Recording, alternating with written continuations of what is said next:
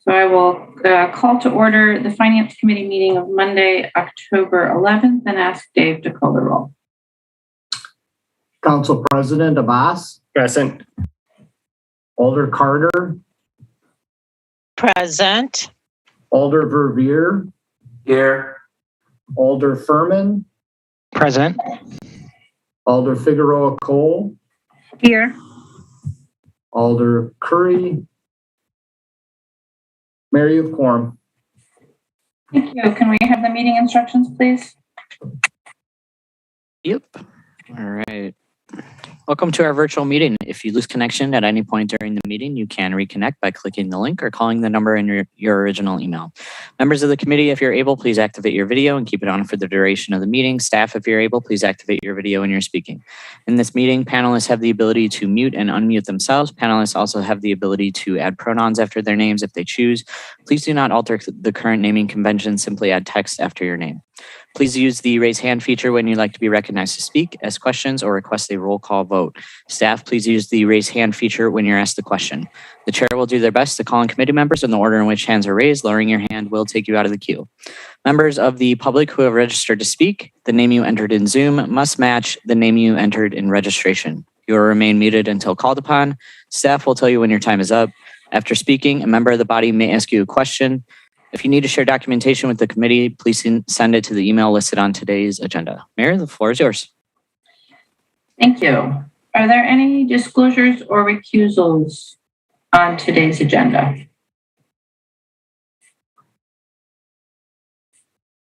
Seeing none, we'll move to the consent agenda. And I'm going to actually ask Stefan, if we can bring Maddie Reese up. Maddie is registered on the bulk of our agenda, and I'm wondering if that was an error or if they really want to speak on every item. So Maddie was on. Oh, here she is. Okay. Yep. Definitely want to speak on the items that I registered for. All 16 of them, or it should have been 14. All right. Thank you. So then there's two items that do not have registrants wishing, three items that do not have registrants wishing to speak. Those items are 3, 4, and 5. I'll call to your attention that on item 5, we have 2 registrants in support available to answer questions if you had them.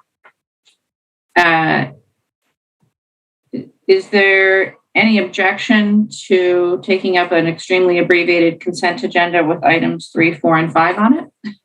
Alder Verveer. Thank you, Mayor. I do have a question on agenda item number 4, please. All right. In which case, I'm going to suggest we just work through our agenda then. Is there any objection? Seeing none, we'll do that. So we'll start with item 1, which is Legistar 67647, recreating a vacant position from an account clerk to an accounting technician in the finance department. We have 1 registrant wishing to speak, Maddie Reese from Wanakee. That's one of the items that I do not want to speak on. All right. Then President Abbas, a motion on item 1. Move motion to adopt. Second to adopt. Moved and seconded to adopt. Are there questions or is there discussion? Seeing none, is there any objection to recording a unanimous vote in favor of adoption? Seeing no objection, that item is adopted. Takes us to item 2, which is Legistar 67602, authorizing a double fill of a position for SharePoint administrator in the IT department. On item 2, Maddie Reese from Wanakee, also registered, wishing to speak. That's the other one that you saw 16. I only want 14. That's the other one that I pass on as well. All right, President Abbas. Move motion to adopt. Second to adopt. Moved and seconded to adopt. Are there questions? Or is there discussion? Seeing none, is there any objection to recording unanimous vote in favor of item 2? Seeing no objection, we'll record that vote. Item 3 is Legistar 67550, authorizing amendment of a contract with Stearns, Conrad, and Schmidt for environmental site assessment and remediation services. Item 3, we have no registrants. President Abbas. Move motion to adopt. Second to adopt. Moved and second to adopt item 3. Are there any questions? Or is there any discussion? Seeing none, is there any objection to recording unanimous vote in favor of item 3? Seeing no objection, we'll record that vote. Item 4 is Legistar 67544, authorizing a 2-year competitively selected contract with Business Communication Solutions. On item 4, we do not have registrants. President Abbas. Move motion to adopt. Second to adopt. Moved and seconded to adopt. Alder Rivera. Thank you, Mayor. I'm not sure who wishes to address this. I don't see any likely folks on the panel. Perhaps it'll be Dave. But anyway, the reason most of you are probably wondering why is he separating an item related to a relatively modest POS contract. As Dave probably remembers, I have had a little soapbox over the years in this committee about having our property tax bills mailed from Texas. And that's what has brought this issue to my mind many years ago, receiving property tax bills with the indicia from Texas, thinking, why in the world isn't there a local mailing house, printing and mailing house that could handle our contract? And then came to realize that we were using API out of Wanakee. So my first question is this a successor to API in Wanakee? That's what it looked like to me. Is it the one in the same organization that the water utility had used for years for the municipal services bill? I believe it is Alder Revere. And do you, and I realize, Dave, I'm putting you on the spot because you're not, although you have responsibility for purchasing overall, you're not obviously in purchasing directly, nor do I see anyone here from the water utility or your treasury function. But I was just curious, do you have any recollection as to why we moved away from API and went to Kubra in Texas several years ago? So the Kubra contract included printing and mailing services. And so that was a part of the overall contract with them.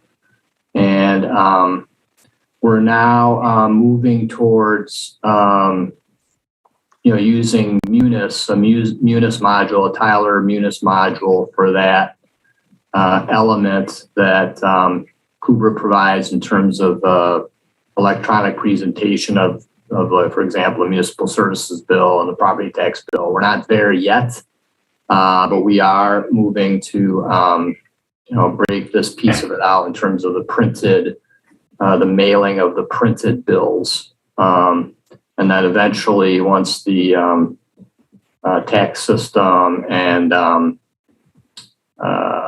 utility billing modules are in place, then we'll end our relationship with Kubra.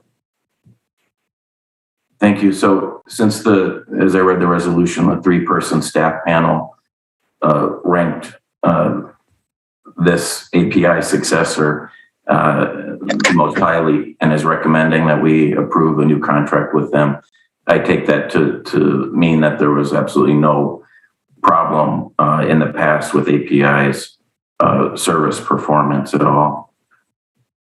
I can't speak to that. That was, the panel, I imagine, looked at a number of different factors, and this was the recommendation based on a combination of the scoring by the panel as well as the cost.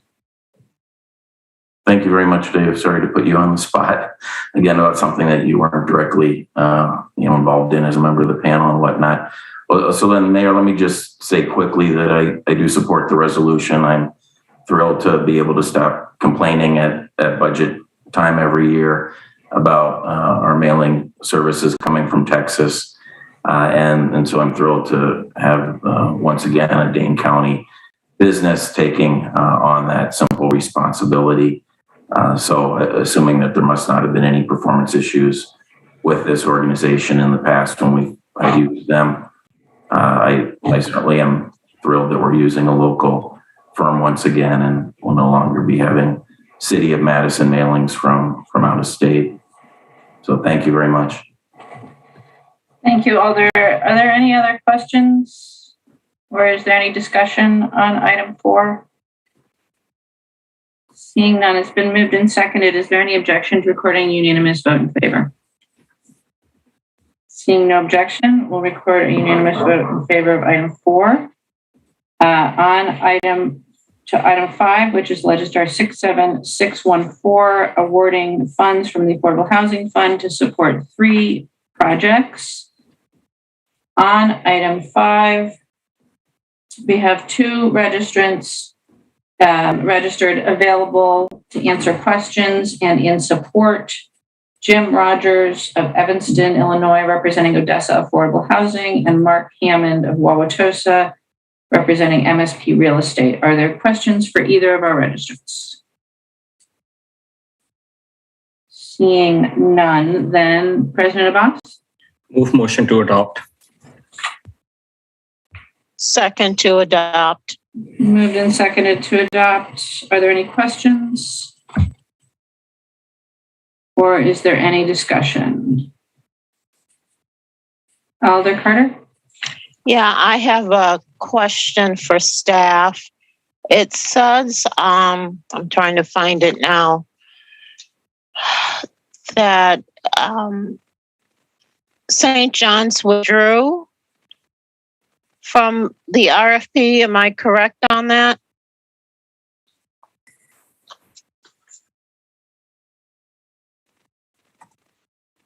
Maybe not. Looks like Jim is here. Alder Carter, it is correct that the application put forward at the St. John's location was withdrawn. Needs a little bit more work. Okay, in the Odessa affordable housing there in Illinois, and where have they done housing at in Madison, or is this their first project? It is not their first project. They've done, they're involved in a second project that is currently underway near the Oscar Mayer property. This one would be over in that area also? This is over off of Packers Avenue, near the entrance to the airport. Okay, thank you. Welcome. Thank you, Alder. Are there any other questions on item 5? Seeing none, is there any discussion? Seeing none, is there any objection to recording a unanimous vote in favor of item 5? Seeing no objection, we'll record a unanimous vote in favor of item 5. Item 6 is Legistar 67621, authorizing the allocation of up to $4 million among 11 different nonprofits to help finance the provision of an array of homeless services beginning in 2022. On item 6, we have one registrant, Maddie Reese of Wanakee, wishing to speak. Oh, I'm here. Hold on just one second, Maddie. Alder Figueroa call. Yes, ma'am. Yes, I'm sorry, Mayor, I need to recuse myself from the item. So we'll note Alder Figueroa call is being recused on item 6. And sorry, go ahead, Maddie. Thank you. Yes, hi. So with item 6, with the 4 million divided by 11 nonprofits, can you tell me what that's going to look like, please? Maddie, I'm sorry, this is not a question and answer period for the public. This is your chance to comment on the item for the Finance Committee. Yes, can you tell me what that would look like, please? I can ask questions, correct? No, this is a time for you to make comment, not to ask questions. Okay, well, I'm pretty concerned when you guys are dividing up the nonprofits because the grassroots nonprofits are pretty much being overlooked during this process, and they're out doing tremendous work for the homeless. And unfortunately, you have organizations that have been here for over 20 and 30 years that the city is familiar with, where they don't even have to write RFPs, or they're already having conversations in rooms about projects. So that concerns me when it comes to picking the 11 nonprofits when we almost have probably 60 nonprofits in Madison, Wisconsin. So I just ask that the city keep in mind that you do have grassroots organizations who are out putting the work in, and who are boots on the ground and are totally like being ignored from the city of Madison, which really, really concerns me. And I've been trying to get into meetings with you guys for over months, trying to, address this situation. I have been able to sit at the table with some, but still not being heard to the fullest. So I just want to say, please keep in mind that you have grassroots organizations who need to be up sitting at the table with you guys when you're making these type of decisions. I yield the rest of my time. Thank you. We have no other registrants on item 6. Are there any questions for our registrant? Alder Curry, is it a question? No, I'm sorry, Mayor. I need to be recused from this item as well. Okay, we'll note Alder Curry is being recused along with Alder Figueroa Cole. Alder Carter, is it a question for the registrant? You're muted, Alder. I need to be recused also. Oh my goodness, we're going to lose quorum on this item. All right, so we'll note it. Alder Carter is being recused. Alder Wahilahe, is it a question for the registrants? No, question for the staff. All right, so seeing then no questions for our registrant, we'll go to a motion first. President Abbas. Yeah, move motion to adopt the substitute. Second. Thank you, Alder Furman. Moved and seconded. And then we'll go to questions for staff. And the first question I have for staff is if we have an attorney on the line who can advise us on 3 of our members recusing themselves from this item. Will we still have sufficient ability to pass it? I'm double checking the ordinances, Mayor, but I don't think the recusals affect the quorum. As long as it's a majority of the body. Right. All right, thank you. All right, then questions for staff. Alder Wahilahe. Thank you, Madam Mayor. My question is for the staff. What criteria has been used? I see, there are 11 organizations that has been identified to distribute these funds. However, I don't see, like the Latino community or the immigrants or undocumented who are also facing homelessness. So I'm just wondering what criteria has been used to grant this organization for this funding.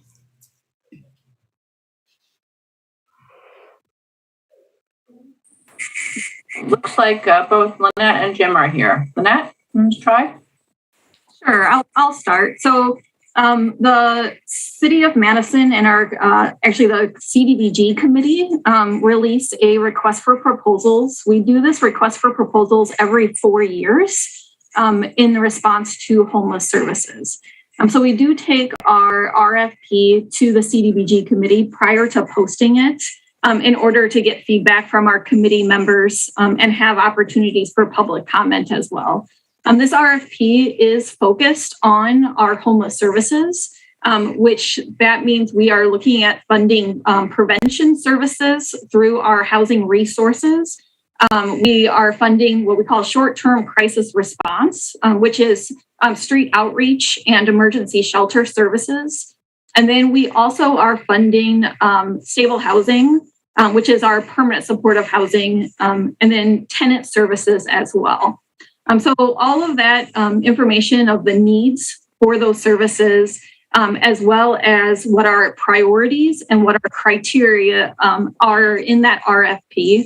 We do an application workshop after we release the RFP to make sure that we are communicating what that criteria and what those preferences are. And then there is also scoring criteria that in a review panel looks at when we are making those recommendations. This funding is very much focused on people that are experiencing literal homelessness. We do have federal money that is included in this RFP as well. So we are making sure that we are honoring those federal regulations of working with literally homeless individuals and addressing the high needs in our community for that. The city does have other RFP processes in the Community Development Division besides our homeless services and housing resources. Right now, we have a RFP out for crisis response, for example, that addresses some of the other populations in our community. But this one is very much focused on homeless services and housing resources, which means tenant support. Thank you, Lynette. Can I ask you a follow-up question? So you talked about, individuals who are really facing homeless, but also maintaining stable housing. And I can see a number of organizations that are not in this list. For example, Prior Batch, Central Hispano, Healing House, all those organizations does help with the homelessness. But at the same time, what I'm wondering is what kind of outreach has the CDD has done to reach out to various organizations who are really doing the work? So the Community Development Division is part of the Homeless Services Consortium. And so we participate in almost all of the various committees within the Homeless Services Consortium. And in those committees, that's where we are engaging a lot with almost all of those agencies and the agencies that you mentioned, such as Briar Patch. We have historically always funded Briar Patch in our crisis response RFP and not our homeless services RFP. Their emergency shelter is considered a group home. And also we have them have a 24/7 hotline in order to respond to emergency services.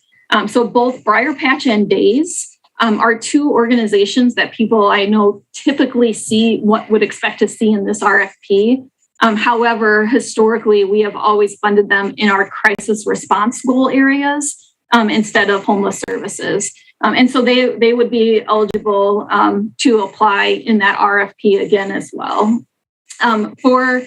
That's the same for Centro as well. They have historically applied and been funded in our crisis response RFP. And most of that is due to sometimes they are serving populations that are not experiencing literal homelessness. And so we want to make sure that we are giving them contracts that have non-federal funds attached to them so that they can support other populations besides literally homeless populations. Thank you. And my final question is, what kind of outreach, and I know you indicated that there's homeless consortium that you share those information, but are you reaching out to other communities, such as the faith-based communities who are also working under the, under these initiatives and helping those who are, facing homeless? So I'm wondering, what kind of outreach are you guys specifically doing to reach larger numbers of nonprofit, not the regular, organizations that we know or who might have, influence on the table, but more so who can share more information and give the opportunity to apply? So great question. Through, again, the Homeless Services Consortium, we do have faith-based organizations, First United Methodist, Just Dane, just a few of the organizations that we work with in that with that collaboration. I think that we are always looking for new ways to engage. We have just now started some conversations along with some of the elected officials with some of the faith-based organizations of expanding what we do for homeless services. So I think there's always room for us to expand those conversations. We invite faith-based organizations to come to the table as well and be part of that Homeless Services Consortium. I think they would have a lot to learn attending those membership meetings and hearing all of the various things that are happening through all of the various organizations that touch on homelessness. And so if there's anyone that has a contact that would like us to reach out and make those connections so that we're all having that same conversation, I'm happy to make those connections. Thank you. Thank you, Mayor. Thank you. Are there other questions for staff on item 6? Seeing none, is there any discussion? Seeing none, it's been moved and seconded. Is there any objection to recording a unanimous vote in favor with the noted recusals? Attorney Haas?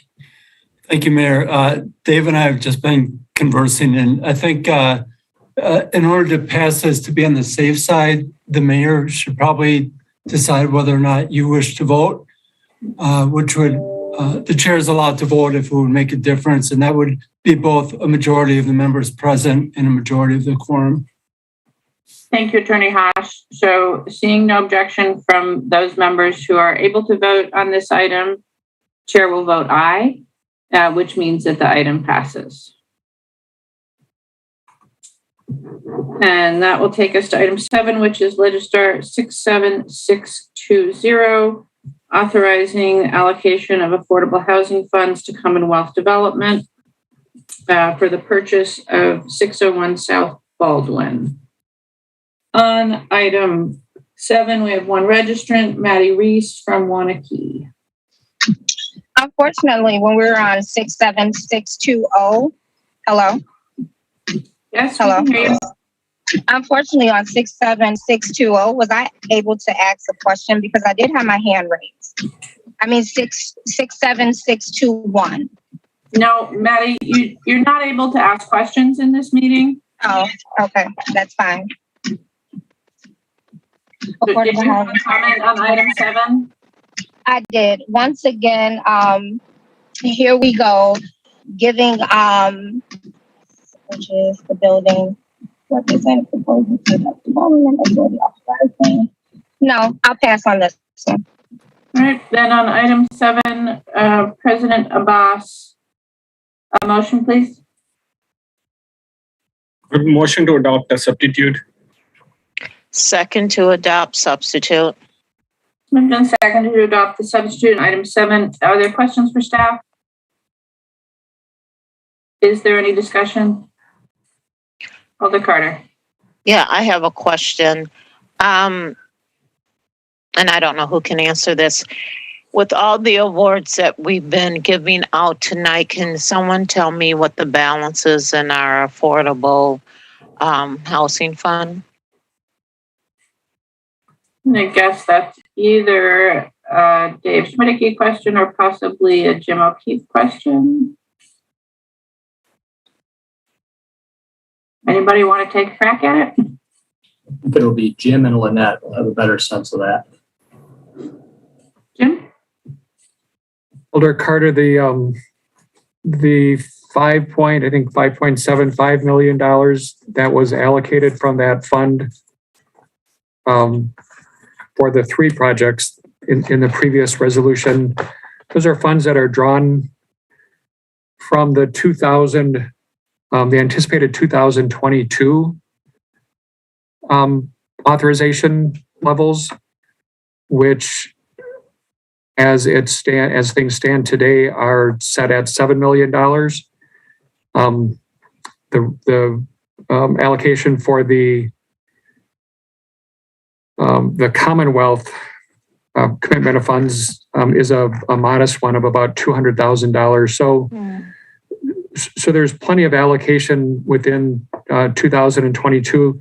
That does not take into account the return of some, I believe the number is $1,200,000 from a previous award. So I cannot give you today, I'm certainly happy to provide it to you, but can't give you tonight a precise balance, but I can assure you that there is ample authorization within that program for what we have committed tonight and quite a bit more. Okay, quite a bit more going forward, correct? Yes. Thank you. Again, for the affordable housing funds, we typically are making commitments at the end of the year to use funds for the following year, because that has been the way that those funds need to be budgeted in order to be recognized by one of the audiences that we're playing to, which is the Wisconsin Housing and Economic Development Authority. So we're a little bit out ahead of the game, but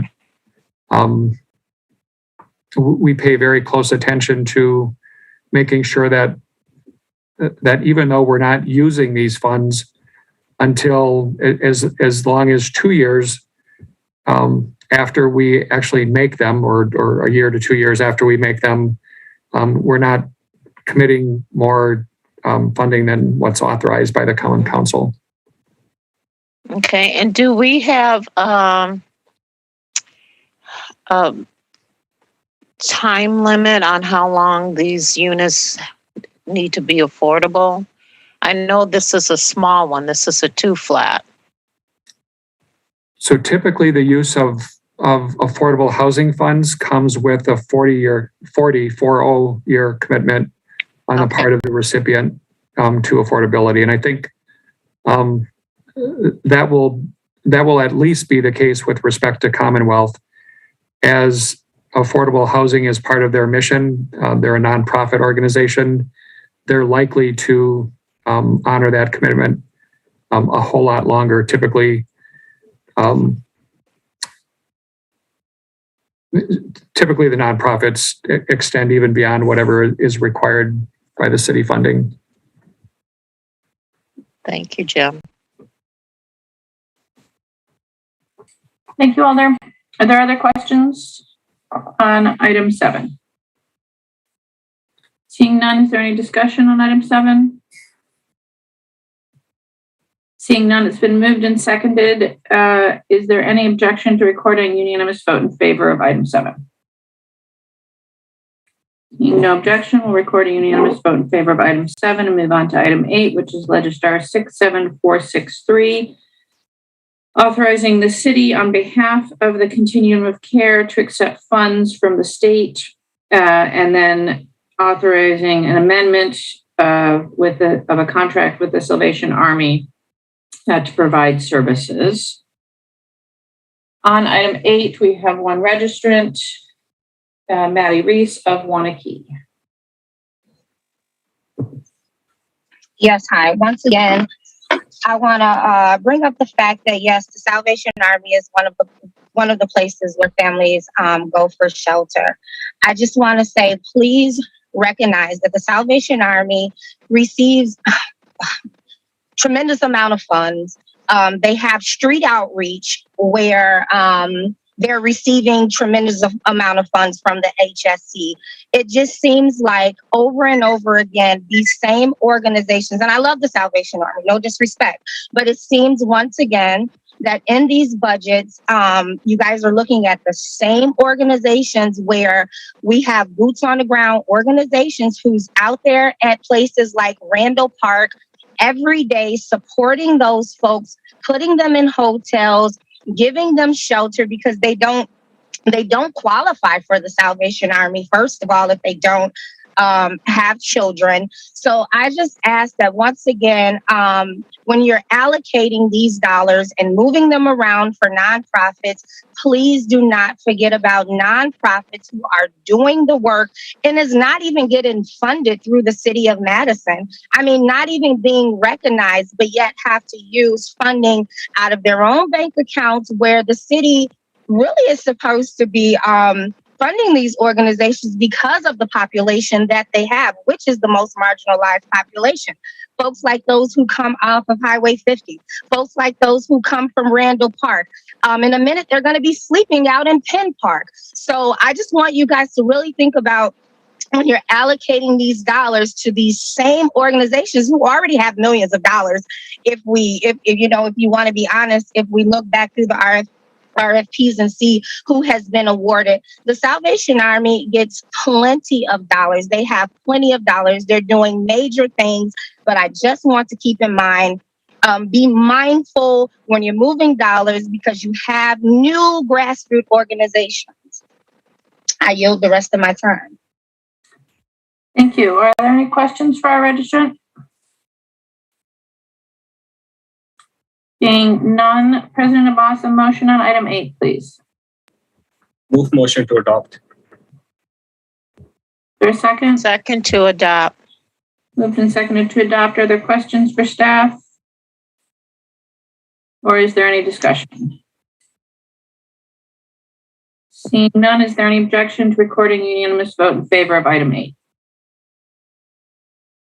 Seeing no objection, we'll record a unanimous vote in favor of item 8. Move on to item 9, which is Legistar 67624, authorizing amendments of the 21-22 EHH contracts with the Road Home and Shelter from the Storm to add state funds that are reallocated from other projects. On item 9, we have one registrant, Maddie Reese of Wanakee. Once again, I'm going to continue to say it so that tonight, that when you guys go home, that you can hear it in your sleep that yes, these are organizations who are being funded from you guys over and over and over. You have organizations that are doing the work that needs the support. These people are suffering. They're suffering without the barriers are there. These are not the only organizations that are helping the homeless population. So I ask that once again, Jim O'Keefe, the mayor, you guys, the Common Council, I ask that you guys please hear this. I won't stop saying it until it's done. I yield the rest of my time. Are there questions for our registrant? Seeing none, President Abbas. Move motion to adopt. Second to adopt. Moved and seconded to adopt item 9. Are there questions for staff? Or is there discussion? Seeing none, is there any objection to recording a unanimous vote in favor of item 9? Seeing no objection, we're recording a unanimous vote in favor of item 9. Brings us to item 10, which is Legistar 67619, amending the Sustainability Improvements Capital Budget to add grant funding, approving a city application to the EPA's State Environmental Justice Cooperative Agreement Grant Program, and authorizing the execution of that grant agreement. On item 10, we have one registrant, Maddie Reese of Wanakee. I just ask when you look at this grant here and you put this proposal out for organizations that these criteria line up with the work that is being done. Once again, I don't know what type of process we need here to make sure that these folks are being taken care of, but unfortunately you have a population that is being missed. And when you're putting out these RFPs RFPs, please consider that you have grassroots organizations. I ask that you make personal grants for grassroots organizations for things like this so they are not disqualified when the competition is on paper. I yield the rest of my time. Are there questions for our registrant? Seeing none, President Abbas? Move motion to adopt. Second to adopt. Moved and seconded to adopt item 10. Are there questions for staff? Or is there any discussion? Seeing none, is there any objection to recording unanimous vote in favor of item 10? Seeing no objection, recording unanimous vote in favor of item 10. Item 11 is Legistar 67617, again amending the Sustainability Improvements Capital Budget to add grant funding and approve application to the USDA Community Compost and Food Waste Reduction Grant Program and to authorize that grant agreement. On item 11, we have one registrant, Maddie Reese of Wanakee. I pass on this grant, Mayor. All right, then, President Abbas. Move motion to adopt. Second to adopt. Moved and seconded to adopt. Are there questions for staff or is there discussion? Seeing no questions or discussion on item 11, is there any objection to recording unanimous vote in favor? Seeing no objection, we'll record a unanimous vote in favor of item 11.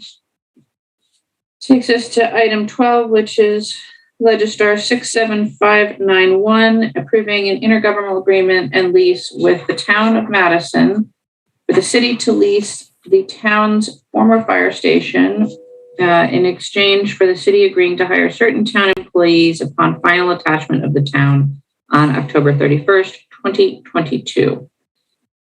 And on item 12, we have one registrant, Maddie Reese of Wanakee, Wisconsin. I was wondering, is this right here, is this the one about the Dairy Drive? No, this is about Okay. the medicine. I pass on that one. Thank you. All right, so then on item 12, we have Assistant City Attorney Doran Vista. You want to weigh in, Doran, before we get a motion? Yes, thank you, Mayor and council members. As the mayor noted, this resolution is here for you to approve an agreement that was tentatively reached with the town of Madison. The fire department is going to be renovating Fire Station 6 beginning next year. That's being done in part to accommodate the expanded service area with the final attachment of the town of Madison next year. As part of that remodeling project, the fire department was needing to look for temporary housing for its station operations. The fire department zeroed in on the former town of Madison Fire Department, which is located at the town hall of Fish Hatchery Road. It's less than a mile from their current site. It was an operational fire station as recently as last November. Would not take very much cost to bring it in line with and provide existing housing and the operations center for our fire department. The fire department talked with the town of Madison and they expressed a willingness to offer the facility for a lease for the city. And in exchange, though, they did want some what they call concessions from the city. We then engaged in a series of negotiations and ended up with the tentative agreement that's before you today. Essentially, what the agreement that's been reached would be that the city would be leasing the station beginning this December for up to 2 years. It's not expected that we would be in the station that long, but that's certainly enough time to allow the project to occur. The city would pay zero rent for that property, but we would be responsible for, operational costs. It's my understanding that there would be very minimal upgrades or any renovations that would be needed by the city to occupy the site. So there's significant cost savings from the project itself. If it wasn't for the site being offered up, the city would have to either house the officers on site in temporary housing, or they'd have to find an alternate facility, outfit it with a garage and other things that would be needed to operate a fire station. A fire station isn't just an office; it's also a living, a place where where the officers live for a period of time during their shifts. So it's a little bit more complicated than just renting office space. So in exchange for getting the fire station for that period of time, the city would be agreeing to hire 5 town employees who have expressed a desire to continue municipal employment when the town goes away. Currently, under the cooperative plan with the town of Madison, once the town disappears next October 31st, in the absence of any other agreement, the town employees are only entitled to get what's called a severance payment under the plan. That's based upon their years of service with the town and their salary with the town. In this case, these 5 employees wanted to continue working. Therefore, we worked with HR and other city departments and found that it would be possible for the city to bring these people on in existing positions so that we wouldn't be creating positions to hire these people. My understanding is that given how positions turn over, that it'd be expected that there would be openings that could be held for these individuals to start with the city on October 31st of next year. Because of essentially what they'd be giving up by leaving the town and coming to the city, we did agree that as part of this deal that they would be, for example, getting some credit for vacation. They'd be getting credit for half their time with the town as far as on our vacation schedule. Sick time, some of the employees with 5 or more years would be getting accrued sick time. That's again in recognition that they're at least, they're leaving a lot of sick time on the table when they leave the town. Steps on our salary schedule, they'd be getting credit for their period of employment with the town. Now, the one thing we weren't able to do is really match the salaries here. A lot of that has to do with the way our own salary structure is set up. And a lot of our salary structure is based on longevity with the city. And our ordinances don't allow for us to give them longevity. So therefore, we came up with an alternate way to compensate them for essentially the loss of salary that they're going to get when they come to the city. It just so happens that all these employees are making more than their comparable positions that we could offer them. So we came up with a formula that would essentially pay them out a portion of that lost wages that they'd be getting. Overall, that payment that we'd be making for the city would still be saving the city about $54,000 versus what we would normally have to pay them if we didn't hire them. So under the cooperative plan, we'd still be saving a significant amount of money that would otherwise have to be paid out next year. So overall, the deal that was reached here would provide some significant cost savings for the city, particularly on the Fire Station 6 project. We'd have cost savings at the time of the final attachment. In addition, I would point out that these are experienced municipal employees. I know that Streets in particular was somewhat excited about having municipal employees with experience being able to get hired on as new employees. That isn't something that Charlie Romine said happens very often. So there could be some benefit to the city of hiring people with some years of experience. And finally, I think overall, this does help with the city's transition of absorbing the town. We're going to have people who worked in the town or knowledgeable about the town. So it will help with the overall transition of services, especially with these 3 workers from the streets division. So overall, we'd be asking you to approve the agreement on the basic terms that are outlined in the resolution. I think the city staff's opinion is that this is in the city's best interest. I think it's in the town's best interest and hopefully the employees' best interest here. Thank you, Doran. Let's go ahead with questions for staff. Alder Figueroa Cole, I assume you have a question? Thank you for all those details. So I am looking at the fiscal note. I don't know if I'm missing it, but how much is the lease payment for it? And I'm not sure if I missed it or if it's not in the resolution for a reason. The lease with the town would be at $0. So we would not be paying the town anything, but we would be paying utilities and some operational maintenance costs for the facility. Okay, that explains. Thank you. Thank you, Alder Carter.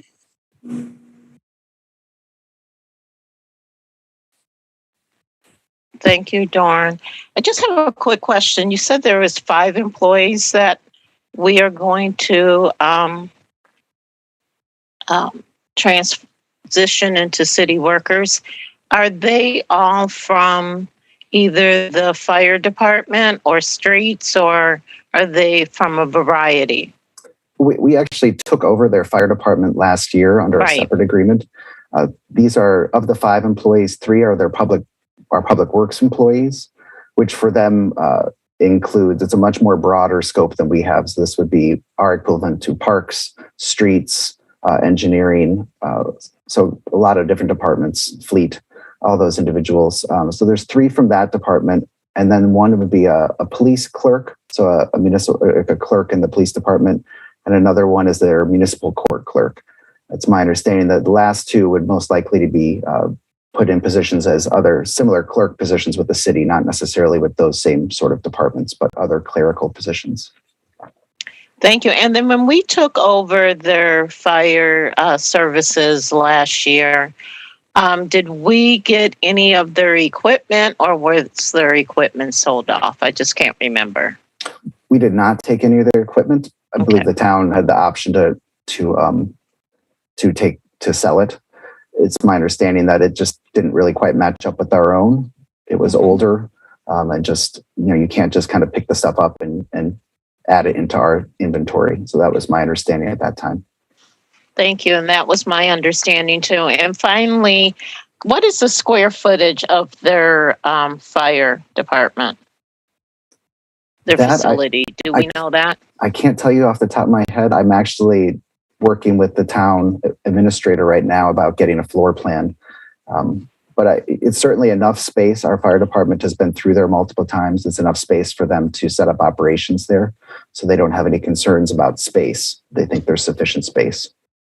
It's kind of the backside of that building. I don't know if you're familiar with what the building looks like. It's the backside of it. Yep, I'm very familiar. Thank you so much.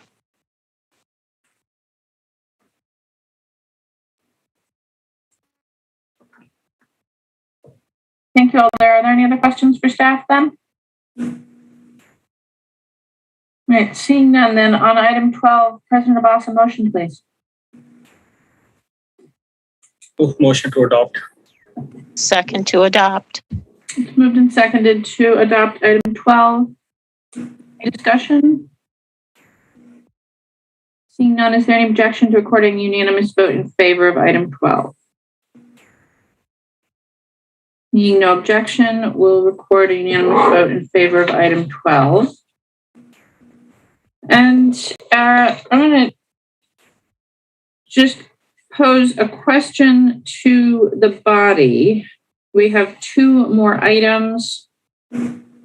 For item 14, in 5 minutes, we expect to be joined by members of the county board to speak about the public health budget. And so I'm going to suggest that taking up item 13 now would be counterproductive, as we'd have to interrupt it in order to go to the public health budget. So unless there's objection, I would propose that we take the public comment on item 14, which should take us past 5:30, and then take up the public health budget as soon as we can, and then come back to item 13 before we do the rest of the budget briefings. Does that make sense? Is there any objection to that? Right, seeing no objection, then we'll go on to item 14 and take public comment, starting with Nicholas Lumos of District 13, representing Focused Interruption, to be followed by Anthony Cooper. Mayor, thank you. Alders, thank you. Do you actually mind if we allow my boss, Anthony Cooper, to go first and then I can go second? Is there any objection? Not seeing any, then Anthony Cooper of District 19 to be followed by Nicholas Lumos.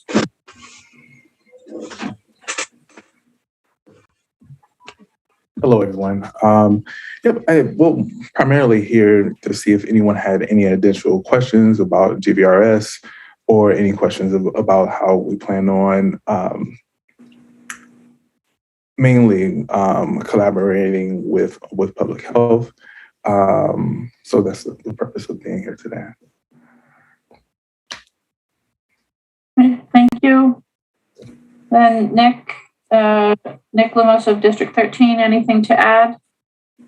Sure, we'll just get into the outline a bit. Mayor, Alders, we really appreciate your time and your service and your thought on this issue. We know we're coming to allies to speak about this, and we're all just kind of thinking about the way forward. So just a quick outline, we know that community gun violence is a critical threat, not just to public safety, but to social justice in their home.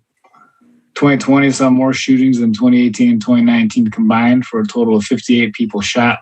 And we're pretty much on track to hit that same number this year. We also know that Black Madisonians are 19 times more likely to be a gunshot victim than white Madisonians. And this gets into not just the public safety aspect of this, but the social justice one. This problem is compounded by the fact that we have no evidence-based violence prevention infrastructure to scale. Now, we know something called the Gun Violence Reduction Strategy exists. The GVRS has been functioning and implemented in cities across the country since the early 90s, and it typically reduces shootings by 30 to 60%.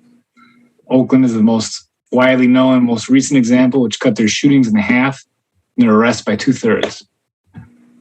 This evidence-based, comprehensive public health approach to gun violence reduction can be implemented here. We think it should be implemented here, and it should be implemented through the public health department for a lot of reasons. And it can be done for less than 1% of both city and county budgets.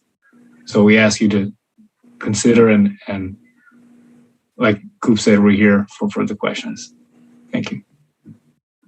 Your next registrant is Lisa Yang of District 9, to be followed by Dia Zhang. Dia Zhang is not going to speak. They're going to speak tomorrow. I was helping them register and I accidentally put it for today. So it's just me today. But hello, everyone. My name is Lisa, and I'm speaking on opposing agenda item 67496. I grew up in Wisconsin my entire 21 years on this earth, and I've been in Madison for 4 years. I did not know every city had a budget hearing process. But I think we know who did. These longstanding white supremacist institutions like the police department have been able to get funding these for decades. They continue to milk money without the public knowing that other services don't even get a scratch amount of what the police get.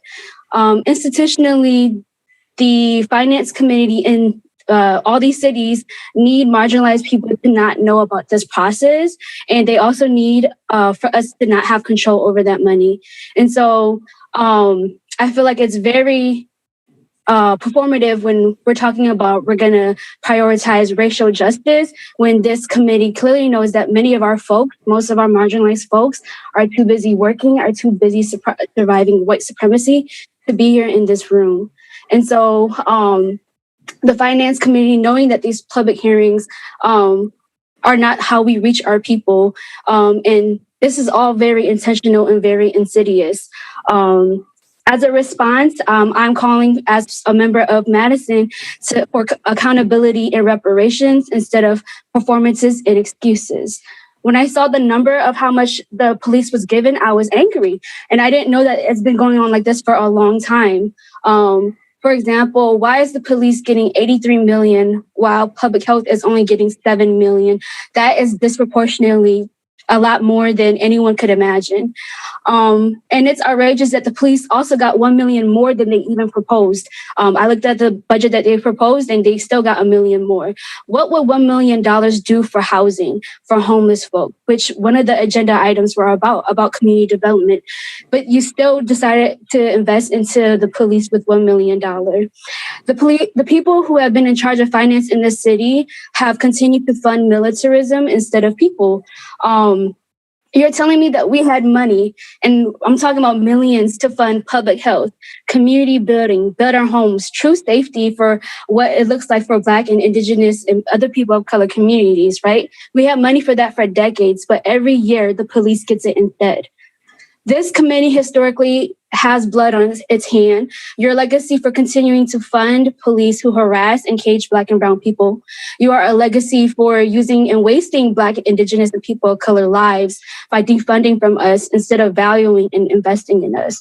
Instead of locking thousands of people in jail, you could have invested in them when they were young a couple years ago. And upcoming 2022. Instead of continuing to criminalize people, you could be investing in people. So when this budget set is prioritizing racial justice, I don't see it. Prioritizing racial justice looks like giving the most marginalized in the city the control of where the money will go.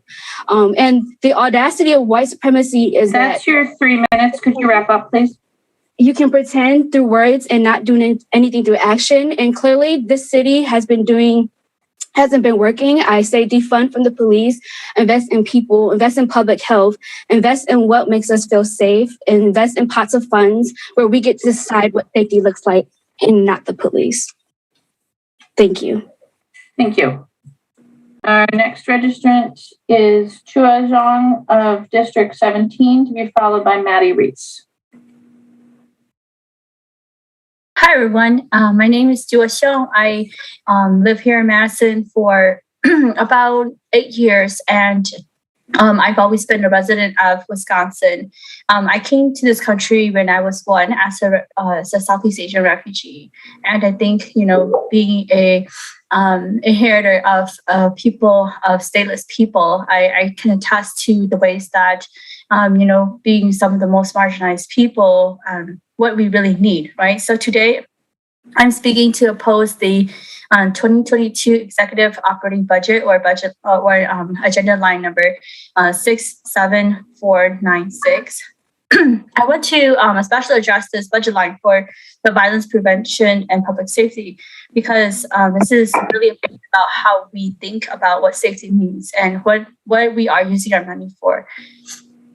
So rather than funneling money into a punitive system that seeks to criminalize and punish communities of color for, simply committing crimes of poverty because they live in, they are an impoverished community, we should be investing in making better public safety system that actually sees people, right? See all of us in humanizing ways. I'm a mother and I'm also a social science researcher.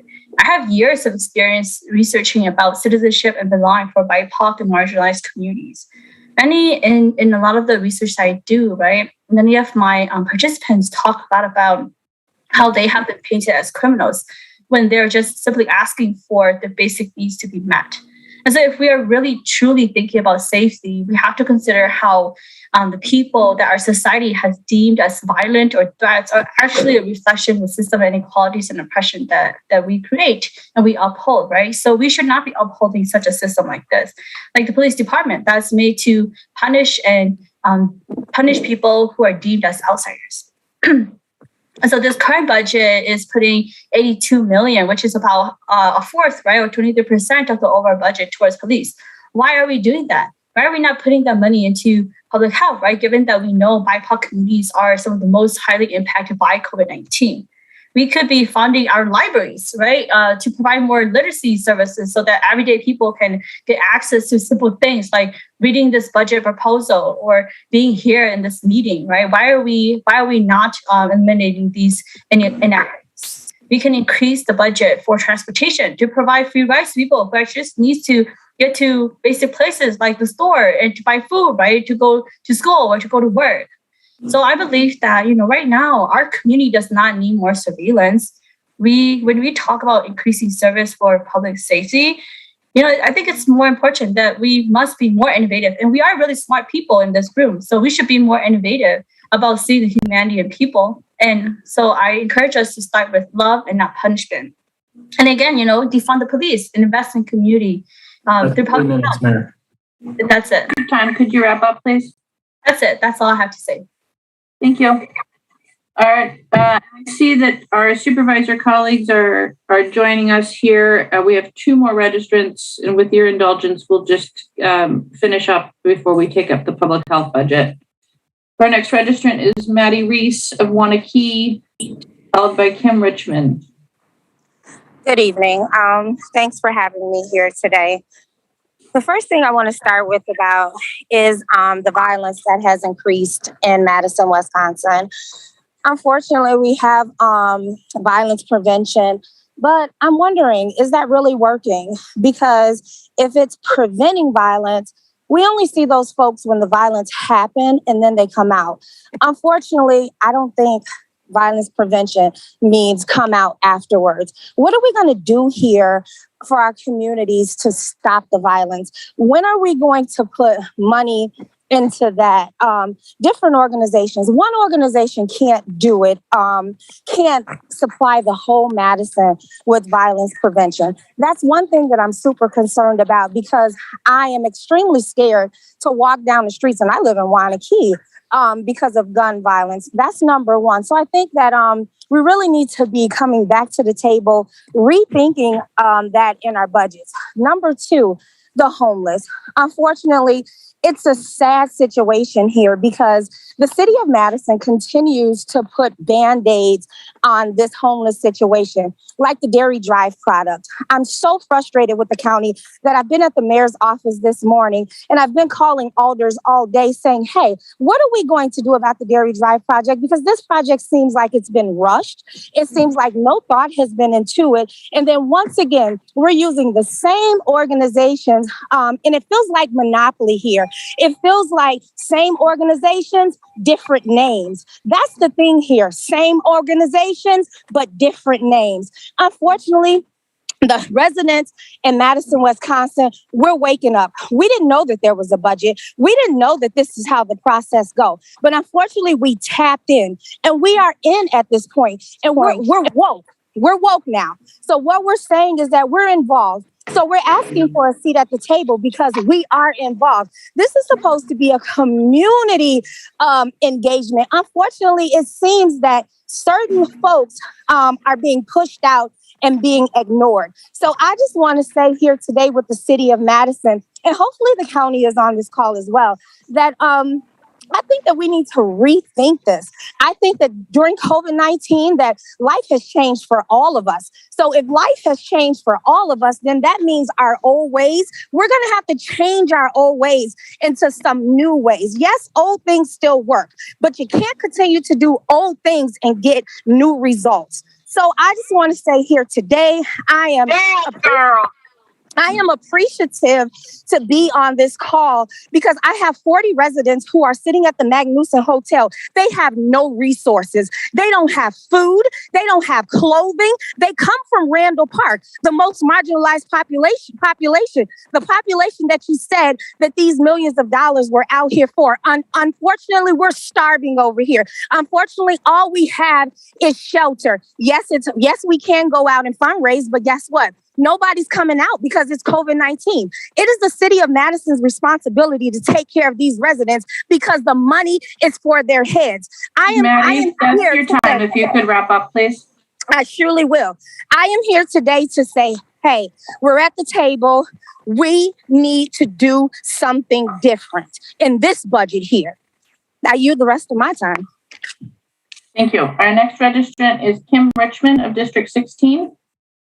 Oh, I'm sorry. I see that Kim doesn't wish to speak. Kim registered in support, not wishing to speak. So then we will invite our county friends to start their cameras and join us. I see we have Supervisors Miles, Erickson, and George here. And also Chuck Hicklin. Supervisor Odette is here as well. Do you need to, on the county side, do you need to take roll or officially call your meeting to order? Chair Annalise? Yes. Why don't you yes, go ahead please. And do that? Thank you, Mayor. I'll have Chuck Hicklin call the roll of the County Personnel and Finance Committee, please. Okay, Supervisor Miles. Here. Stubbs. Hiker. Here. Odette. Here. Erickson. Erickson here. Chenoweth. Shower. Yours. Here. And Smith. Here.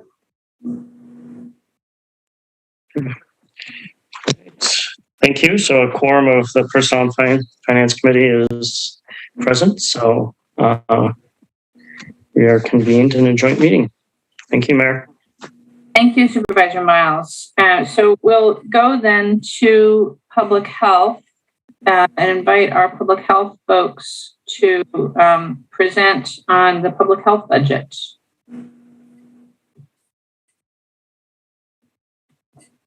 Good evening, everyone.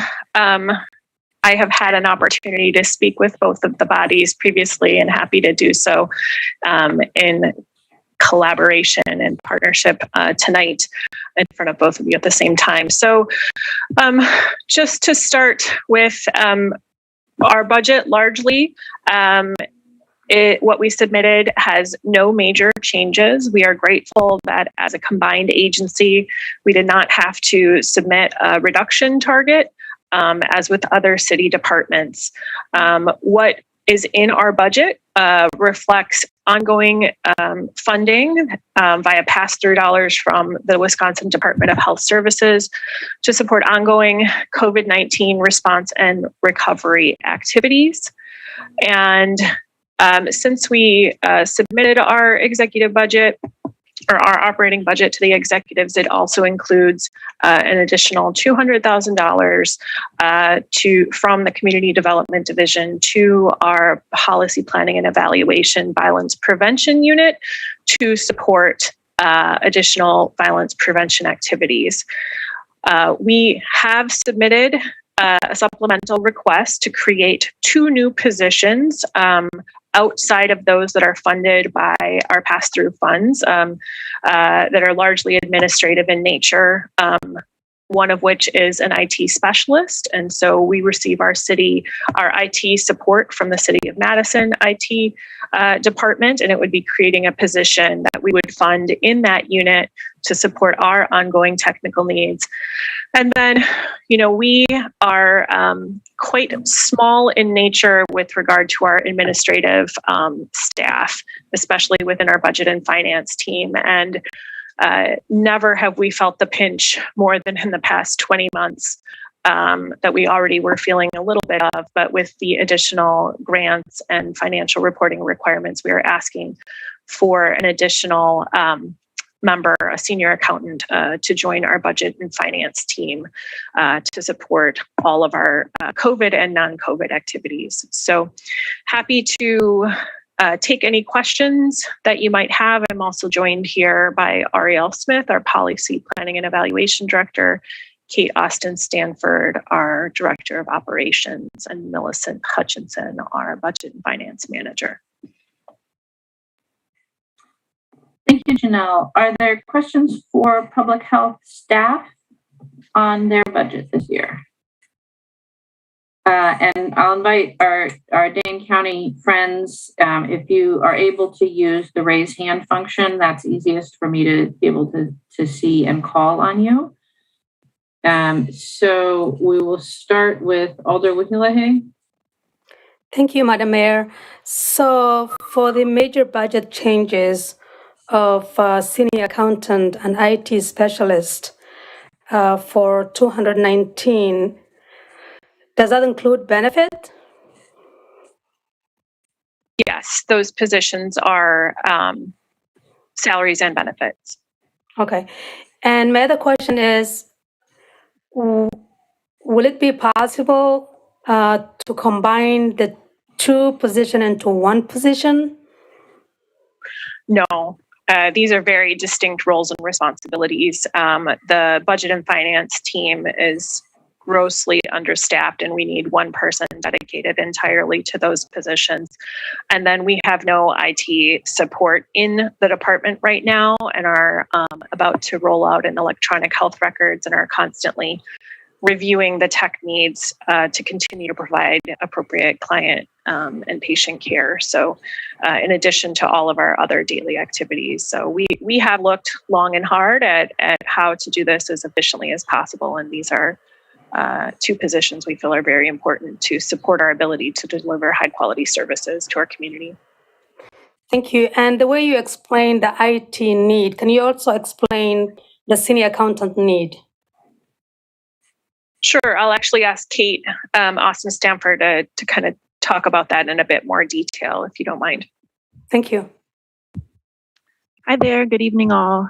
Yes, to Janelle's point, we are looking to add capacity to our budget and finance team. Currently, we do have a budget supervisor as well as 3 budgeted grants and billing specialists. Those specialists really help us with the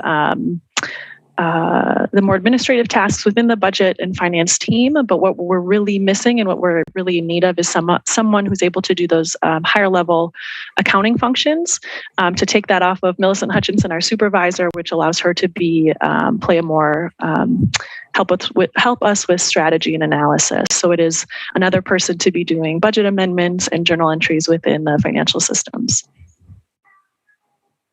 Thank you, Kate. And thank you, Alder. Thank you, Madam Mayor. Thank you. Thank you. Alder Carter. Thank you, Mayor. I have a couple questions. One is looking at the violence prevention. What plans? I mean, we've heard from the public via public comment tonight, but I'm just wondering what expansion plans do you have for the violence prevention, and are those plans for this year, or are you looking forward to subsequent years? And my second question, and Janelle, you can designate someone, but my second question is, we're still very much in a pandemic. So is there any expansion in that area, for lack of a better word, the COVID period? Sure. Thank you, Alder Carter. I'll answer your second question, and then I'll ask Ariel to speak to the violence prevention work.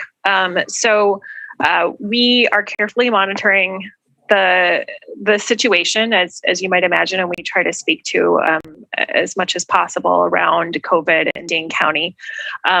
We have the ability within the funding that we have received to expand should we have surges in the future. So, but we are maintaining our incident command response with all of the areas of services. We're considering it a service division unto itself almost, to continue those COVID activities as is and expand and contract as needed. I'm not sure if you have more specific questions related to that, but I can tell you that we don't believe that we are through it. We have, as uncomfortable it has been, we know that we are doing as much as we possibly can to layer mitigation strategies into our community, but also to support our ability to respond with the kind of, as we've seen this pandemic is maybe a little bit more in control than we would like it to be at times. And one more question about that is, are we going to be looking at doing the satellite vaccination points like we did before, or just opening up later hours in our current facilities? Alder Carter, do you mean, I guess I'm not quite sure, but let me just start by saying, so today we reopened the Alliant Energy Center to support booster doses, and also for individuals who may still need their first and second doses.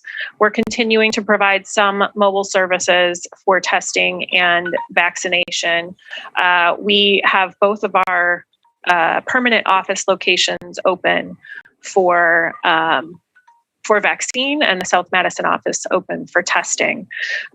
We have plans in place and are hopeful that we can scale to support providing doses to children when that vaccine's available.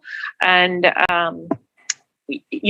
we have models that we've used in the past, and we just need to figure out how, what resources we have available at what points in time to make the vaccine and testing as available to folks as is needed. So I hope that Thank you very much. Yeah, that did answer my question. Thank you. And then for your question related to violence prevention, I'm sorry, Mayor. No, I was just going to turn it over to Ariel. Okay, great. Me too. All right, thank you both. Hi, Alder Carter. To answer your question, yes, we are still in development for really building out and adhering to our violence prevention framework that we released earlier this year. And so we are in the process of continuing to collect and assess and analyze our data to better understand the problem. We're looking to really strengthen and prioritize the interventions and strategies to meet those needs, which is really where this funding transfer will help support us in that area. In addition to ensuring services and programs, and again, just evaluating the success of those interventions and current interventions to make sure we're really meeting the need and making the mark on where we need to be. And just one more thing. Are you looking at the Milwaukee model? And I want to say his name is Reggie Miller, but don't quote me on that. Reggie Moore. Reggie Moore. Thank you, Mayor. Yes, we have taken an extensive look at the Milwaukee model.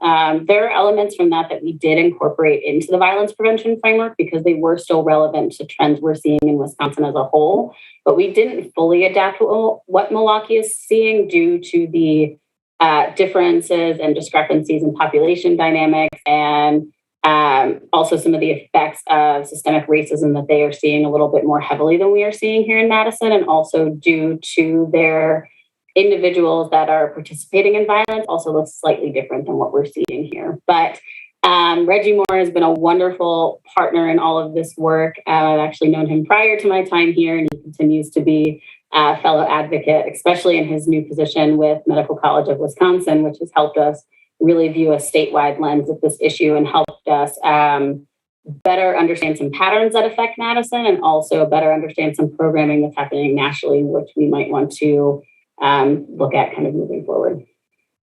Thank you very much.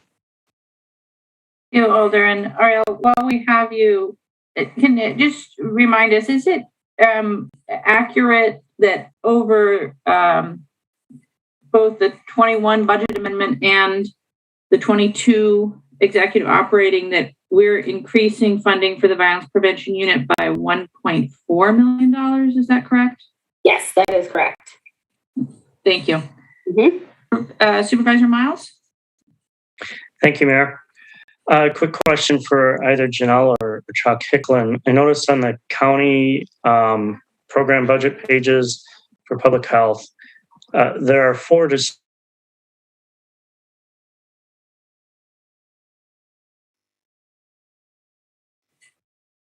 Oh, I think we've frozen Supervisor Miles here. is inclusive of all those decision items. Supervisor Miles, we lost you there briefly. Am I back now? Yes, we can hear you. I'm sorry. So my question was for either Janelle or Chuck Hicklin. On the county program budget pages, I see that public health has 4 decision items, but only one has a dollar amount assigned to it. And what I wanted to know is if the $603,000+ on the one decision item is inclusive of all 4. In other words, does it include the COLA and the project positions? Well, the project positions, I think, were already included in the department's budget, but so we added in, there was a decision item to add in all of the project positions that had been added by resolution of the common council and the county board. That was some 18 or whatever positions I lost count. They were all funded by state and federal grants. And so there was no cost impact there, but they were not in the department's request because that resolution was still pending during the request phase of the budget. The COLA and other personnel related adjustments are included in the department's budget. They were funded through residual fund balance that the department had accrued during 2020 and is expected to accrue during 2021. Does that answer your question, Supervisor Miles? Yeah, thank you. I was just curious why those decision items didn't have dollar amounts on them. Thank you. Thank you, Supervisor Miles. Alder Figueroa Cole, questions?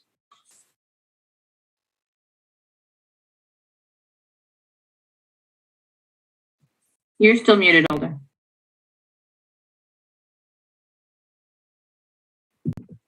Wrong button. Thank you. So as a new alder, I have to admit this relationship between the health department and the Madison and Dane County relationship is a little bit fuzzy in my mind. But can you please clarify these $200,000 for the violence prevention that is moving from the community development division? That's in the city budget that we're moving that money into the violence prevention efforts. Is that correct? That's correct, Alder. Okay, perfect. So, has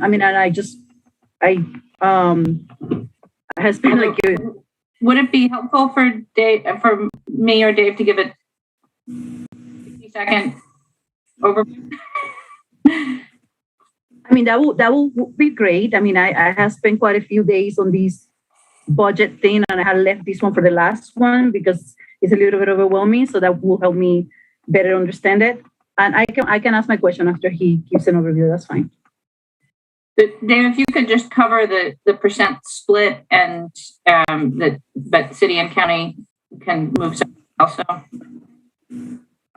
Certainly, Mayor. Alder Figueroa Cole and other members of the two committees. It's a joint city-county public health department. The basis of funding the activities, the sort of general activities of the department, are shared by the city and the county based on equalized value. So basically the city's share of the county's overall equalized value. And that split is roughly 55% county, 45% city. And so that's how we determine that split of costs. Now, each, either the city or the county can also fund individual activities within the public health budget, and the city does that. This transfer of funding from the community development division to public health is one example of that. There are other distinct funding amounts that are provided to public health for certain activities that public health will focus on in the city. In addition to this city-county funding that's received by public health, they also receive federal grants, primarily via the state. And obviously with the pandemic, quite a bit more federal funding has been received for a variety of pandemic response activities.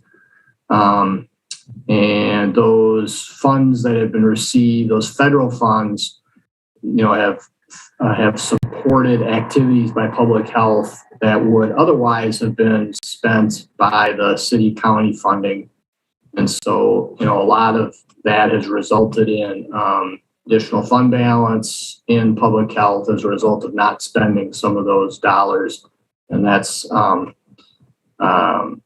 that fund balance is there. And then the positions that were referred to earlier, that are going through both the county board and the city council for pandemic response. I think there's 19 positions total. Those are either being funded from fees that are collected by public health or by federal dollars that public health has received for pandemic response efforts. To some extent, there's fund balance being used as well in the public health budget. So moving these to this fund, if that's, I'm just going to call it that for a minute here. Any money that is on this bucket belongs then to the entire county, correct? So the $200 does that apply to the entire county or just to the Madison area? So it's a joint public health budget. So any sort of unspent dollars that are appropriated but not used are retained in that joint public health fund.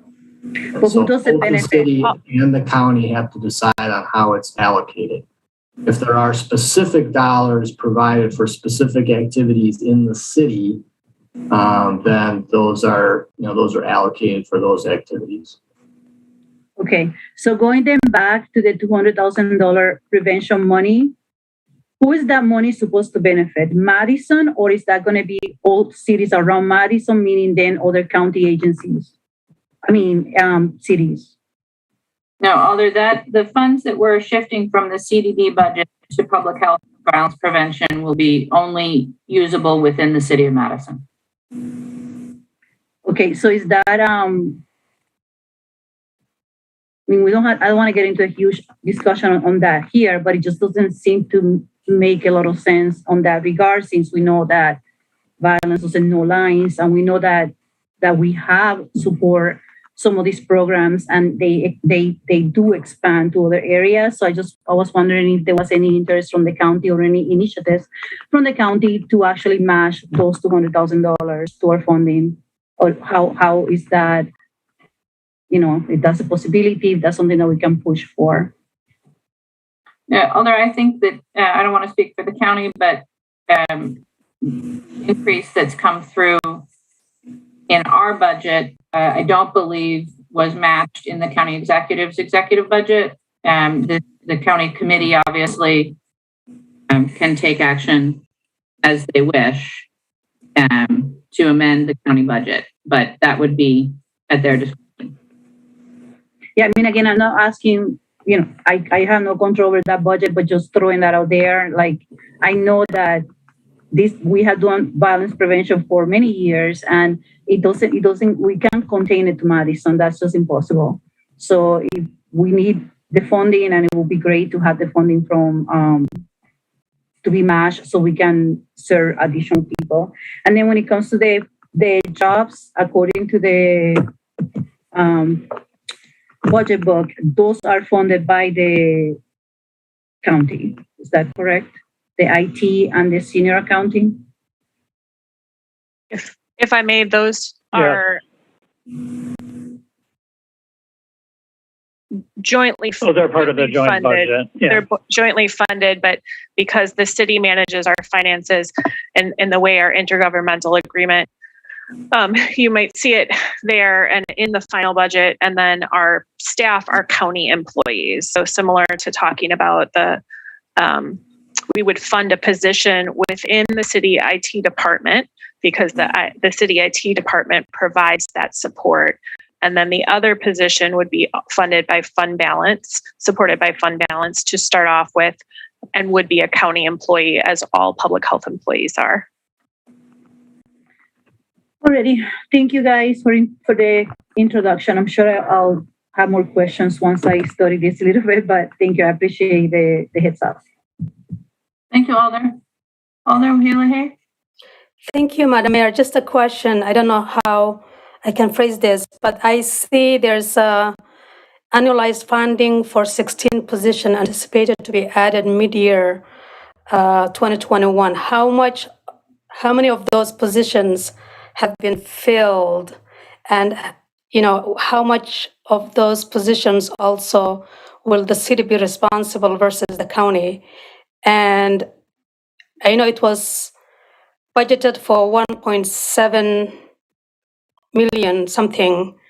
How much of those have been used, and how much will be carried over for 2022?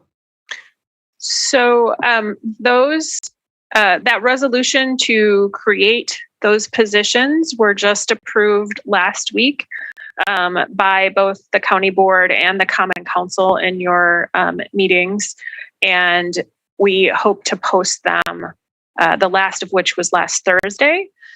We hope to have those positions posted by starting this week and have folks, joining our team as quickly as possible.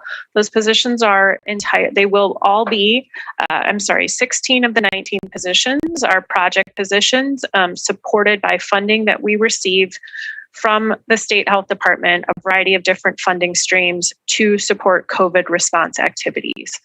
The 3 positions that will start as being funded from the COVID response funding will transfer to fee-supported positions and at a later date and are intended to support our license establishment program.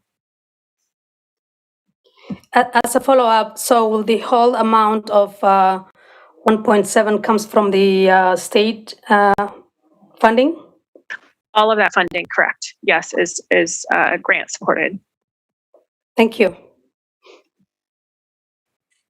Thank you, Alder. I have no other hands raised at this point in time, so let me ask our county colleagues, are there any additional questions from the county side? Not seeing any. Then on the city side, are there any additional questions from members of the Finance Committee? Not seeing any. Supervisor Miles, do you all need to take action tonight? Yes, thank you. So I'll recognize a motion to adjourn the Personnel and Finance Committee meeting, and we'll be re-adjourning via a different Zoom link. Erickson moves to adjourn. Iker seconds. We have a motion by Erickson, second by Iker to adjourn. We'll record that as having passed unanimously, and will be so recorded. Thank you, Mayor and City Alders, for welcoming us to the joint meeting. Thank you, Supervisor Miles. Not nearly as much fun as when we can do it in person, but we're glad to have you here and hope to see you in person in the future. Take care and have a good rest of your meeting. Thank you. You too. Bye. All right. So then for Finance Committee members, we did hear registrants on item 14. Would you like to take questions from any questions for those registrants now, if there are any? Are there any questions for any of the registrants on item 14? Not seeing any, then President Abbas, a motion to place item 14 on the table, please. Move motion to place on the table, agenda number 14. Second to place on the table. Is there any objection to placing item 14 on the table? Seeing no objection, then we'll go back to item 13, which is Legistar 67757, a discussion of the State Street Campus Garage Mixed Use Project. And we do, I just want to acknowledge that we're recognizing or welcoming our friends from the Transportation Commission, and Chair Ann Koal is here with us, as well as I believe other members. We do have 2 registrants on item 13, Kurt Brink of District 6, to be followed by Maddie Reese.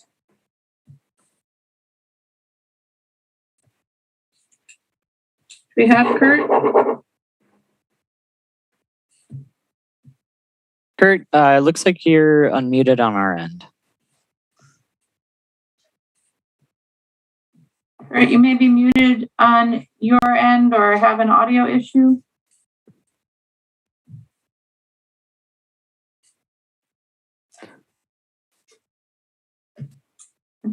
Now you look like you're muted, Kurt. If you could try again to unmute. Try hitting *6 maybe.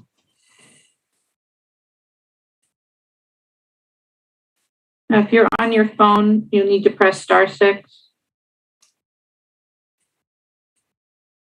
Okay. If not, let's go on to Maddie Reese of Waunakee, and we'll come back to Kurt.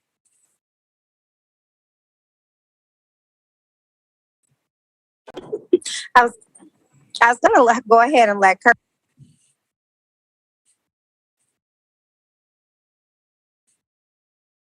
Maddie, you've muted yourself again. Can you hear me, Mayor? Yes. Okay. So I didn't have much information on this this agenda right here. So I was hoping that Kurt could have went forward and then I would have went behind him, but I'll go ahead and yield on this one. All right, thank you, Maddie. Well, all right, so let's try again then for Kurt.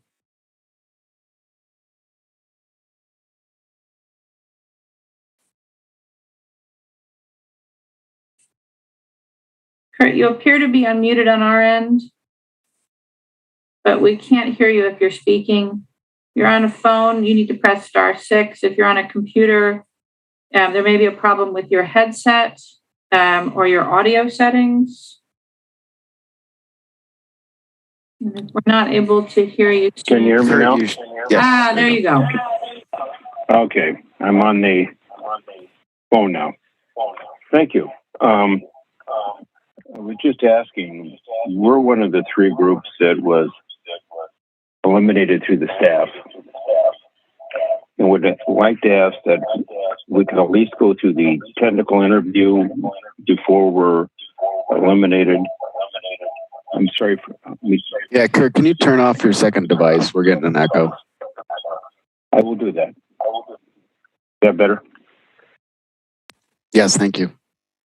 Okay. We sent a letter based on the denial was based on I didn't have flexibility of restrooms if the city council asked for it, and I referenced a letter back to it. The interesting thing that we wanted to state here is, from our end, we really worked hard on the intermodal bus station and worked with the bus operators, because what's really critical were the bus operators use the intermodal bus station. And with that, I used Walker Parking, International one, and then I also used the trans systems on working through the intermodal, how it works. The other interesting thing that we had to work on is, will they use it? So we worked on them, how they would use it. The other factor is dealing with the restrooms. We were dealing into the coffee shop area where the bathrooms are there, so there will be bathrooms and how they're maintained and how there's a place where people can wait for the buses, et cetera, as we work through it. So from that point of view, when we were told last week, we weren't told what the other yellow, green, and red other issues are. But there's another critical issue that's really important here that we were working on also, is that the affordability issue is really critical. How do you do it with student housing? And how do you do it without TIF, or Youth and Affordability Trust Fund? We do have a method to go about that, and also by working with the Helen Faithus, the director of the financial aids, how do you qualify the student to be available there? Another critical issue that they're asking about, how do you not pay for security deposits, which is something that can be done, but we'd have to take it through the city for a separate ordinance. The other issue is that there's the wellness of the apartments. Our density was based on the wellness of the apartments and working with that. We're not identified, as we said, as a local. We had to check that because our contractor has 1,500 employees, but not over 50% are here. We're local. My partners are from CHD Apartments and the Corps. We have about 1,000 units from a 13-story, 150 unit. We don't sell our buildings, and we manage our own properties. So we're here for a long-term investment, own it, and work through it. And that's also why as you walk them down Lane Street, where there's no activity, that's why from where our retail coffee is, how that's tied in and work through it. So I like to respectfully not just be removed yet, and still be able to go through the technical interview with staff, because then you can explain things, because while you're through the RFP process, you're not allowed to talk to anybody else. And I like to be able to show how we've worked on it, how we're trying to move forward. And the other critical issue, other than having an intermodal bus station that's dynamic and can be used, and a waiting area that's dynamic and be used, that has restrooms that can be maintained and washed. Also, how we can do permanent affordability, and how we work through with the students, and how we work with the university to qualify it. So I thank you for your time. Thank you. Are there any questions for our registrant? Aldo Rivera? Thank you, Mayor. Thank you, Kurt, for joining us. I didn't quite follow you in your testimony when you mentioned a letter. Could you explain what letter you were referring to? Were you referring to the memo that the committee received suggesting that your group not move forward, or were you suggesting that you had drafted a letter to the staff team or to this committee? The staff has eliminated us. And the reason they stated within this, other than other reasons may not be there, is because we don't have flex space for restrooms. My letter, I don't know if you received it, was for that. We created the space within what we call our retail space, working with the bus operators that would actually use it. Where do they work? How they work through it. So we like to be able to go through the technical interview system to show how we plan that and how there's something that will be used, that there are bathrooms available, how they're maintained, because they are critical for this.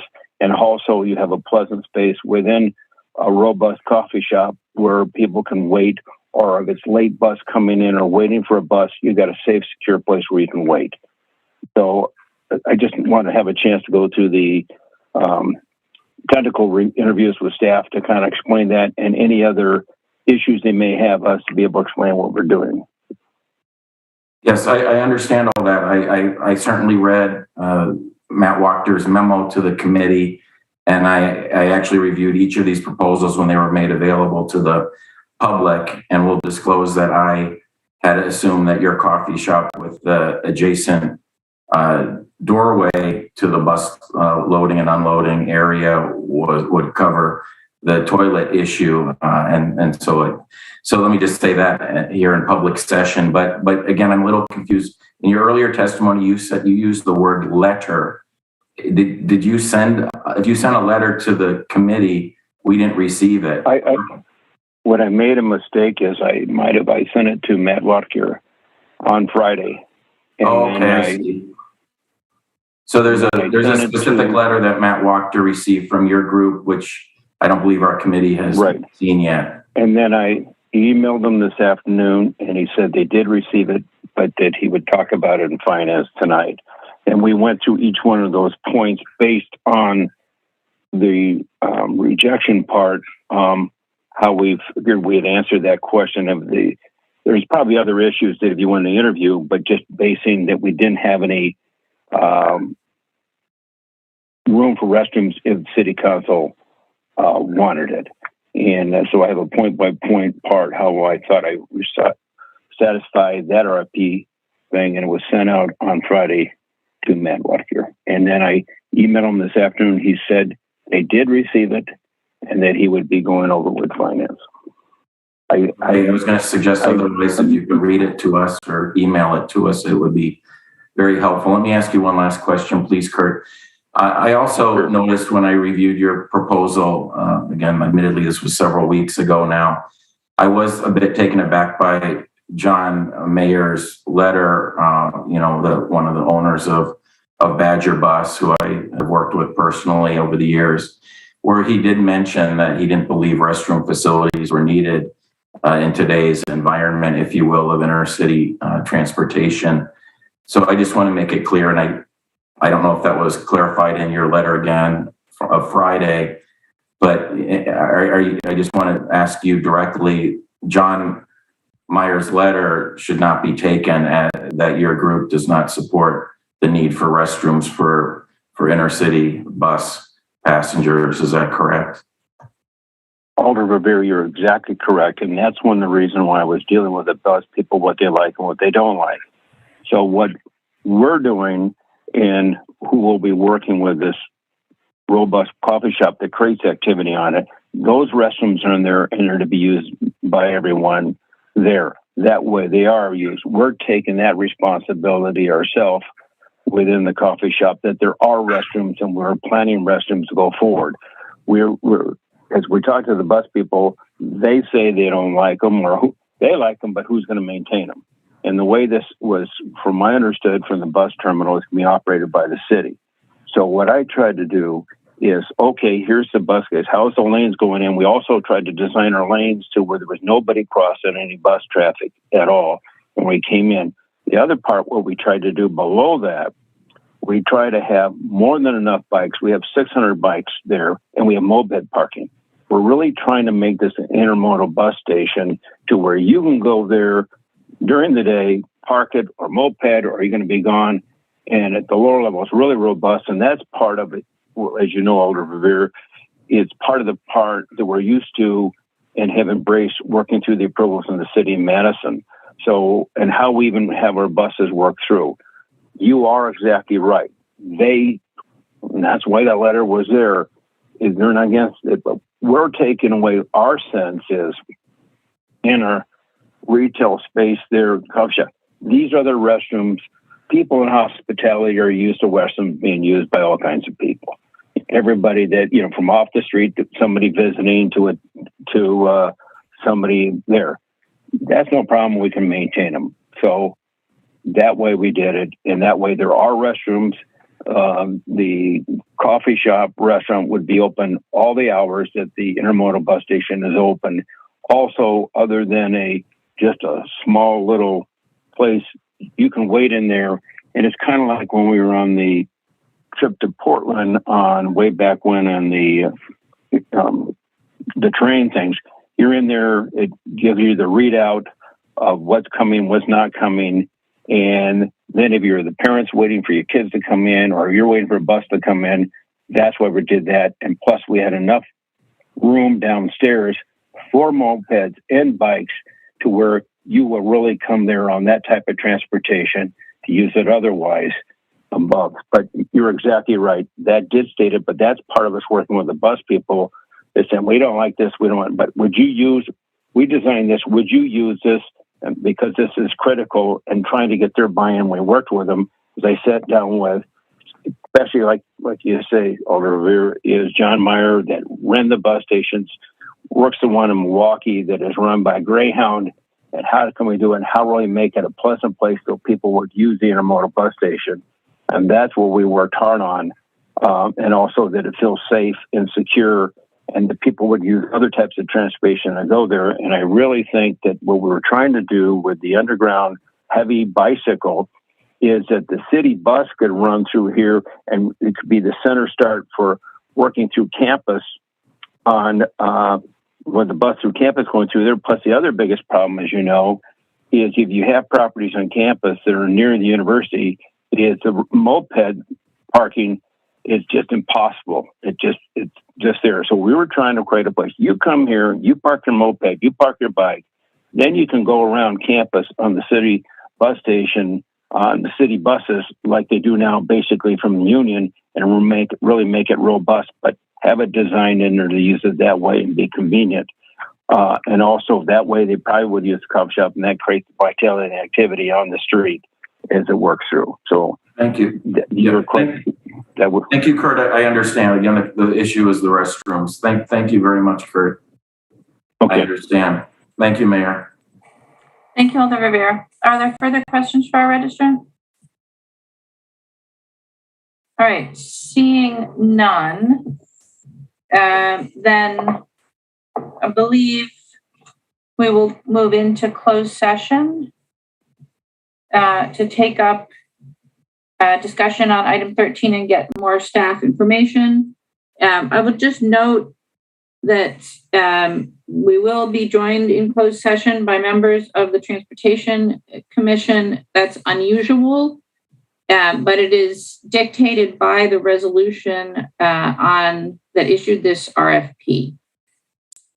So motion, please, President Abbas, to move into closed session. And if you'd read the disclosures, please.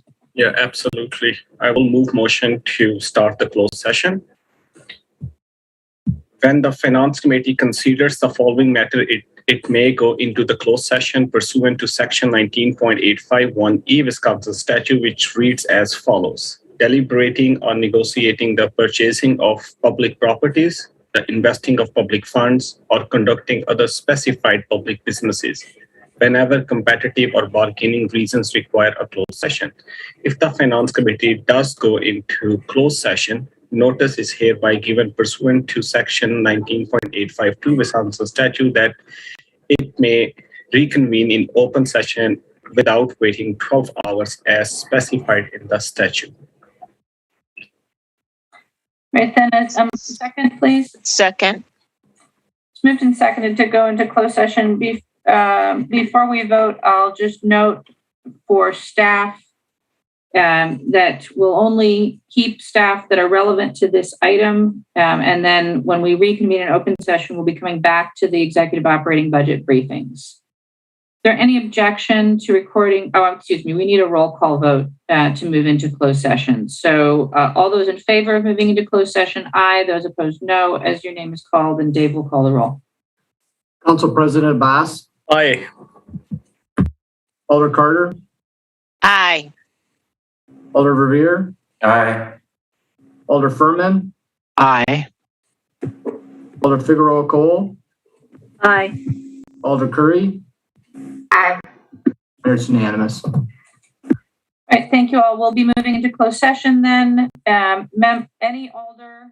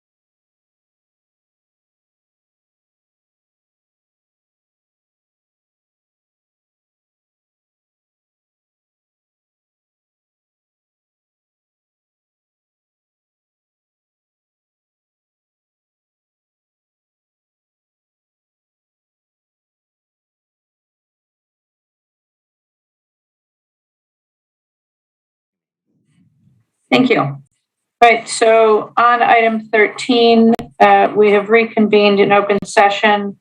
The report out of closed session is that the Finance Committee supported the staff recommendation to move forward with 4 of the proposals and to disqualify the other 3.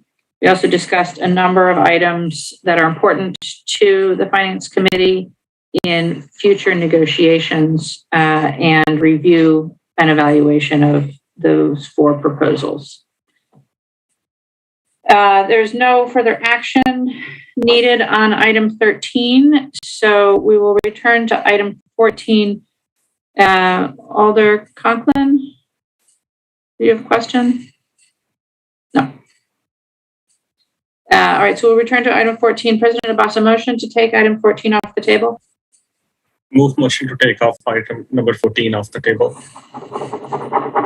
Second. Moved and seconded to take item 14 off the table. Is there any objection to recording unanimous vote in favor? Seeing no objection, item 14 is back before us. Now, Alder Conklin? No, I'm sorry. The baby keeps hitting the thing. So I'm not raising my hand. I swear it's Zyla. That is possibly the best reason to have an operator error ever. And next time we hope that the baby will turn the video on as well. And I'm sure the baby have emotion. That's right. All right, so item 14 is back before us. This is the 2022 executive operating budget. What we're doing tonight is receiving presentations from agencies. So I will hand it over to Dave and Christine at this point. Thank you, Mayor. We'll run through a quick overview before we move to the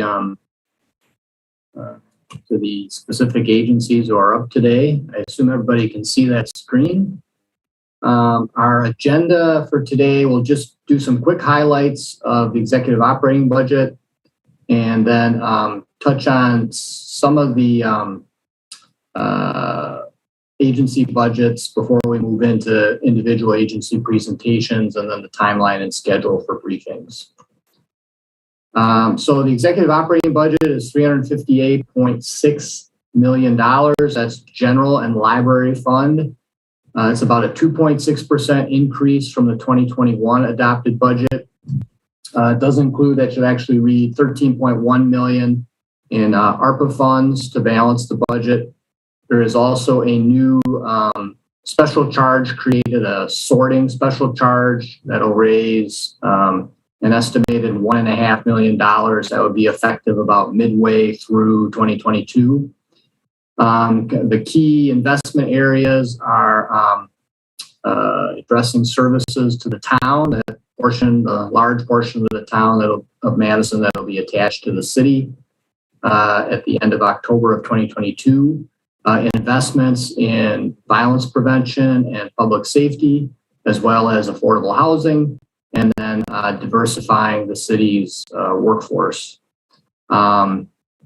It's a little more than a 1% increase in the levy. That small growth is due to the small growth in net new construction, as well as a very almost no increase in general fund supported debt service. And then that overall amount, that net new construction, is really the state law requirements around the allowable increase in the levy. ERP stands for Expenditure Restraint Program. That's another limiter on how much the budget can increase in any one year. There is significant room there compared to prior years, just because inflation, I think, as you're probably all aware, is increasing at a pretty rapid clip compared to prior years. Under that levy limit, the executive budget does leave about $260,000 that is not yet been allocated, and that remains for council amendments. Next slide is how the budget was balanced. As you probably all recall, there was an $18 million gap projected back in the spring when we started this process. And when we looked at estimated cost to continue for general library fund agencies and compared that with expected revenue growth, as well as the use of one-time funds from 2021, and what we thought the levy limit would be. The executive budget closes that gap, as I said, primarily through use of ARPA funding, about $13.1 million. There's also about 1.4 million of expenditure reductions. A little under $1 million are related to personnel reductions. That's either eliminating vacant positions or holding positions that are currently vacant, an expectation that those would not be filled through 2022. There's also some non-personnel, so these might be services or costs associated with certain services that would also be reduced. And there are some ongoing reductions, for example, shifting cost of positions to capital in certain areas. On the revenue side, I mentioned that sorting special charge, and that is aimed at covering increasing costs of recycling. And the estimated cost of that for an average household would be about $3 a month. And as I said earlier, that would be effective midway through 2022. Next slide. The budget, much like the 2021 budget, does rely on one-time monies to balance the budget. And again, is doing that in the context of the severe economic effects, which translated into revenue losses for the city starting in 2020.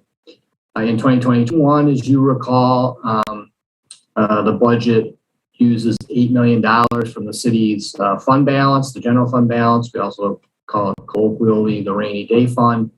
And some of that will be restored by allocating funds from TID 25. And you adopted the mid-year appropriation recently to address that. And hopefully we can move towards restoring that fund balance at $8 million by 2023. The other piece is $13.1 million. That should read $13.1 million from the American Rescue Plan Act to balance the 2022 budget. As you recall, the $47 million that the city is going to receive for government from the state and local recovery funds through ARPA, roughly half of that was allocated for government services and revenue replacement. 6.9 million of that is going to be utilized in 2021. Again, that was in the mid-year appropriation that you just, the resolution just adopted. And then there'll also be an element of that in the year-end appropriation at the end of this year in December. And then when we look to 2023, again, looking at our sort of persistent structural gap as well as the one-time monies that we're using to balance 2022, we'll probably have a gap on the order of $18 to $20 million. And so that's why some of that ARPA funding as well as TID 25 funding is being set aside to help cushion the blow of trying to address that. We'll also be looking at service levels and developing long-range financial plans around addressing the structural deficit. The two tables on this slide just kind of walk through all of those numbers, the dollars that are allocated, and how much remains for the 2023 budget. Next slide. So the looking at the general fund revenues, most of that, almost 3/4 of the general fund comes from property taxes. Another 17% is local revenues. That is higher than in previous years because the ARPA funding is shown there. We initially took that money into our grants fund, which is separate from the general fund, and then we'll be transferring that $13.1 million into the general fund from the grants fund, that it shows up then as a local revenue. Our intergovernmental funds, that's our state aids for shared revenue, expenditure restraint payment, general transportation aid, is in that intergovernmental of 11%. And there's no fund balance applied in the 2022 executive budget. Move on to the next slide. This is the lowest increase in the property tax levy, a little over 1%, the lowest increase in 20 years. And again, that is well below the 4% average we've seen over the past 20 years, and really reflects almost no growth in debt service and the impacts of the levy limit and the limited new construction that occurred in 2020 that factors into that 2022 levy limit calculation. You also see that when we translate that levy into what we call taxes on the average value home. So when we look at what the tax is on that average home, which is $335,000 for 2021. So when we look at it for the 2021 tax year, which is 2022 budget, that increase is about 1.2%. And again, that's the lowest amount of increase in 20 years. Next slide.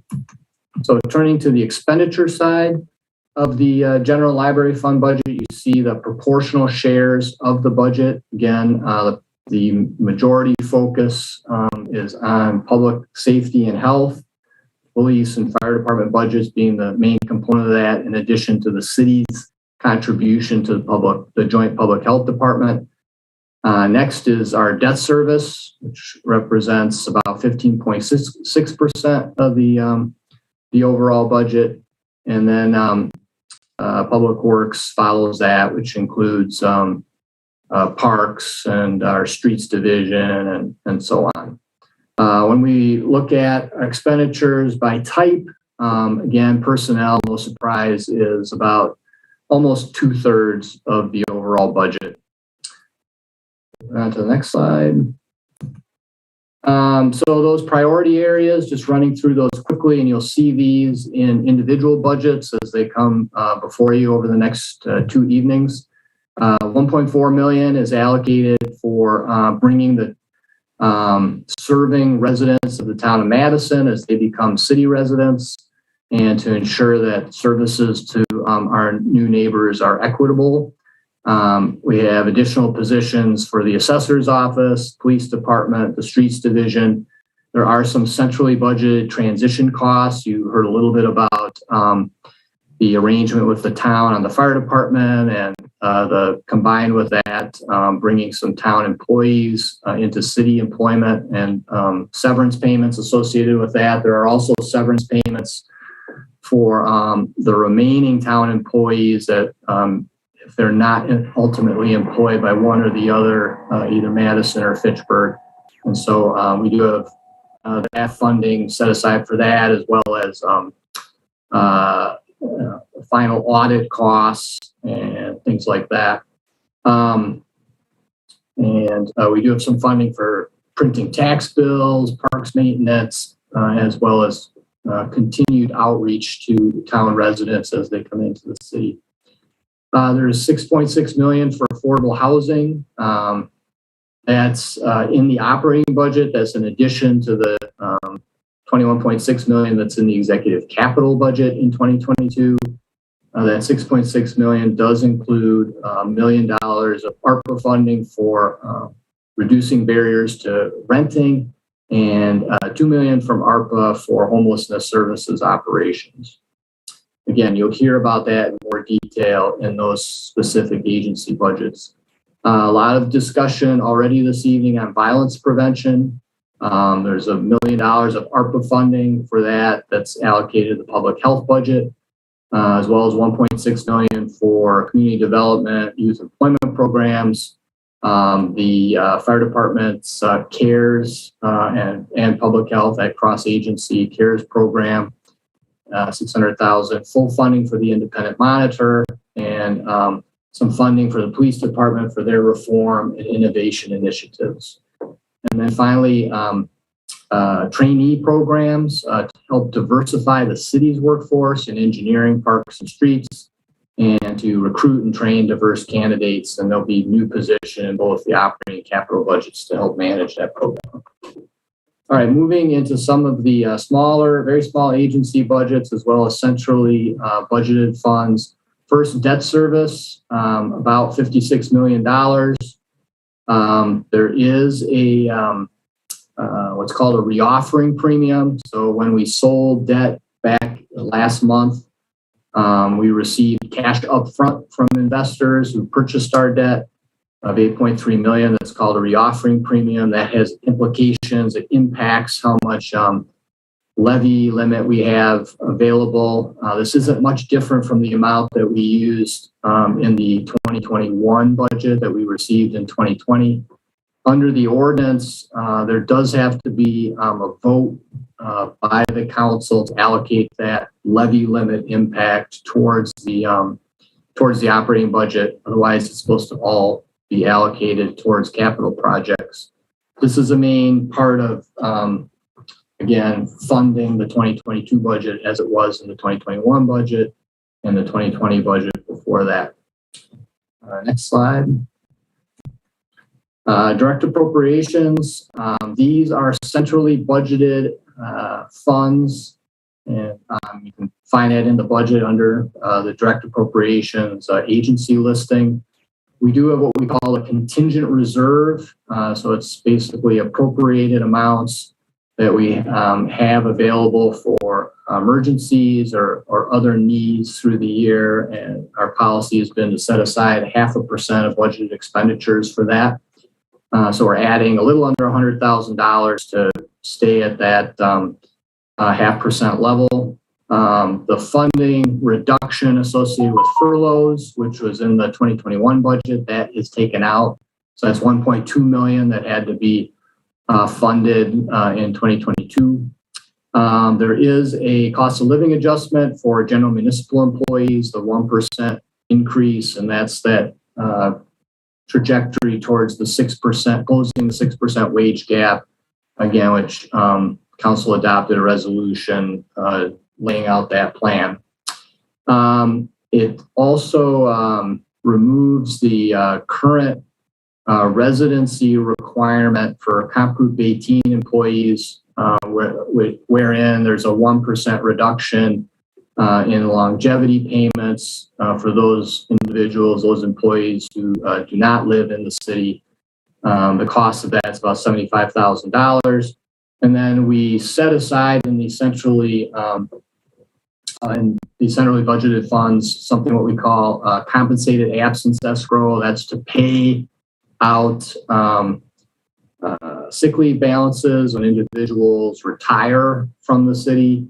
And based on trends, we've added a little under $500,000 to that centrally budgeted activity to reflect estimates of what might happen when we have to pay out that sick leave. And that sick leave is then used by those retiring employees to pay for retiree health benefits. We do have some changes in insurance and workers' comp, again, based on activity there. One is going down by 100,000. The other rates to agencies are going up by 100,000, and that affects all the city funds that support those activities.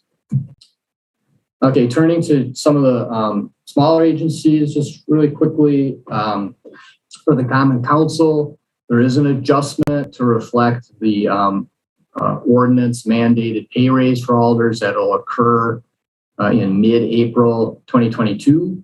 And you can see the cost there. And then there's an increase in hourly wages to fund an internship in the council office for 3 months. The cost of that's about $10,000. Next slide.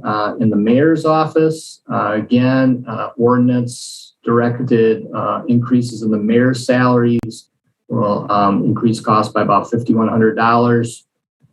Mayor's office did take a 5% reduction compared to cost to continue, and that reflects shifting personnel costs related to sustainability to the capital budget. Next is the new Office of the Independent Monitor. Again, that is the recruitment for those, the positions that have been created there is underway. This, what's in the 2022 executive budget does provide $3,000 to bring the stipends budget in line with the ordinance in terms of the number of members of the board, as well as alternates, and then also to increase the child care reimbursement for board members while attending meetings. It's a $5,000 increase. So that's a quick summary overview, as well as the some of the smaller budgets. And then just again, a reminder of the timeline and schedule for the agency briefings. First, where you can find the operating budget. So you can find it online. You also, I think, have received paper copies, but if you go to the finance website and look at the budget section of that website, you can look at agency requests. You can then find the executive budget, and you're able to look at the executive summary, which goes through a lot of what I just went through in these slides. We also have the summaries. So when we look at the overall level, the total agency amounts, more detail on revenues. There's also special fund statements there, for example, the room tax fund. And then you can look at each individual budget and get into the details there of what are the highlights of the budget, the details by object code of the expenditures, as well as positions. Again, just a reminder of the timeline. Today, we're on the operating side of the ledger. You've finished your work on the capital budget until the council budget work in November. So right now we're at the hearing process, and agencies will be briefing you today and tomorrow evening on what is in the executive budget for their agencies. We then will move to the amendment process for the Finance Committee, amendments to the operating budget, and that'll start next week, with alders submitting their amendments by October 20th, so next Wednesday by noon, and those amendments will be published by Friday of next week by noon. And then when you meet 2 weeks from today, you will be taking up those amendments, and that'll finish the Finance Committee review of the capital operating budgets, and then we'll move to council amendments. That'll occur the first week of November, with amendments due by November 3rd at noon, and those amendments being published Friday, November 5th at noon. And then 3 days are scheduled for review of the amendments and adoption of the budget resolution, and the property tax levy. The 9th, 10th, and 11th are set aside. Not that we need to use all those 3 days, but those are what we have scheduled.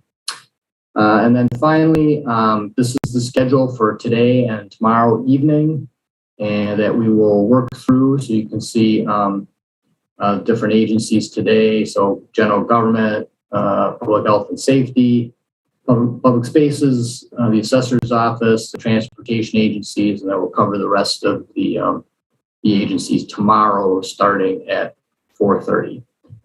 Finally, the format, the agencies will present about 1 to 3 slides that'll highlight their operating budget, including any major changes. Their presentation will take about 5 minutes, and then your Finance Committee members will have a chance to ask questions for each agency's budget. So, and then as I mentioned earlier, you can begin to submit your amendments. We ask that you work out, and you can work with the budget staff, and the agency portfolios are on the budget employee net page, which you can find. Let's see. So I think we're ready to move to the first budget, Mayor, which would be municipal court. I understand that Judge Koval is having some problems logging back in. I think we've got him as an attendee now. Okay, great. So Promote the judge, please. And while that happens, Alder Figueroa Cole. So I'm unable to promote phone numbers. So what I'm going to do is allow him to talk so that when he needs to talk, he can simply unmute himself. And Judge Koval, you might have a prompt right now on your screen. Thank you, Stefan. Alder Figueroa Cole, well, before we go on to the municipal court. Just a quick question for Dave. Dave, on the slide number 9, you had a summary based on, I don't remember what it was based on, but do you happen to have the data sorted or pivoted based on the, oh my God, what is the name of this thing that you call the elements by C elements? We could look at putting that together. We don't have that view in the executive summary. We do have it by service, and we may have it at the element level as well, depending, again, and that's done by the agencies in terms of how that's allocated. But we could work on that and get you that information. Thank you. That's all I got. Thank you, Alder. So then we'll turn to the municipal court. If we can get those slides. And Judge Koval. Looks like, oh, there he is again. All right, Judge, you should have a prompt to unmute yourself. Hello, there we go. Hello, can you hear me now? We can. Welcome, Judge. Okay. All right. Sorry, but when you guys went into your closed session, for some reason, it's not letting me rejoin the meeting. Otherwise, I'd be on here with video for you. Is the slide up for our agency? Yes. I don't have a video.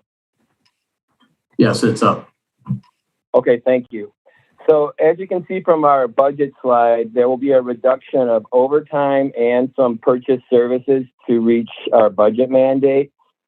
As you can expect, case numbers are lower as the pandemic continues.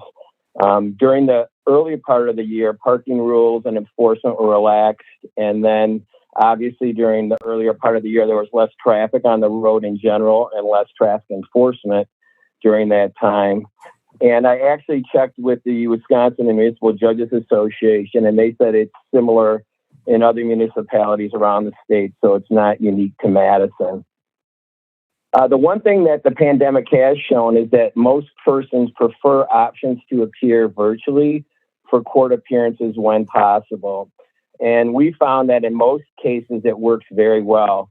We've also updated our court website with the help of the IT department and have expanded online options for people, and those seem to be working well so far. We're working on getting them done in all our forms done in all the appropriate languages as well online. The thing that has been our staff and us have noticed has been good with these virtual appearances is that it does have some very beneficial effects in a lot of ways. First of all, with having less persons having to come into court personally, it reduces the expense of security expenses, which is usually a big part of our budget. It also has been beneficial. We've been finding because people have been telling us that, they don't have to miss as much time from work. They don't have to have the need or expense of childcare. It helps eliminate transportation and parking expenses, which can also help contribute to the environment. And a lot of people have anxiety of appearing in court in person. And so it also helps to reduce some of that anxiety that some people seem to be experiencing. So that's just a general overview. I know you guys have a long night, so I don't want to keep talking too long. But if anyone has any questions, I'd be happy to answer them. Thank you, Judge. Are there any questions for Judge Koval about the municipal court budget? Not seeing any hands raised. So thank you again, Judge Koval, for joining us, and sorry for the technical difficulties. we'll look. No problem. I've experienced them my share at court as well, so I know it happens. No I'm worries. sure you have. We'll look forward to All seeing right, you take care, in everyone. person. Have a good evening. Thank you. All right, you too. Take care. Bye-bye. All right. And I believe public health was next, but we took them up out of order. So we'll go on to the fire department.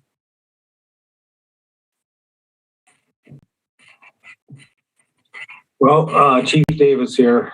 Thanks for the opportunity to talk. Our highlights and major changes. One is to add $1 million to fund 10 full-time firefighters to address the overtime issues due to our increased and unplanned absences. If some of you will remember, this has been an uptick for a number of years now. I think originally we budgeted for about 4.5 absences per day, and we currently are right around 8 to 9 a day. And those absences are due to sick leave usage, pretty much anything unplanned to start the shift, injuries, things like that. And then to add 1 full-time elevator code enforcement officer position that'll increase our elevator inspection revenue. Second is the reduction scenarios and to eliminate $30,000 in leased equipment, leased expenses for our medical vending machines. We sold them to Dane County in 2020 and have a joint venture now. And those medical supply machines have the drugs at the hospital.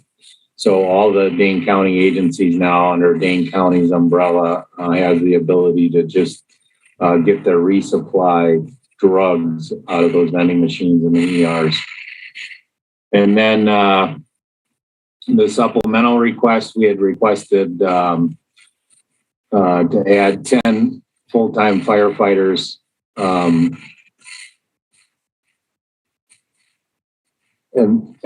we had originally requested 16, excuse me. And the executive budget fills 10 of those to offset that cost. So that's it. Thanks, Chief. Are there questions for the chief?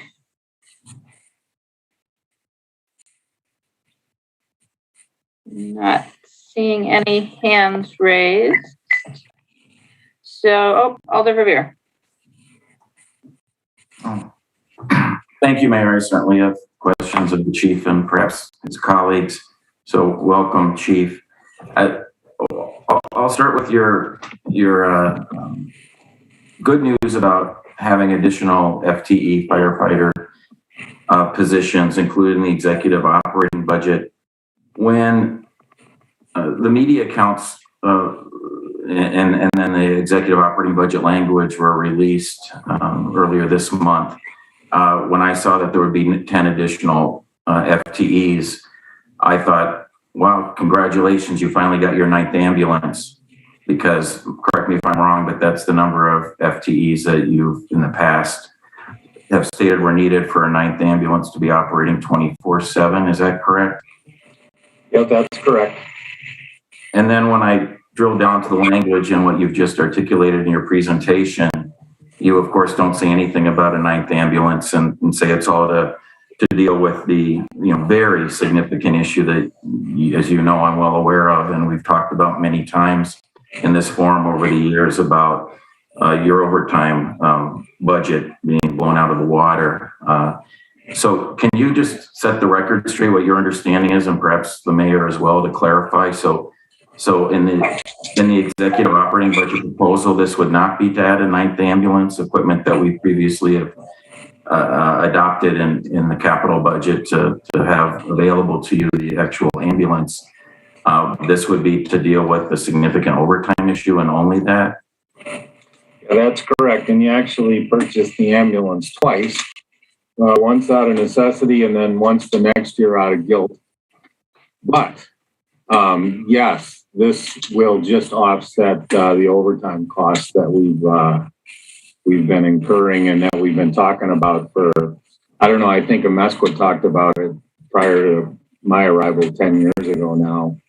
And the overtime costs we blame on the absences, but the reality is we did the 2 SAFER grants to open Station 13 and 14, and the limitations on those grants did not allow us enough bodies in those 2 grant years to be where we're at. So essentially, we increased the staffing level and increased the FTEs through those SAFER grants. But we didn't increase it enough to take into account the increased absences. And I think, it just compounds on itself as time goes on. So this line item would allow us to just help to start stabilizing the overtime a little bit. We anticipate we need about 16 to bring it back and to bring back the creative staffing program to get that working the way it was designed in 1999. But the mayor found 10. This would not include staffing in the ambulance.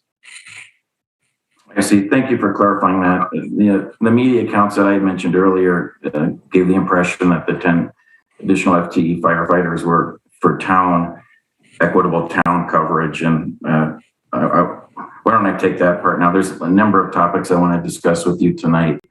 So just talking about the town here, I don't want to call it a digression, but whatever. Obviously, as you know, you sent policymakers a bunch of statistics in a very attractive design format several weeks ago relating to your argument for a 9th ambulance. And the slide that I found was most interesting, to be frank with you, was the data about town calls. I remember at that finance committee meeting many months ago that you and your colleagues had said that you run all the numbers, and the data clearly showed that the department, particularly ladder 6 and med 6, would be able to cover the additional calls in the town. But that experience obviously has not translated, that prediction and that analysis obviously is not translated to reality given the figures you shared with us in that email. Can you speak to why you and your colleagues believe that your projections for the town calls for service were off, and what would these 10 additional FTEs mean in terms of more equitable coverage for the town, and for that matter, all of the city? Well, I don't think it increases equity at all, in my opinion, as fire chief. It works to lower some of the unanticipated overtime costs. As far as the call volume in the town of Madison, the data that we got from the town wasn't necessarily accurate. And I'll take the blame for that and fall on that knife and say I probably should have had the staff double check it a little bit more. So, we anticipated 1 call a day in the town of Madison, and I think currently we're at about 4 without looking. I don't have the data I sent you.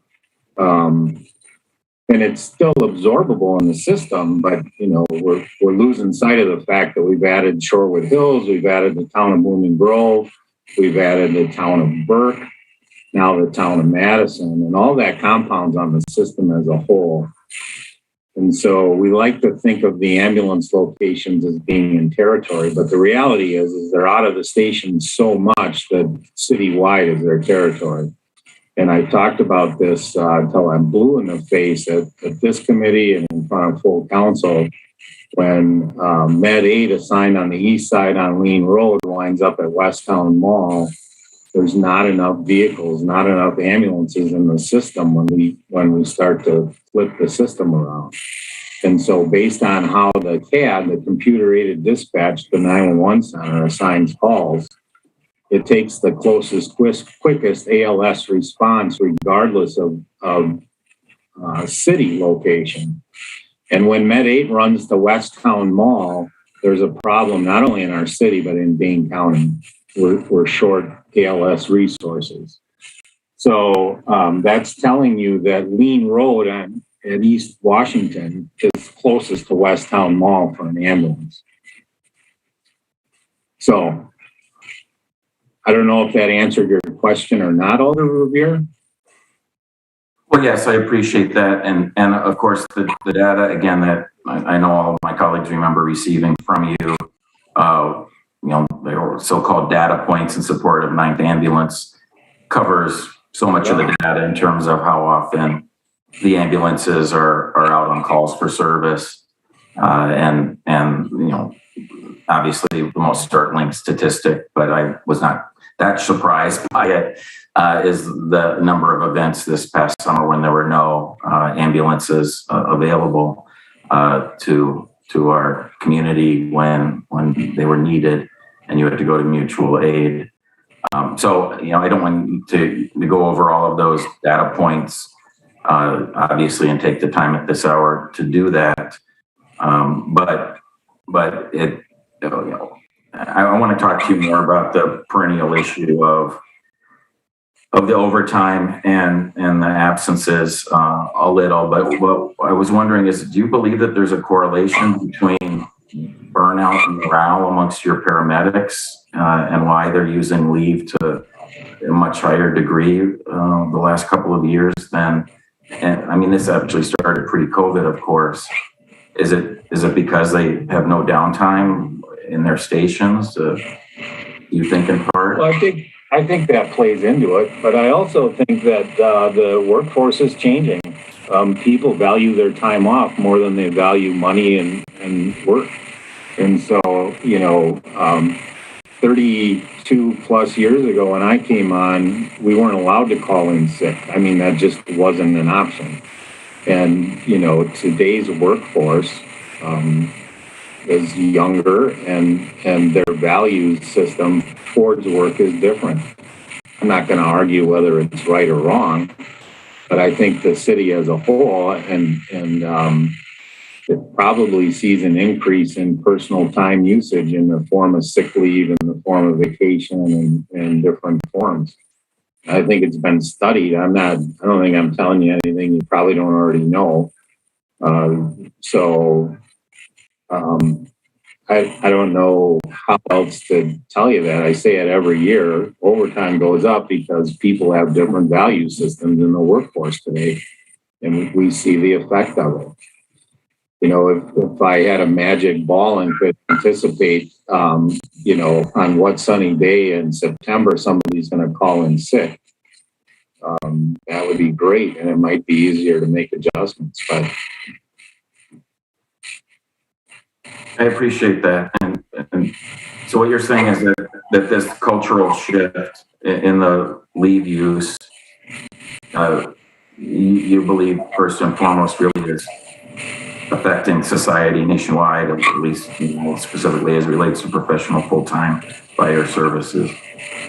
Well, I'm no organizational development scientist, but I think there's plenty of studies out there that show that today's generation in the workforce value their time off a little bit more than their jobs as a whole. And I think that we're naive to think we're sheltered from that. And the city as a whole, not just the fire department. Yeah. So, from where I sit as a member of this committee for a very long time, is that, your department was receiving a gold star year after year as it relates to the end of year budgets, projections and the end of year appropriations that we made year after year. In the first couple of decades of my service, I'd say it was, of course, the police department that continually had to come to our, I'll call it then, Board of Estimates meetings, what this committee used to be called. And like when the mayor was a member of this committee as an older person for, I think it was 6 years or so, would come in and do their mea culpas about the MPD overtime budget, always blowing out their authorized appropriation. And we put them decades ago on that quarterly overtime reports and coming to our meetings every quarter to talk about overtime trends and so forth. And obviously this wasn't, you say it went back to Chief Amesqua, but I don't remember, obviously I remember creative staffing, but I don't remember the budget projections being really burst, as they have the last several years. And so I just want to move into talking about all the different strategies that you and your colleagues have tried to employ to try to get a handle on this. Can I respond to that first? Oh yeah, please do, Chief. So what I mean by that is as we add staff, and if we don't add enough staff, eventually overtime is going to catch up. Quite honestly, I think that that overtime's a little bit misplayed, the overtime usage. And yes, our overtime usage is up this year, but the last, year and a half, close to 2 years now, we've been in a pandemic. And we've had overtime following public health quarantine guidelines. As somebody gets exposed at the station, that has potential to take out 30 to 40 people over a week or two timeline. So overtime's out of whack in 2020 just because of losing staffing due to COVID. And I don't think we can compare COVID losses in work hours to a suggested mismanagement on part of the city fire department administration. If you go back and look at the 2019 budget, we were high a little bit, yeah. And we had to make some moves to put people in paramedic school to keep up with the demand on that and a couple other things. But to take 2020 and say the whole fire department's budget is out of whack, I don't think that's really that fair. And the 2021 is going to be problems in the fourth quarter as well. And it's most of it's been because of COVID. And I appreciate all that. I certainly did not use the word mismanagement. That was your choice of words, not mine. Yes, you're correct. That was my choice of words. That was the implication I felt. And I'm sorry if it's seen as overly critical. I consider us to be friends. So I'm sorry if you feel like this is not personal, Alder Verveer. This is business we're talking right now. Exactly. So with that said, I was about to give you and your team credit for all of the initiatives that you have tried to deploy to get a handle on this issue, which again predates COVID. And I absolutely agree with you that COVID is an issue unto itself, and you shouldn't be. We have issues like exposure, as you say, quarantine, emergency leave, all those unique challenges that COVID, the pandemic, has brought. But especially for our new colleagues on the council, could you just take a couple minutes and talk about the different strategies that you and your colleagues have deployed to try to get a handle on this, like the spring recruit class, like instituting FIT, having the captains, work back in the stations on and so forth, reassigning the staff, like the captains or the acting captains. Can you just go through some of those initiatives and let us know that you think that they have made a difference? Obviously, we've tried. I can, but I also, yes, I will stop and go through some of that stuff. So over the years, we've tried to increase the amount of firefighters that are available to work in the stations. And by doing that, we essentially reduced our 40-hour workforce. At one time, we had, I think, close to 20 people in our 40-hour workforce. And those folks took care of our training. They took care of our fire investigations. They took care of a lot of our inventory control and our vehicle management. A lot of focus on training. We do not essentially, compared to other agencies our size, we have no money for training. So most of the training that we do, and when I say no, I mean very little. But so most of the training we do is in-house. And that's why we ask for things like burn towers and classrooms and AV equipment and all kinds of different stuff, because we try to hold the cost down on personnel. So we've essentially moved all of those folks. We only have, I believe it's 4 people currently full-time on the 40-hour work week. We took our fire investigation team a couple of years ago and moved it to the station. And we had 3 full-time fire investigators. And by state law, we have to investigate every single fire that occurs in the city for cause. And so we took those three, put them back in the field, and did our own in-house training on a company at Station 11. And that saved us about, I think it was about $250,000, $300,000 a year. Nicole Marie can keep me honest on that. We took our training captains and put them back in the field and put the onus back on the lieutenants that run on the calls and then have to come back and figure out how to keep their people trained. And so we have been cutting back, even though the budget maybe doesn't show it, and maybe some of you aren't happy with some of the overtime costs that we've had since 2019. I'll say COVID. Prior to 2019, I think it's mislaid, and I'll say this again, and I'll say it to the day I retire. I think it's been mislaid and misconstrued as overtime issues and staffing issues. You know, finance intentionally underfunded a lot of our benefits over the years and then said it was a staffing issue. So we have a program called Creative Staffing, and Creative Staffing allows us to take the ebb and flows out of the overtime. Creative Staffing has tailed off since 1999 as we've added 4 new firehouses. It allowed us to get to a point where essentially overtime was almost scheduled in a way. But as we added the 4 firehouses, Station 11, 12, 13, and 14, 11 and 12 were added under my predecessor, and 13 and 14 have been added since I became chief. We have not hired enough full-time firefighters to avoid overtime and the overtime gaps, because the creative staffing is essentially useless at this point because we don't have enough people to make it work. And how it works real quickly is if we set a staffing level at 86 for the day and we have 88 or 89 or 90 on duty that day, 4 of those people go home and they pick back a day to work when we're below that 86 on duty. It's an incredibly creative program that Joe Conway, when he was union president, came up with and worked on with the previous administration.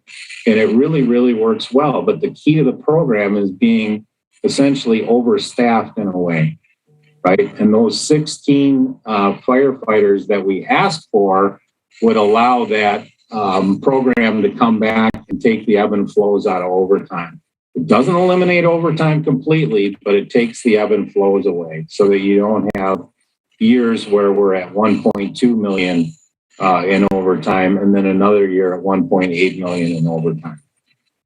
So anything else, Alder Revere, you wanted me to talk about? Yeah, and I appreciate that, especially from my perspective as an old timer. That was very helpful for me to grasp why creative staffing really is kind of, just as good as the paper that it's written on in terms of the MOUs and labor agreements and so forth, because of we just haven't given you the resources that you need when we expanded and opened all those additional stations. So that just leads me to the question of, in the current round of collective bargaining negotiations that we find ourselves in with 311, is there any discussion on the part of labor or management to revisit creative staffing and realizing that just doesn't work, and moving away from the current 24/7 3 shift, the ABC models, or given the pandemic and so forth, no one's interested in taking this on at this time, and it might come down the road.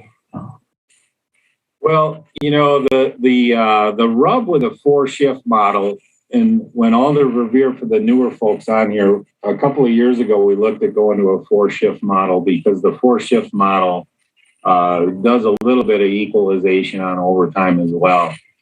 The rub on the 4-shift model, when we put it out as a vote to the committee or to the union body, they took it to a ratification vote. And I think it got voted down like 380 to 3. And don't quote me on those numbers. It was an overwhelming no. And if you actually look at organizational studies on the workforce today that I referenced earlier, the 4-shift model, the city picks the days off for the people. The people don't have any control over when they pick their time off until they get between 12 and 15 years on the job. Then they can start to select their days off. And so it saves money for the city, and it also takes the ebb and flows out of overtime. But the workforce hated it and hates it. And so, you know, there might be some investment in keeping morale somewhat high for our city. You know, I mean, I'm the head of an agency that spends a lot of the city's money, and it's important to me that we provide a good service. And I think, you know, keeping folks happy and healthy is an important cornerstone of that service delivery. So, and Alder Revere knows about the 4 shifts because it actually, the numbers come out pretty well. The workforce does not like it. They're not interested in it. So have we had more discussions? Not really, since it got blown out of the water with such an overwhelming vote of no. Thank you. I appreciate that. And I certainly concur that staff morale is critical. And that's why I articulated earlier in our question and answers here that I was concerned that paramedics in particular will be suffering from low morale when you see the statistics that you shared with the council, the data in support of a 9th ambulance. I just don't see how any of them get much rest at all when they're on their 24-hour shift. They do not get rest at all. If you can imagine taking 25 sick people to a hospital in a 24-hour period, it's not easy on them. Oh, I just can't imagine. How they see and the sicknesses and the illnesses. So.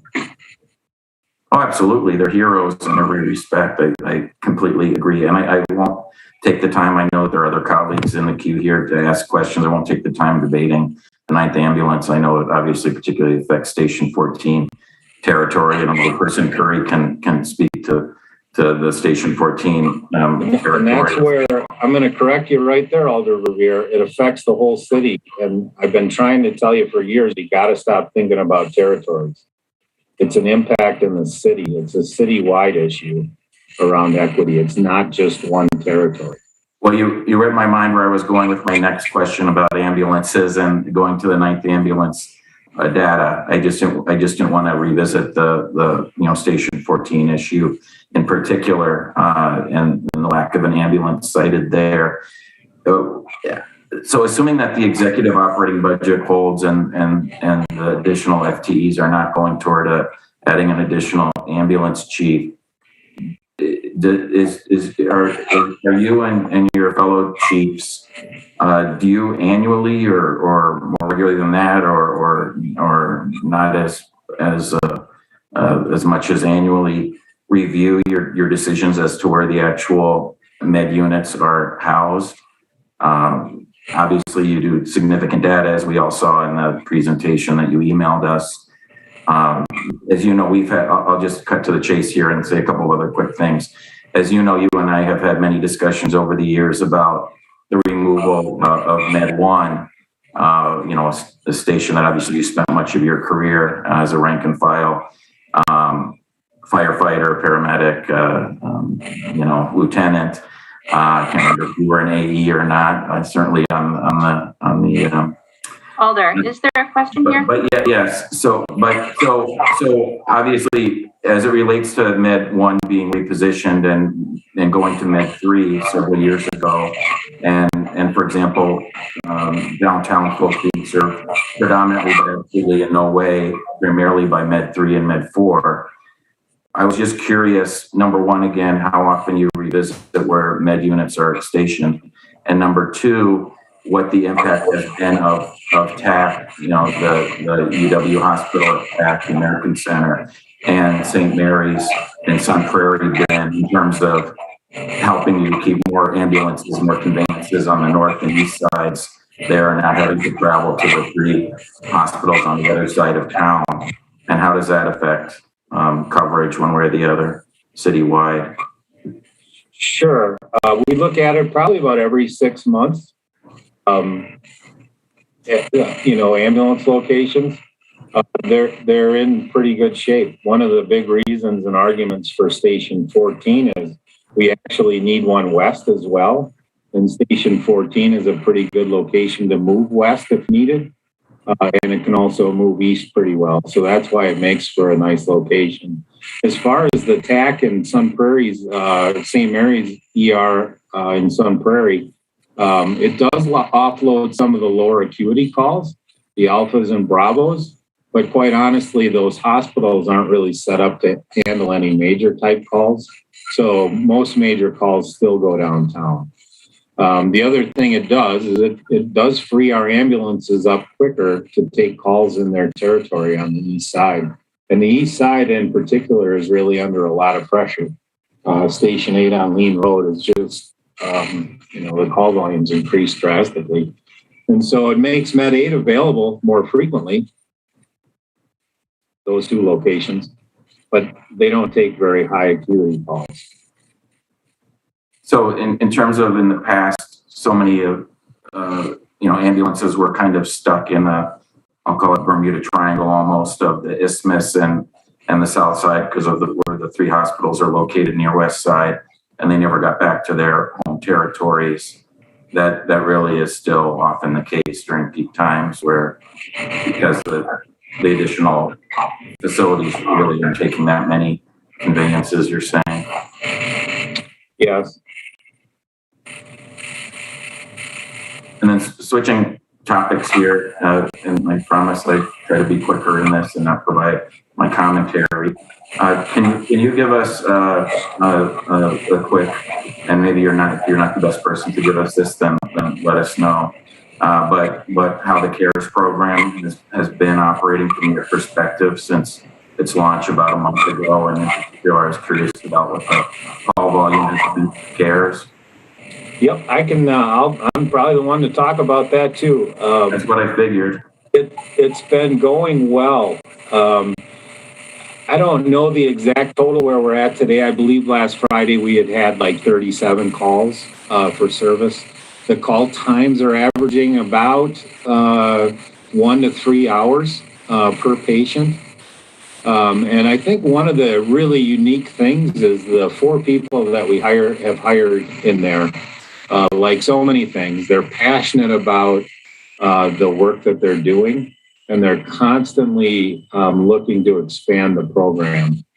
And so as the program becomes more and more well-known, and as they reach out in the community, the call volume will come up. And one fear that I have, honestly, is that it's going to come up too fast and it's going to get a little bit overwhelming.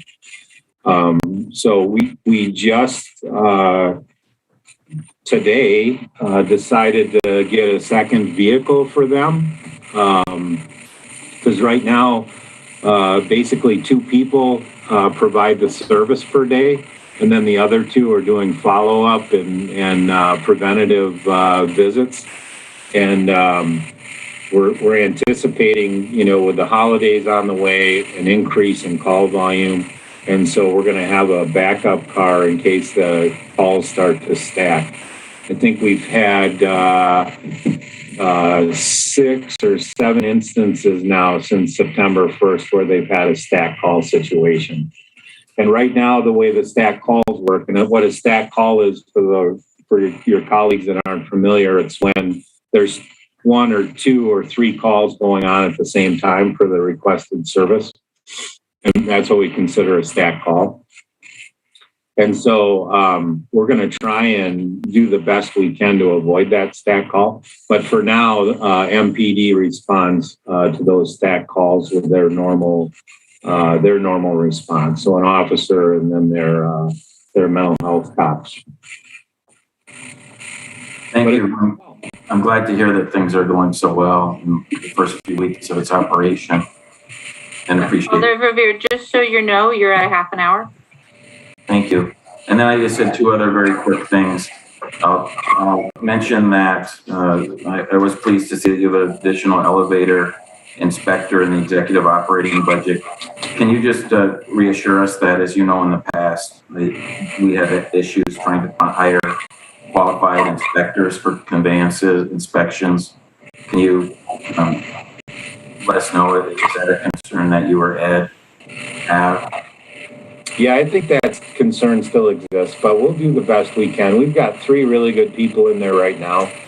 And the last one that we hired has worked out really well.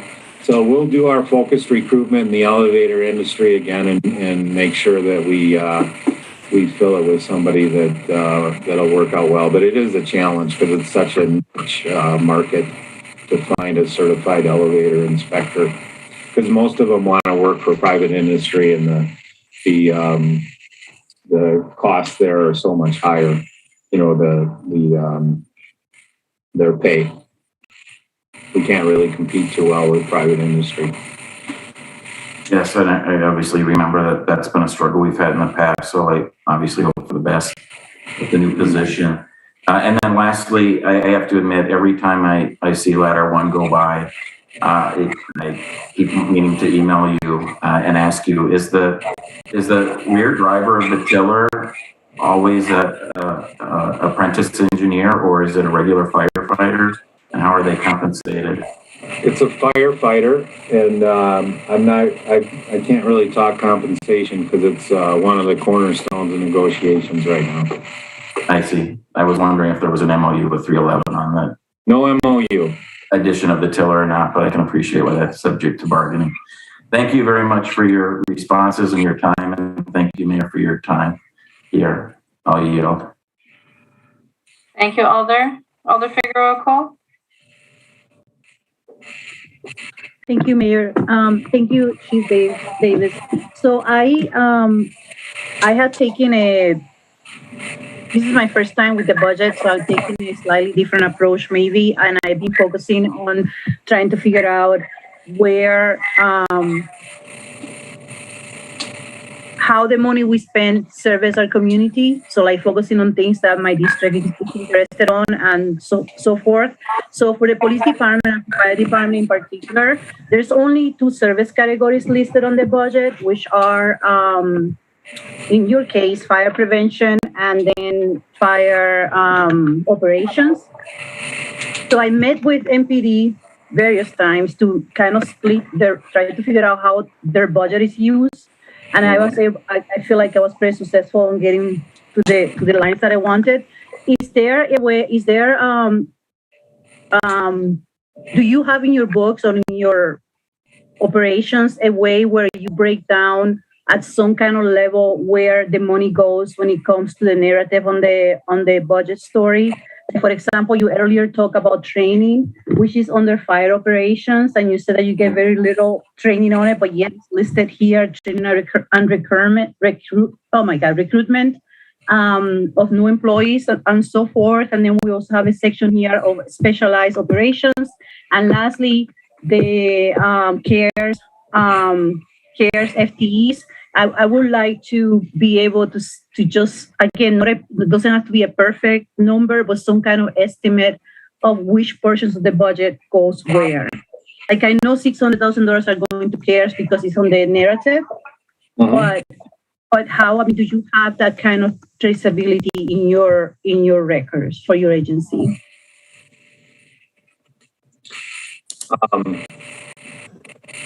I'm a little bit confused by the question because all of our FTEs are line itemed out, and I think everything is got a line for it. So, for example, again, so like for the 4 CARES people that you have in here, right? Yep. But if I were to figure out on your sworn positions, are they sworn positions or are they civilian positions? No, they're civilian positions. Okay. Are a couple of commission people. And there should be a breakdown in the line. I actually have a split screen. Don't have that sheet up, so Nicole Marie can tell you what down a commission. It's I think it's 386 authorized commission and 415 total. So the rest are civilians. Right. So I don't want to do that like right now in the meeting because I know everybody, we want to move on. But I would like to just like meet with you or whoever manages the budget and just have a deeper discussion into that. Yeah, I would love to meet with you and talk more. The new Alder orientation that we went through a couple of months ago, I have that information in those slides that I gave you that night. And sit down certainly and go through that. Okay. Yeah, because I think it's important. The narratives are important and all that, but I personally prefer to just look at the numbers and look at how we tell the story through data. And this book is fantastic, but it doesn't really give me that picture. It just gives me two buckets of information, of service. And I think it's Can I suggest that you set up a meeting with both the chief and with Nicole Marie? I will do that. But again, I just pointing out the narrative is good, but some of us would prefer to just look at based it on actual numbers. So thank you for all your information. Yeah, and that's probably a bigger issue for how finance captures the budget. I mean, we just follow their protocol or policy, however you want to say it. That's okay. So I'll schedule a meeting with last name with Nicole, I think, and see how deep I can get. But I really appreciate all the information. Thank you. Thank you, Alder. And perhaps we can all agree that as we move towards outcome-based budgeting, we're going to need to develop additional services in a number of agencies. Oh, okay.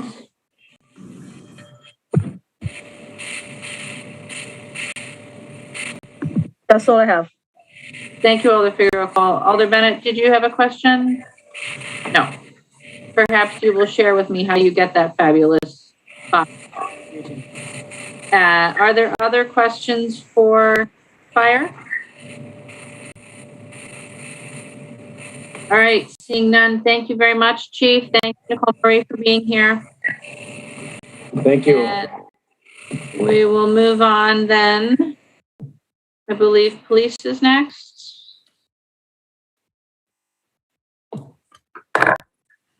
Ready, Madam Mayor? We have Chief, Assistant Chief Patterson, and Teague are all here. Chief, go ahead. All right. Good afternoon, everyone, or good evening. Our presentation today revolves around our 2022 executive budget. Before we begin, we wanted to thank the mayor and her staff for walking me and helping me through this process, as well as Assistant Chief Patterson and our finance manager. Our budget presentation today centers around two very important critical themes. One is the equitable services to the town of Madison, and two, our innovation and police reform strategy. We'll also talk a little bit about our reductions. I'm going to turn it over to Assistant Chief Patterson to walk you through some of the highlights, and then we'll take your questions. Thank you, Chief, and thank you all for your time tonight. So I'll start with just kind of addressing what the Chief referenced, highlights and major changes. So again, the executive budget as it stands now maintains our current level of services and addresses some of the Chief's supplemental requests. It does include, for the budget theme of equitable services to the town of Madison, it includes 8 commission positions to extend our services to our new residents in 2022, plus includes some one-time transitional costs and supplies and services. Moving on to reductions, $103,000 in reductions were included. It eliminates a single PRT hourly position, eliminates funding for co-training, and removes or will remove some funding for system licenses that we believe we can realize. So per the budget instructions that we all received, each agency received, Chief Barnes first looked at some internal reductions that could be made in order to fund several position shifts that were proposed in the supplemental request. One of those actually results in net savings, and that's the Crime Stopper social media position which will be eliminated and then replaced with a civilian community relations specialist position. So this is a unique position to the police department. It will be a unique position that it'll work directly with the chief. Will be responsible for organizing and implementing outreach programming, specifically intended to improve relationships between our communities of color and the police department. This position could bring added coordination as well and organization to everything occurring with regards to outreach in the police department. So then moving on to get more into the supplemental request, which we titled as the Police Data Innovation Reform Initiative. There were several components and a few of them were included in the current executive budget. So Chief Barnes proposed this initiative and included from that proposal a police reform and innovation director position. So this, if you can envision, is a civilian position comparable to myself, an assistant chief level position on the commission side.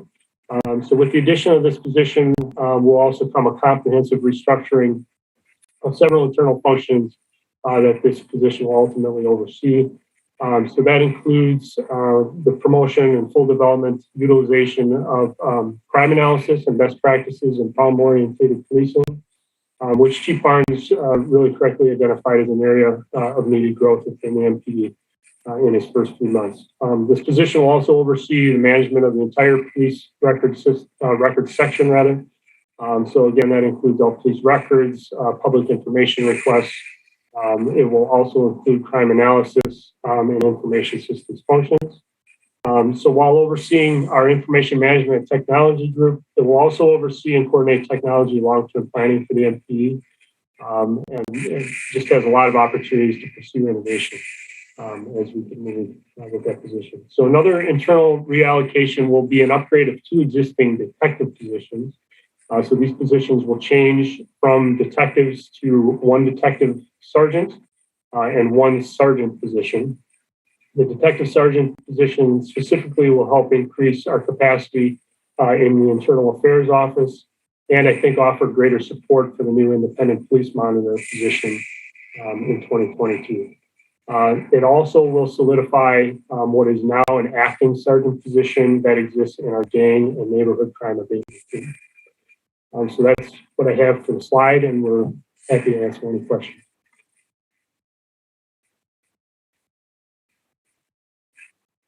Are there questions for police department? Alder Bennett? Could you speak more about the civilian police reform and innovation director? Is that under the independent monitor, or is that a new position or what? Thank you, Alder Bennett. That's a new position. That position will be specifically working directly with some of our non-commissioned employees. If you read the 21st Century Report, Task Force Report on Policing, that identifies 6 major pillars that police departments should be working on in order to increase police legitimacy, as well as reduce crime. One of those pillars is technology. It's one of the areas where, quite frankly, police officers aren't trained in understanding data. They're not trained in understanding how to present data. We have a very smart and informed public, and so it's very important to me that we are able to demonstrate the data needs of our community and that we can make good data-informed decisions. And that's not just crime analysis. That's also data in how we're spending our time. That's also data in how we're spending our non-obligated time. What that means is the time that officers are not on a call for service. How can we best utilize those resources, as well as different pieces of technology that, quite frankly, could be used to reduce our footprint in certain communities. There are police departments now that are experimenting with virtual response units where you can immediately be put into a queue. You know, when a police officer is ready to speak with you about your issue. There are some calls, quite frankly, that police officers can't handle through the use of technology. There are calls where people need reports for insurance purposes. Not only will they get an immediate response, but we'll also be saving money on fuel costs, wear and tear on police vehicles, and again, reducing our footprint in certain communities. I have a lot of ideas around this position. But quite frankly, it's important that we get the right person in this position so that we can move our police department forward. I think our officers are working extremely hard, but it's also important that we work smart as well. And so I think this position will be a great step towards that. Gotcha. Okay. So the position is mostly focused on like data and information sharing and to achieve the goal stated in like the supplemental request. Yes, ma'am, to name a few, but there are some others. Sweet. And under could you speak more towards the equitable services towards town of Madison? I understand that MPD was at first asking for only 4 commission positions, but there's an addition of 8 positions. Do you think that is like everything that is necessary? If I could add one correction, I believe that was 14. 14. 4. Yes, it was actually 14. Okay. Gotcha. Okay. I guess I'll ask more questions later on, but thank you. Thank you. Thank you, Alder Carter. Thank you. I just want to know if your position CRS is going to be doing outreach in the town of Madison, TOM.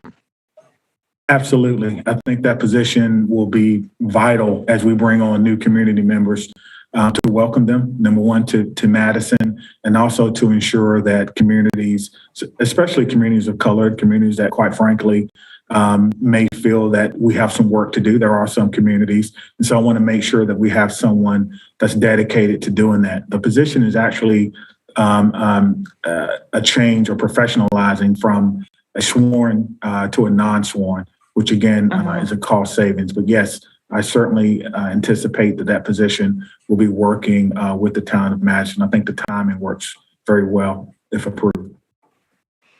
And the 8 new officers that you're requesting, will they be? And they might already have this training, but are they going to have additional culture? What do I want to say? Sensitivity training. You speak cultural competency, sensitivity. Yes, thank you. Yes, ma'am. That is a part of our training. There are some trainings that have come across my desk that I'm actually vetting now.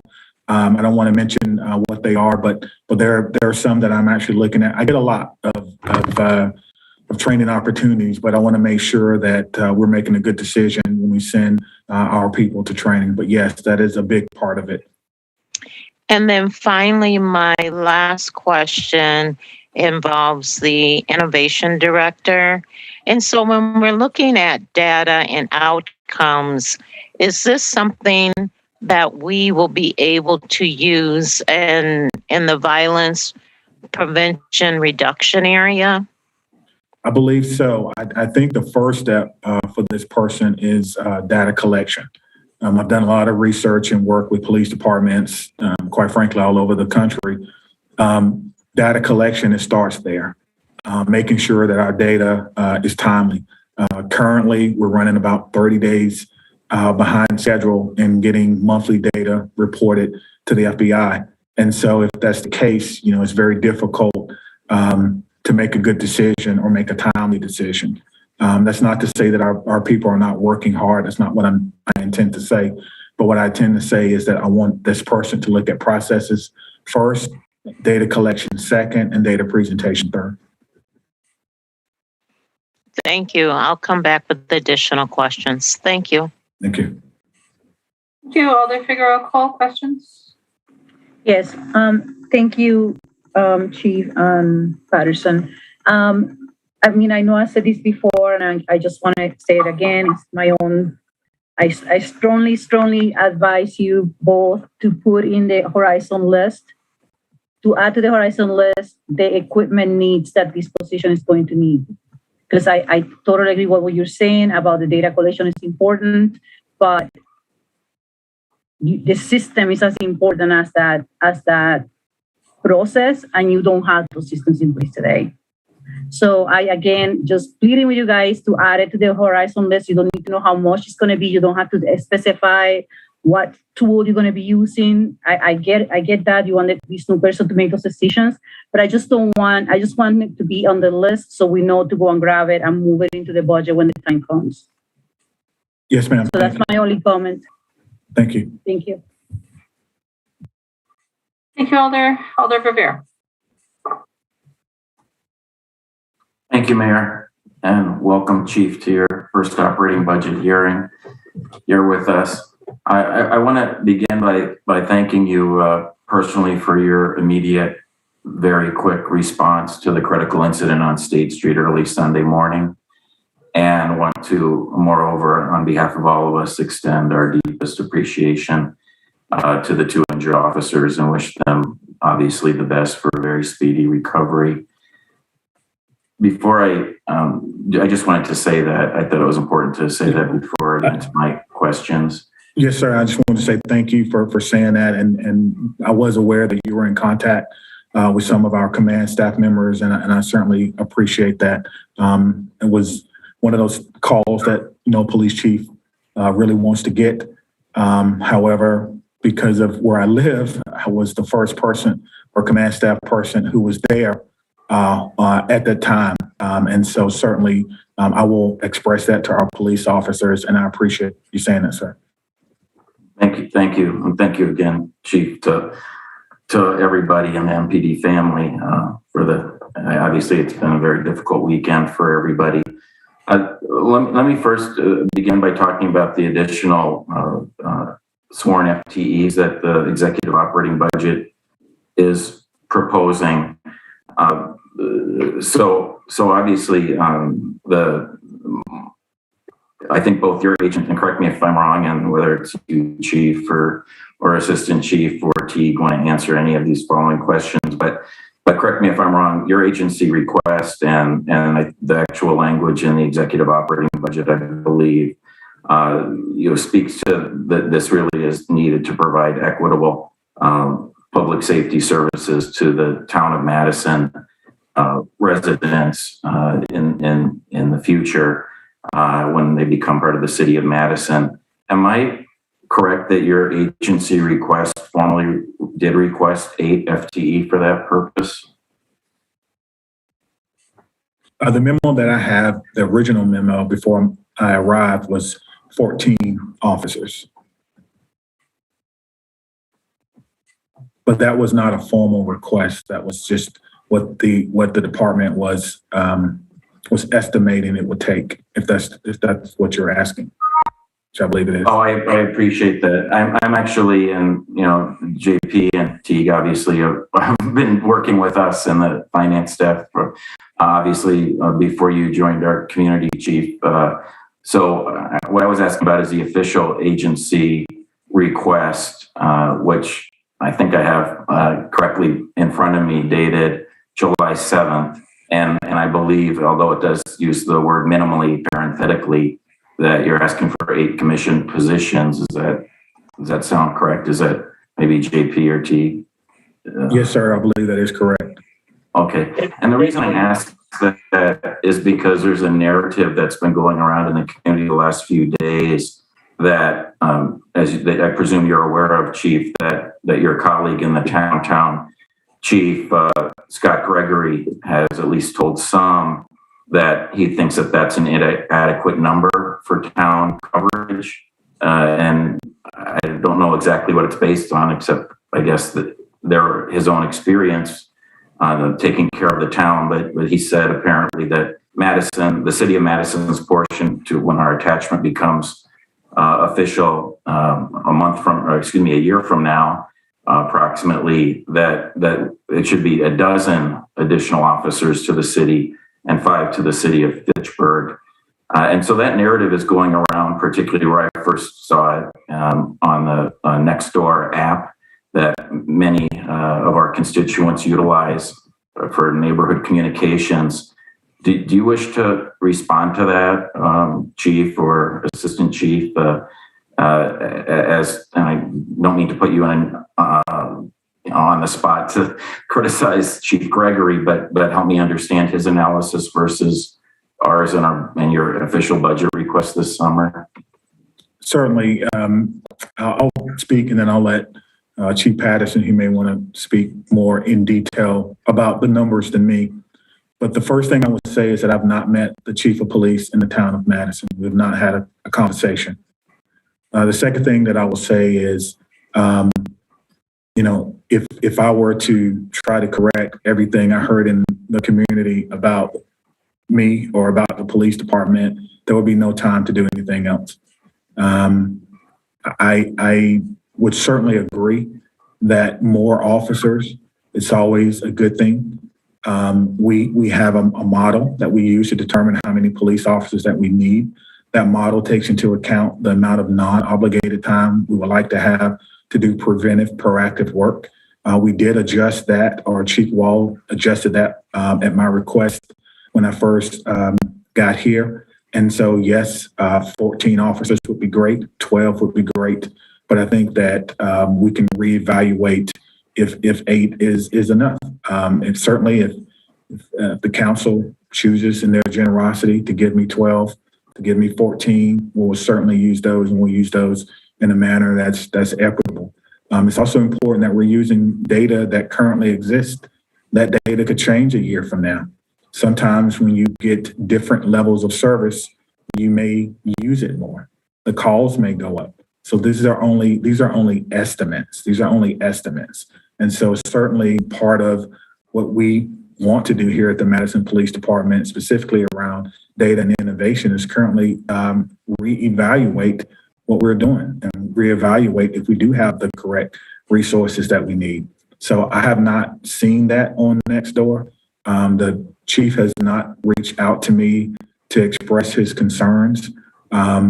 However, if the council in their generosity chooses to give me more officers, I will certainly accept them. Chief Patterson, do you have a comment? No, I think you summed it up well, Chief. There was a couple of variations of the town request to the mayor's staff, but the updated analysis that Chief Wall did before he retired was back in April, and that was the 8 that you're referencing in our budget request we mentioned. I don't know what analysis that Chief Gregory may be doing to get to his number, but they're on the same RMS that we use, so we're using what we think is a good analysis of the workload. Now that said, it is to the chief's point, using 40 minutes of obligated time and 20 minutes of unobligated time per hour, rather than the 50-50 split that we would really like to see us at. So just want to add that context for you. I appreciate that. Thank you both for your responses. Again, I apologize for putting you in an awkward position of having to respond to perhaps something you weren't aware is out there from the town chief. Continuing with the authorized strength question, obviously you've all been dealing with a very unprecedented year plus, and particularly in terms of unanticipated departures from the organization amongst commission personnel. Could you give us a current number as to how many vacancies you are currently have, and how many of those, if you have it, are in patrol functions, and how does it compare to our recent history of prior years? Well, I can give you the data on resignations and retirements. I can give you a comparative analysis. Where the actual holes are may take a little bit more digging. But in 2020, the end of 2020, we had 24 retirements, and we had 15 resignations. That was at the end of 2020. Currently in 2021, it's October, we've had 19 retirements compared to 24 last year. Okay, so it looks like we're right on par with what we saw last year. This year, we've had 23 resignations compared to 15 resignations last year. So we've already surpassed the number of resignations that we have had last year, and the year is not over. And so, yes, we're working hard to keep the people that we have. Retirements is very hard to contend with. If someone has reached the age of retirement and they choose to move on in their career, that's something that, that we wish them well.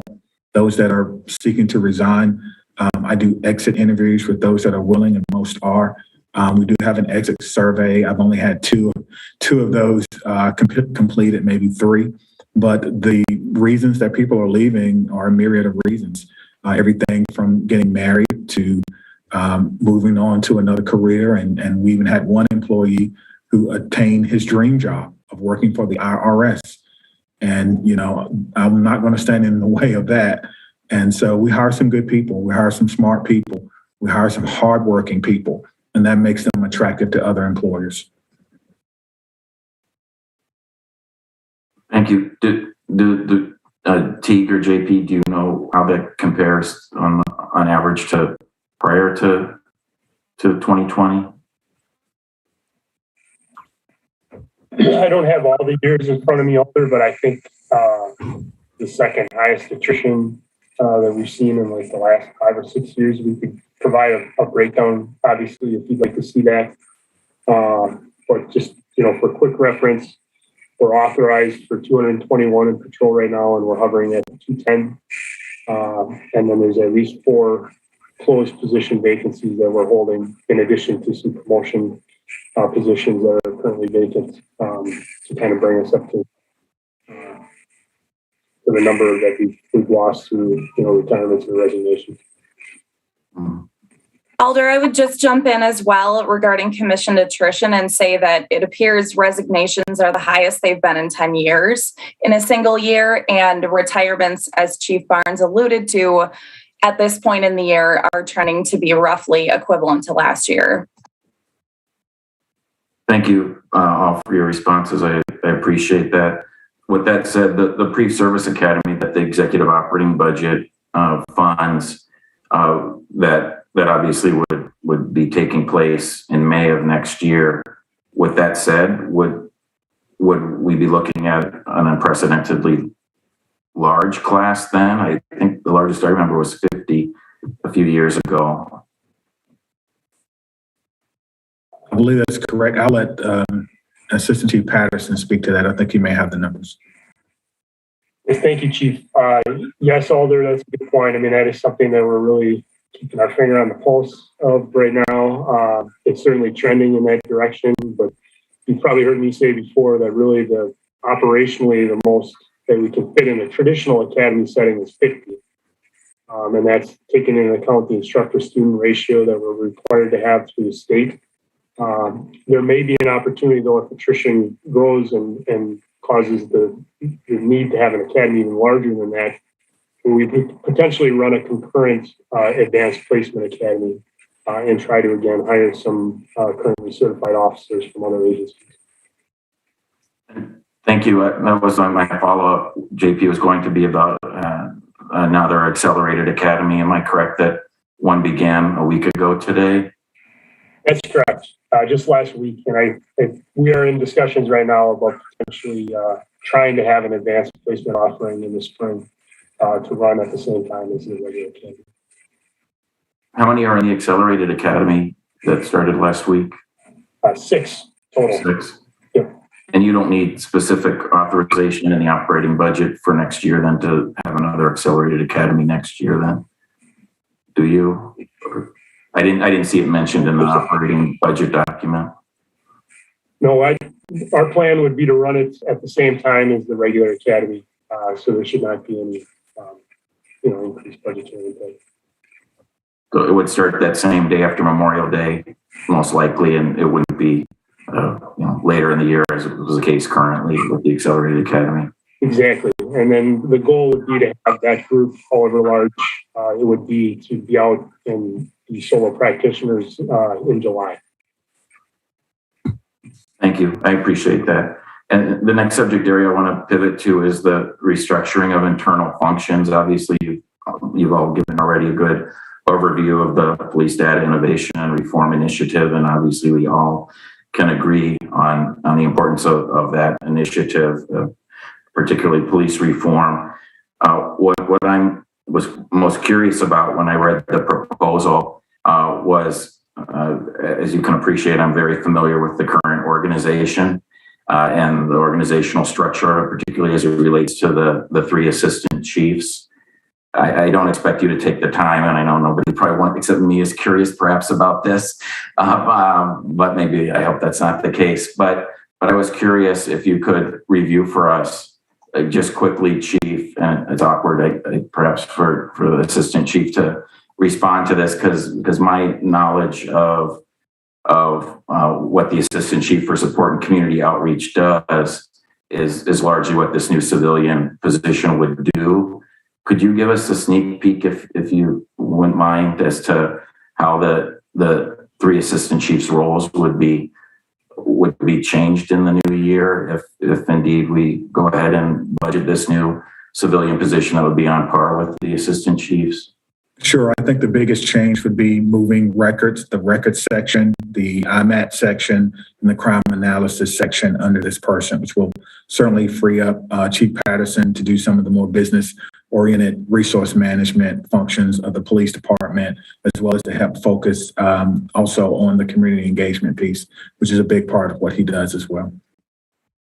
I see. So, and obviously I think most of us realize that the vast majority of civilian staff would now be supervised by this new civilian, I'll call it AC position, but it's not an AC position. So at this point in time, you would think that there would still be an assistant chief for support and community outreach, field operations, and investigative and specialized services, and that they would all be pretty much divided kept as is, except for the changes that you've already articulated, removing those from.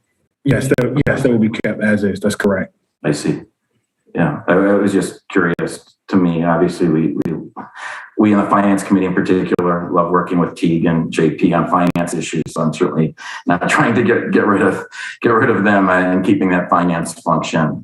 So I appreciate you clarifying that, and I look forward to seeing how that develops. And then last topic, and I appreciate all the time, of course, that we're on here. The last topic is actually the current civilian records positions, and obviously I see that the executive operating budget proposes to a current vacant PRT, or as I still call them, stenos, the position. The reason I'm asking about records is from my role in the Alcohol License Review Committee, as I hope you've heard, we've had concerns about the significant backlog that we experienced this summer and into the fall with doing background investigations on operator applicants.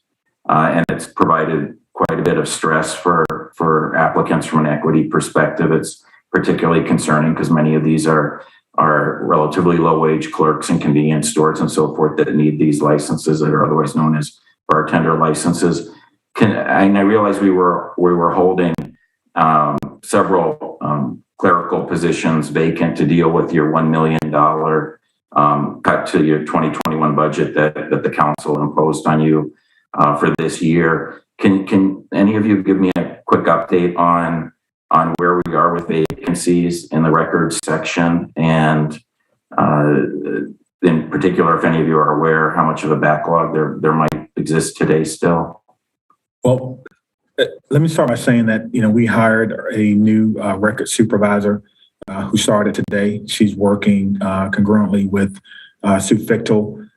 Part of her responsibility eventually will be to look at our systems and try to improve those systems. I know that there are a backlog in those investigations, as well as the backlog that we see in public records requests. Year to date, we've had over 20,000 public records requests, the same amount that we had last year. So we're looking at some of those systems as well. As far as vacancies and what was held over from the cut from last year, I'll probably divert that to Assistant Chief Patterson if he has those numbers. If not, we can get you those numbers tomorrow, sir. Thank you. Well, thanks, Chief. You're right, Alder. We did hold open some civilian vacancies for a good chunk of this entire year. And unfortunately, it impacted records the heaviest. And I think at one point we were carrying 3.5 PRT vacancies. We're down to 1.5 now.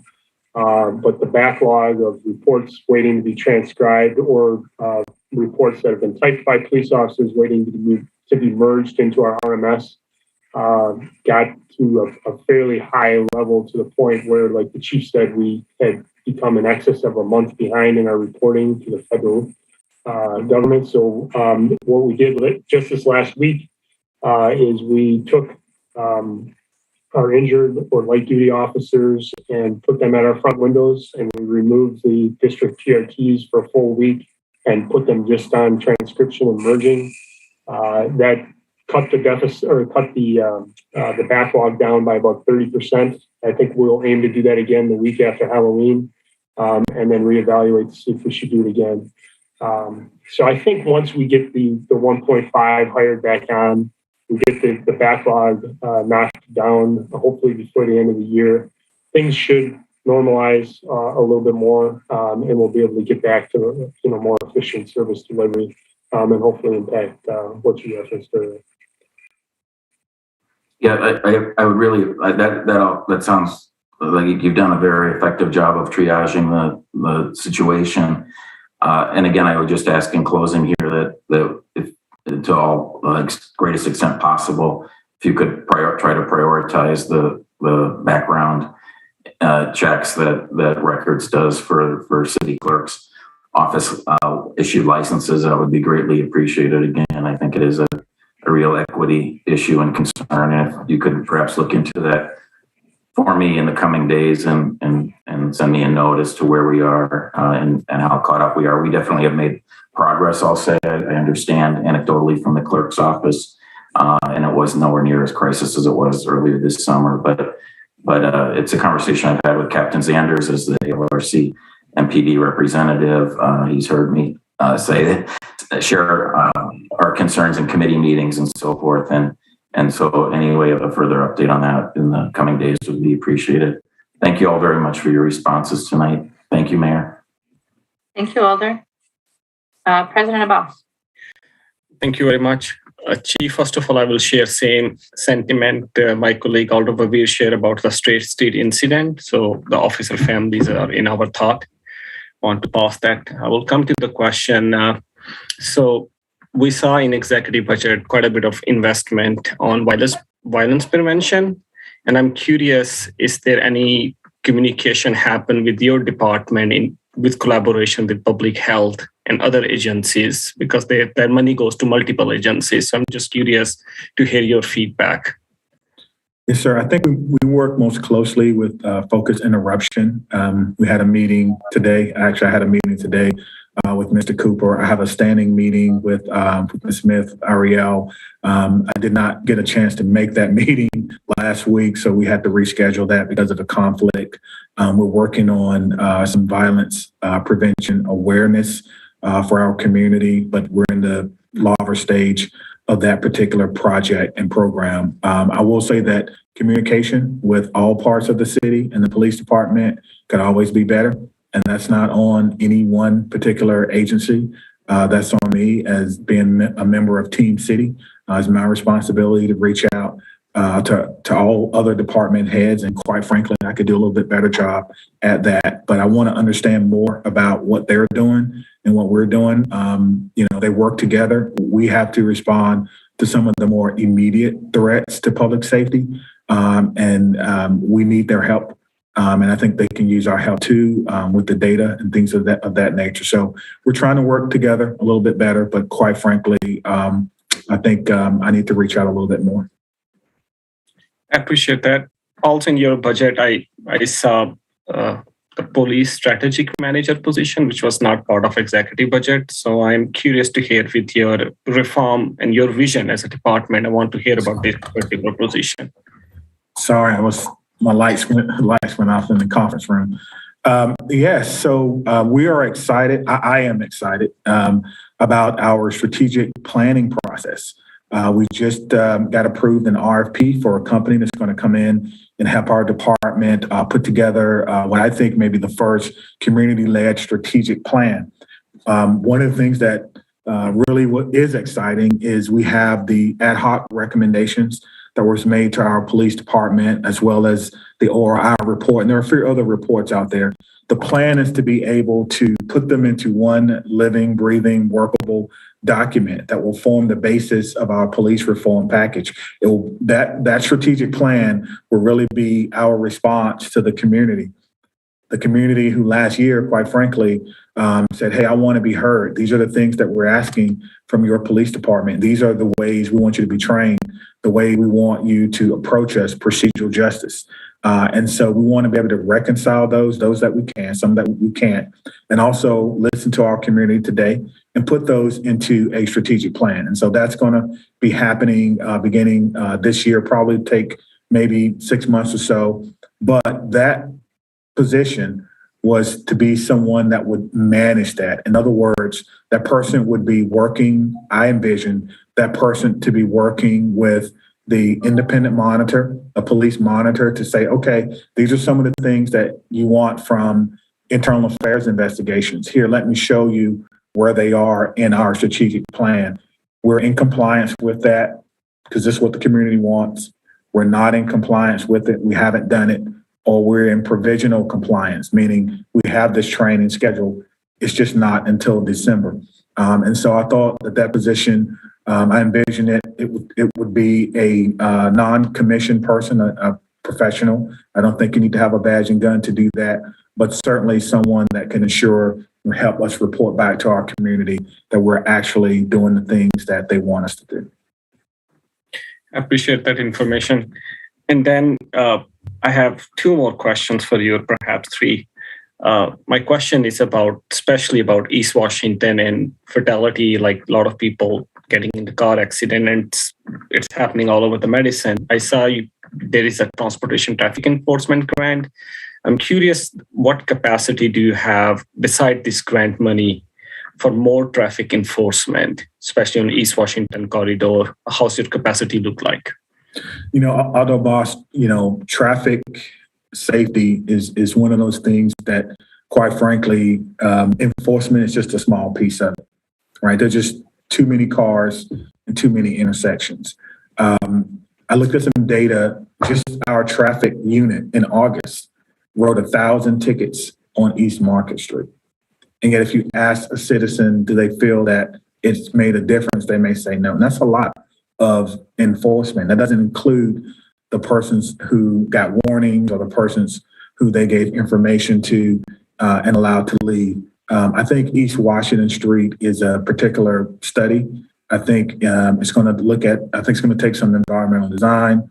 It's going to take some culture building. It's going to take some enforcement as well.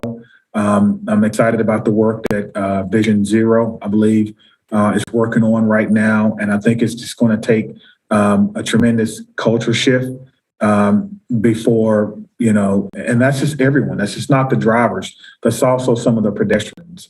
I ride up East Washington Street, and I've been on ride-alongs, and sometimes pedestrians, I don't know if they don't understand, when they can or can't walk, or the crosswalks are confusing, or people don't understand that when someone is in a crosswalk, even though the light may be green in front of you, you have to yield to that person. So there's a lot of work, I think, that needs to be done on East Washington Street. When I talk to people, they tell me it's always been that way, which tells me, I think what they're trying to say is, hey, this is our culture here. And how long does it take to change the culture of something? 3 to 4 years if you do everything correctly, which certainly we won't. But I think that's a big part of it, the traffic enforcement and education to get the traffic slowed down a little bit on East Washington Street. Thank you. And the last question is about number of resignations, and those are really high. And one of your department also mentioned that's highest in last 10 years. So I'm really curious about hearing about the morale of your police force department, and also deep-rooted reasons. I know you mentioned few in your exit interview, but I'm curious to hear what is the reason why highest amount of number of people with high skill are leaving a police department job? Yeah, I can't point to one thing. I think it would take, I try to do some thematic analysis and really, no real themes emerge. But I will tell you what they've been telling me. One thing they've been telling me is that, last year, there's a tremendous amount of COVID fatigue, not just from COVID, but from, working, protests, not being able to have vacations, things of that nature, kind of weighed on some officers. You may be aware, but we did have an officer who committed suicide last year, and obviously those type things kind of weigh in on police officers. There's a frustration also with the entire system of criminal justice. Officers, they want to see their cases all the way through. They go out and make cases, and sometimes that doesn't happen. So it's difficult. Morale is always something that we're interested in. We do our best, but it's hard to lift morale. We try, at least I try, to get out to the police substations as often as I can. I encourage the assistant chiefs to do the same. Try to do ride-alongs when I can, and just give the officers a voice. But I will admit, some of the officers have expressed frustration with city council. I don't know if it's this city council or previous city councils, but they don't feel supported. And when I ask, well, what does that mean? They point to everything, hey, they want to cut us, they want to take our money, to, we don't see them. I mean, it's just a myriad of things. So I really can't point to any one thing. I just try to give them a voice. What I also try to do, and I say this at every meeting, I need to know early if someone is thinking about leaving, if someone is dissatisfied because the information isn't correct. Let me know that early so I can have a conversation with that employee about staying. But, every police department is dealing with attrition right now. Every police department, some more than others, but every police department is dealing with attrition. I spoke with a police chief last week who's lost 300 police officers, 300 police officers. And so it is a problem, and it's probably number one on my thing to do is try to fix the attrition issue here in the police department with resignation. We have some good people, some talented people. We want them to stay here in Madison.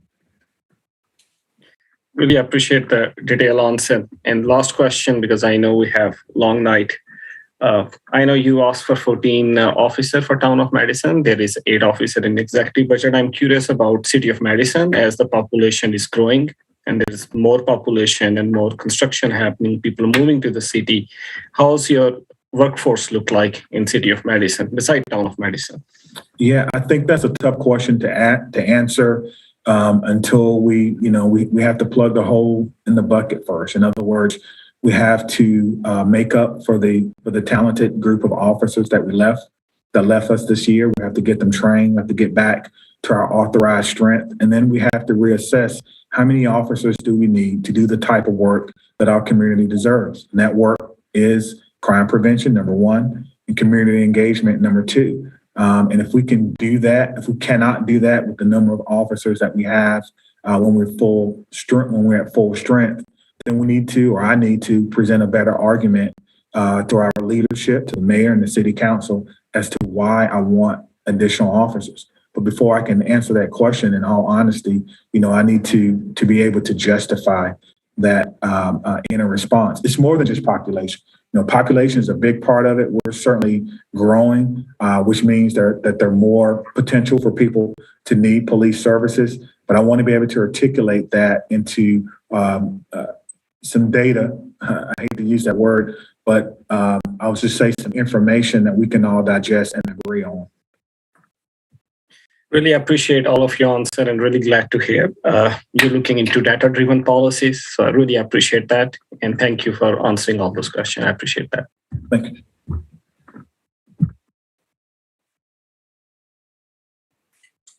Thank you, President Abbas. Are there any additional questions for the chief? Not seeing any, then thank you, Chief. Thank you, Assistant Chief. Thank you, Teague. Good to see you all.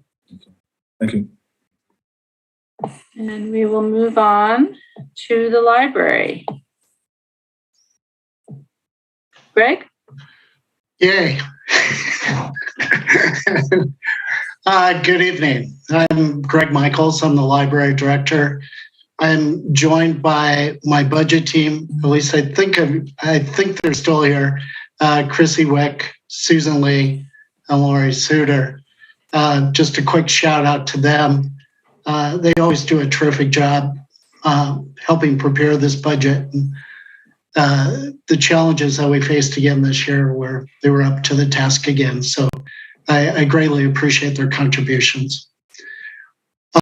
Beginning with the highlight of a major change from our 2021 is that our cost to continue budget had been reduced by $98,000. Out of the 5% reduction scenarios that we presented to Mayor Satya, these are some of the highlights out of it. There were some additional savings, but we're taking a reduction to our programming services and supplies of $30,000. What we hope to do, if possible, is we hope to close that gap with private funding, if possible. We did eliminate all of our furniture purchases in 2022 budget, which realizes almost $23,000 in reductions. We were able to do some replacement of furnishings in 2021. Again, that was primarily done through private funding. If we do need something in 22, we'll try to do it with additional private funding. During the pandemic, one of the needs that we had was to pivot to provide remote telephone service so reference librarians could work from their home and still answer our reference calls. We were able to do that quick pivot by utilizing a third-party provider. Since then, we've moved away from the third-party provider. We're using the internal system with voice over IP, and we were able to realize a savings of $17,400 with that. Due to the elimination of sales of appliance stickers, moving to online, which actually was a major revenue source for the library, and our elimination of fines, we have decided to discontinue our armored car service, which was a contract of $13,600. We just greatly reduced our cash transactions, and we don't take in as much money as we used to. We also, by revisiting our service contract on our printing services, we're able to make a $12,000 reduction there, and we reduced our marketing budget by an additional $2,000 to reduce another $14,000. One of the larger chunks was reduction of our debt service payments after an adjustment was made by finance. We did have some salary savings. We had some gains in reduced benefits and reduced retirements. So the total reduction to our 2022 budget comes to about $250,000. Are there any questions? Thank you, Greg. Are there questions for the library? Going once, going twice. Not seeing any questions. So thank you very much, Greg, Chrissy, and Lori, and Susan for sticking with us. Very much appreciate you. And we will go on to the next agency, which is Monona Terrace. Hi, I'm Connie Thompson, the Executive Director of Monona Terrace Community and Convention Center. And with me, I have my Finance Manager, Jeffrey Boyd, and my Associate Director, William Zeineman. And thank you for allowing us the opportunity to discuss our operating budget for 2022. So this 2022 operating budget includes a 5% increase in operating expenses compared to the 2021 adopted budget. For our 2021 budget, we had to cut expenditures by 1.62 million, which was 17%, to help offset our revenue losses and lower availability of room tax funds. The budget increases in 2022 are needed to align with the scheduled events we have, projected revenues, and the need to hire back 4.75 of the 10.75 permanent positions that we are holding open currently due to budget constraints. The open positions that we plan to fill will be analyzed through our equitable hiring tool, prioritizing diversity in our workforce. And some of the things in the 5% increase in the operating budget include adding $285,000 in permanent wages and benefits for the 4.75 positions we need to hire. And then it includes a 1% pay raise. And then hourlies, we've been very light on hourlies. We've only brought back a few guest service attendants and haven't had need for the operations hourlies as much. So we need to bring those back next year due to business that's on the books. That'd be another $107,000.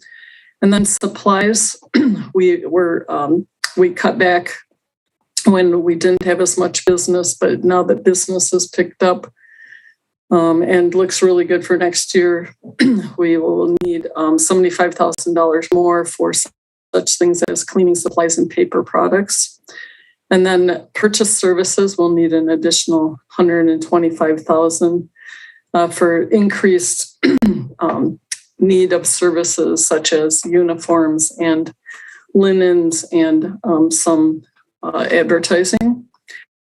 Our budget assumes a slight increase in event revenue from the 2021 adopted budget based on our analysis of 2022 events of $46,000. And this budget also increases the room tax net operating subsidy approved by the Room Tax Commission, which is $403,000 over the 2021 appropriated amount. And I'd be happy to answer any questions. Thank you, Connie. Are there questions for Monona Terrace? Going once. Going twice. All right, thank you, Connie, Bill. I know there was somebody else, but thank you. Thank you all for being here. And we'll go on to the Room Tax Commission. Dave, I think this is you. Yes, it is. Thank you, Mayor. The Room Tax Commission adopted its allocations for 2022 back in September. They are assuming about $14.25 million in room tax revenues. That still remains about 25% below pre-pandemic levels in 2019. That is split 70% to the Room Tax Commission and 30% to the general fund. That 30% is the maximum allowed under state law. You can see the amounts that were allocated there by the commission to Monona Terrace, Overture, Destination Madison, sister cities, as well as the rest of the city tourism budget, which includes Dane dances, music tourism, city arts, and so on. Just to give a little background, 2020 room tax revenues were down 70% compared to the 2020 pre-pandemic forecast. The allocations that were made by the Room Tax Commission originally for 2020 were cut by 50%. No transfer was made to the general fund, and the Room Tax Fund still finished with a $1.8 million deficit. 2021 revenues are down 33% compared to the original 21 forecast, and that there's a projected overall $5.1 million deficit, which is closed through the actions in the resolution the council just adopted related to mid-year appropriations and other transfers, including funding from the 225 surplus, and again, for the second year in a row in 2021, foregoing that 30% transfer of room tax revenues to the general fund. I'd be happy to answer any questions. Thank you, Dave. Alder Herman? Thank you, Mayor. Dave, can you let me know, so obviously it looks like this budget, if I'm reading my budget book correctly, it's an increase from the 2021 projected, which room tax did not hit due to the COVID pandemic still being an issue. And the city obviously had to do some pretty substantial bailing out of the Room Tax Commission. With this budget in 2022, did the Room Tax Commission talk about what would happen if there were shortfalls again? I mean, is there an expectation that we're going to have to continue to figure out ways to bail out room tax? Or, I mean, how are they preparing themselves for possibly a slower recovery? Again, I think that's a great question. The forecast is, again, based on the latest available information in terms of recovery from of travel. I think Madison is probably considered an urban center, and it is reliant on group business travel, which is probably going to be the last to recover. I think that 75% estimate compared to 2019 is somewhat conservative.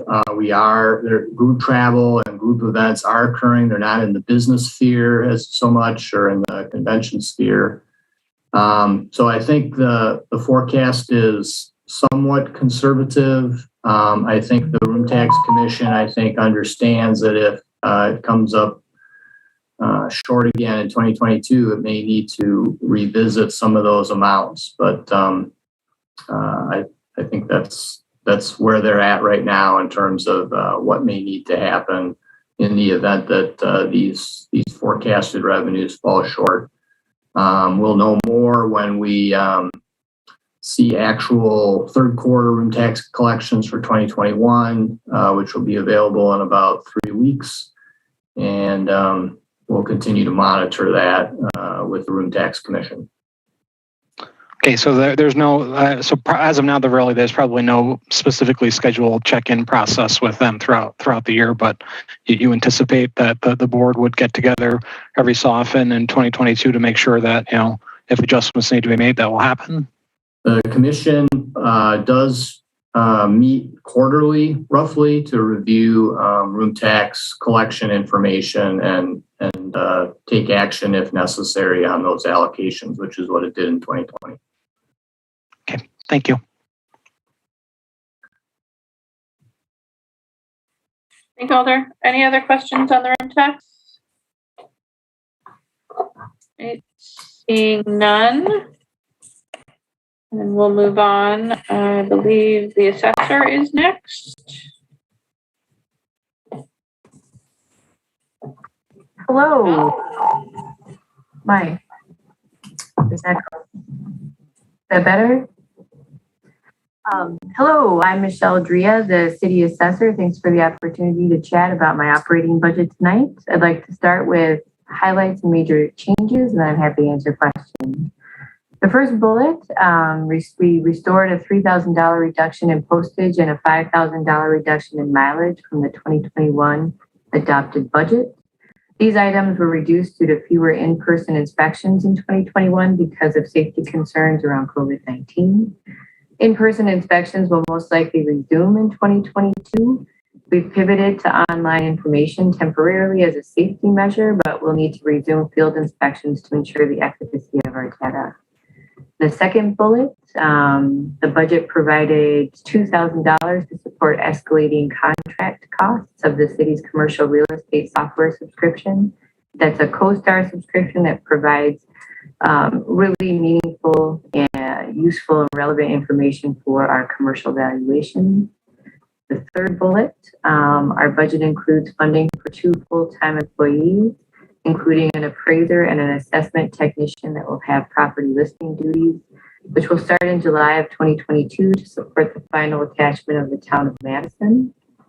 In order to ensure equitable and accurate assessments for the town, additional personnel are required. We have about 1,500 parcels coming into the city. We'll need to have 1 full-time appraiser responsible for all the town parcels paired with that assessment technician property lister in order for things to go smoothly and efficiently with that annexation. Happy to answer any questions you might have.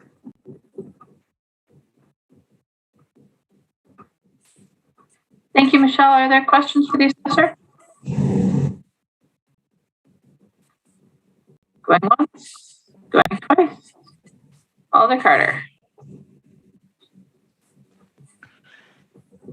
Hi, Michelle. I just have a quick question because the town of Madison properties are surrounded for the most part around the city of Madison properties. Do you expect those assessments to be similar? We anticipate that there will be issues with the data coming in from the town of Madison. They have a contract assessment firm that has historically been in trouble with the state Department of Revenue multiple times regarding their property assessments and their specifically around data. So we anticipate that we will, over the course of, it's a 3-year plan, that will have to rebuild their property record cards, which is all the property characteristics of each property, in order to get an accurate picture of what exists in the town. So we have, again, a 3-year plan. On the first year, when we bring the properties in, we'll just be applying the mill rate. The second year, then there will also be a ratio applied. And then by the 3rd year, we'll have that full, it's a reassessment of those properties. That reassessment means that we'll have gone out and done things like measured each parcel. Will have all of the property record data, and it will be accurate. And that's our 3-year plan to absorb the town in a reasonable manner, as equitably as possible, and making sure that our data is accurate. Does that answer your question? You sure did. Thank you so much. You bet. Thank you, Alder. President Abbas? Michelle, thank you very much for the presentation. Could you please also briefly talk about what outreach your department is doing for Town of Madison? We're involved with, there's just a general communication panel, if you will, all of the different folks that are involved with the Town of Madison are part of that general outreach. As soon as we have the appraiser on staff, that appraiser will be we're recruiting for someone with some significant communications in their background. So that person will be the point person for communicating with the town. So we're hiring an appraiser 4, and that appraiser will have capacity to do all commercial and residential parcels, and we'll have some PIO duties, for lack of a better term, and they'll be the point person in communication with the town. But for now, we're just providing accurate data to those folks who are pushing out general information. I answer questions and provide what I can as asked, and then we provide sort of canned information in what is already being sent out around the town. Does that answer your question? Yes, that answered my question. Thank you. You bet. Thank you, President Voss. Any other questions for Michelle? Seeing none, thank you, Michelle. Thank you. And we will go on to transportation, starting with Metro. Good evening, everyone. I'm actually going to turn things over to Jennifer, who's our newish finance manager, to walk you through the Metro's budget. Good evening. Thank you guys for your time. So I'm just going to go over our quick highlights and changes for Metro for this upcoming 2022 operating budget. One of the first highlights is that our budget this year does include $15 million of federal income recovery grants to help support a return to pre-pandemic service levels by mid-2022. The funds in that case are being used to supplement lost revenue due to the decreased ridership, with more people working from home and not commuting at this point. And so at this point, we're not expecting revenues and ridership to fully recover until 2024. So we're starting to use those federal funds to make up for that lost revenue. In order to help offset the 50% reduction that we were given by the state legislature during state transit aid, we are receiving $5.2 million from the state of Wisconsin from the grant that was received through ARPA funding. So obviously there's still a $3.5 million gap there, which is part of where the rest of that $15 million in federal economic funds are going to help cover. One of the main things that we've added to our budget for this next year is a $400,000 line item for consulting services. That's to conduct an on-board rider survey, which is required for Title VI.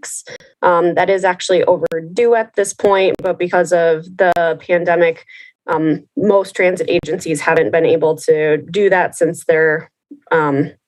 obviously their onboard ridership has decreased. So we will need to add that to the budget for next year, but we were awarded a grant to cover 80% of the cost. So really the line item in the budget is for $400,000, but we'll be getting 80% of that in increased revenue to offset most of it. We are making a couple of budget neutral personnel changes. We are recommending an addition of 2 full-time transit service worker positions. This will be offset with a reduction in overtime costs for current staff. A lot like what other departments have experienced, our overtime is up with current employees because we have some other employees that are off or call in sick. And the other employees that we have working are usually longer tenured and making more money to begin with. So our overtime costs are way more than what it would be for 2 new positions to help fill in those gaps. And then the other budget neutral personnel we have 3 vacant bus cleaner positions that were reallocated during the pandemic that we've not filled. And so we'll be reallocating those 3 positions into 2 positions, one for a data analyst and one for an administrative assistant confidential for the office.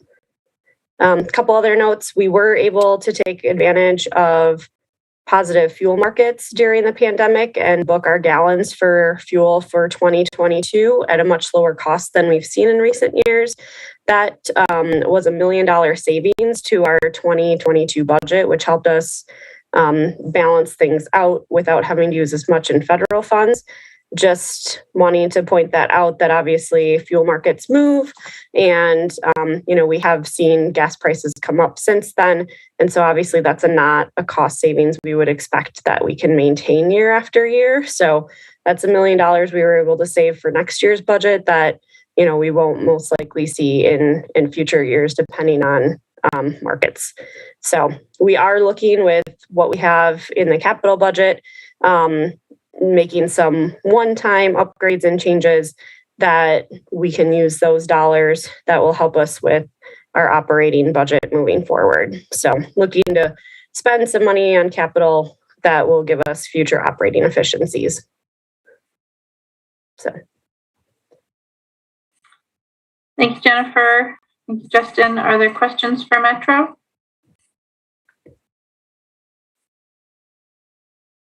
Going once. Going twice. Alder Rivera. Thank you, Mayor. I just want to take a moment to welcome Jennifer to her first operating budget hearing. Am I correct that you filled Wayne's big shoes, Jennifer? I'm not sure how big they are. I never met him, but yes, I replaced Wayne in his retirement. Yes. Well, welcome. We had the pleasure, many of us had the pleasure of working with Wayne for many, in my case, decades, and certainly look forward to working with you. So I just wanted to extend a warm welcome, and so it looks like we're going to let you off easy tonight and not ask you or Justin any questions. Thank you. I appreciate that. Thank you, and you're very welcome. Thank you, Mayor. Thank you, Alder. All right. Thank you, Jennifer. Thank you, Justin. We will go on to the parking utility. Sabrina? All right. Good evening, everyone. I'm Sabrina Talley, the Assistant Parking Utility Manager. A few highlights and changes in this year's budget. It is primarily a cost to continue budget from 2021, but it does use essentially 6 vacant parking cashier positions. Those became vacant through the reorganizational changes we made through last year's budget process. So 3 of those positions would be recreated to create an accountant 1 position. This was an accountant position previously existed in the parking utility. It was combined a number of years ago with another position, and with just increasing complexity, the Wilson Garage and a number of contracts and other shared services that we're working to track with that, among other changes. We're looking to add that position back. Would also use funding authorization on 3 vacant cashier positions. It doesn't eliminate those, it retains the authority, but transfers that funding authority to an admin clerk 1 position for parking enforcement operations service. And this would be a position primarily for customer service and admin support for parking enforcement operations as those get transferred over. The net change is essentially an increase of 0.35 FTE position and 83,000 in salary savings. So actually a net decrease from what was previously funded on those positions. Budget also includes 120,000 in the park enforcement service. This is for a possible facility lease. We were in negotiations earlier when we were developing the budget. This time, due to the capital costs related to that and timeline, we've paused negotiations. However, that funding for either this location or an alternative is still included in next year's budget as we continue work on identifying a site for that transition.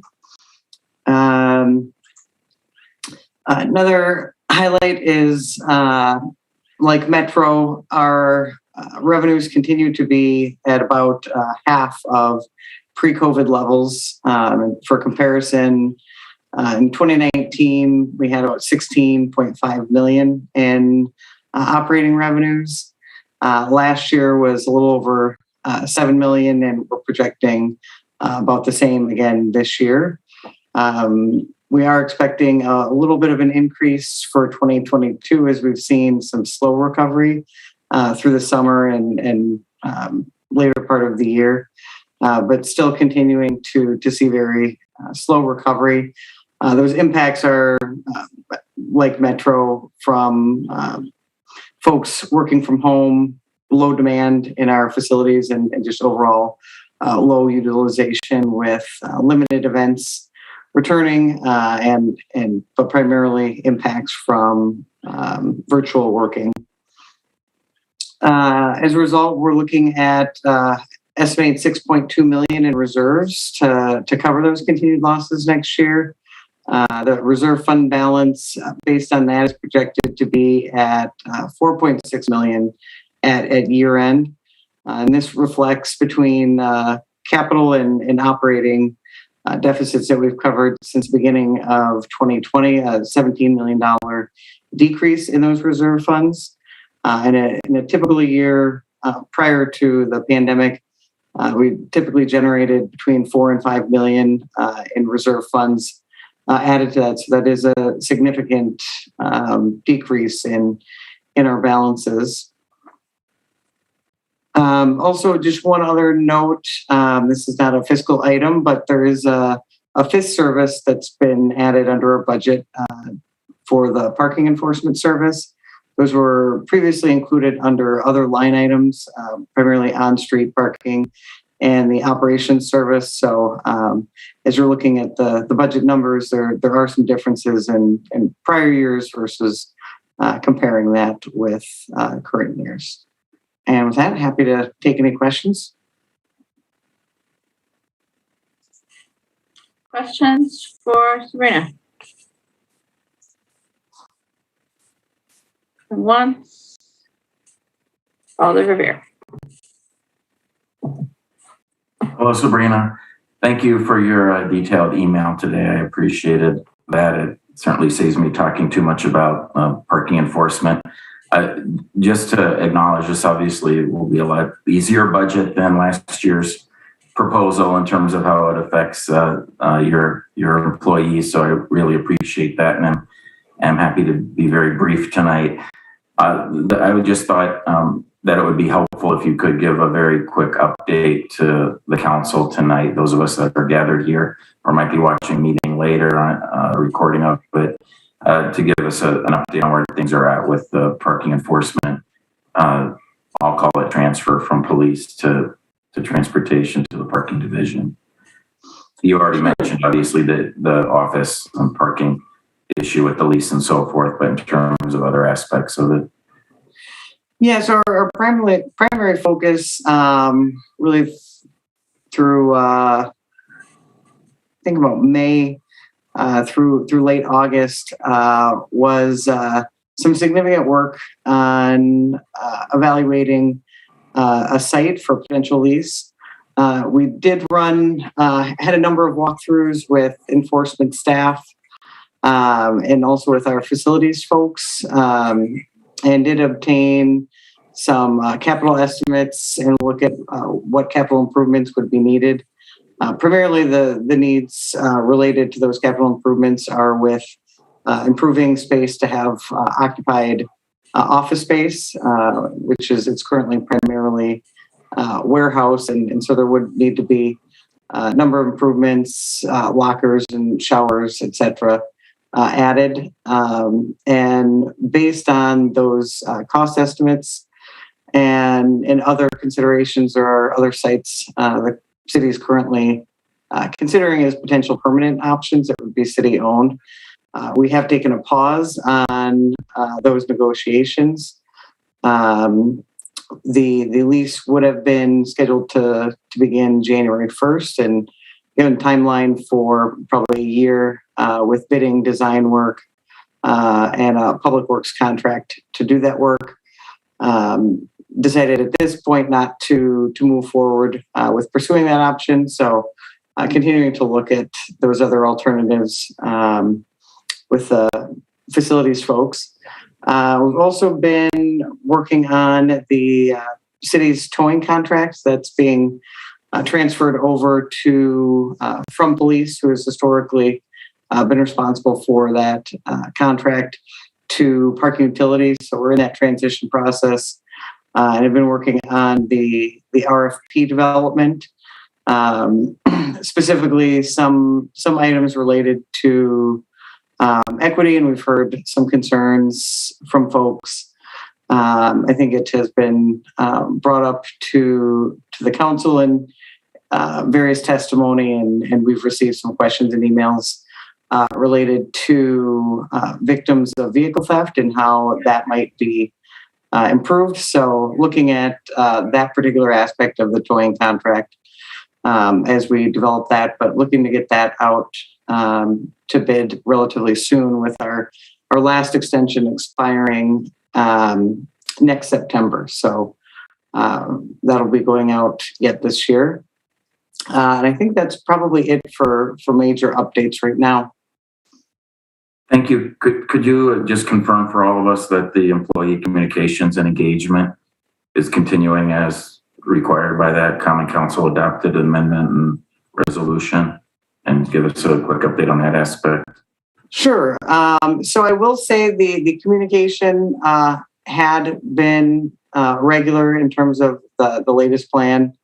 Again, with a number of meetings and other priorities, it has not, and we've not had a recent meeting probably in the last month. So that is on the schedule to address and regroup with folks.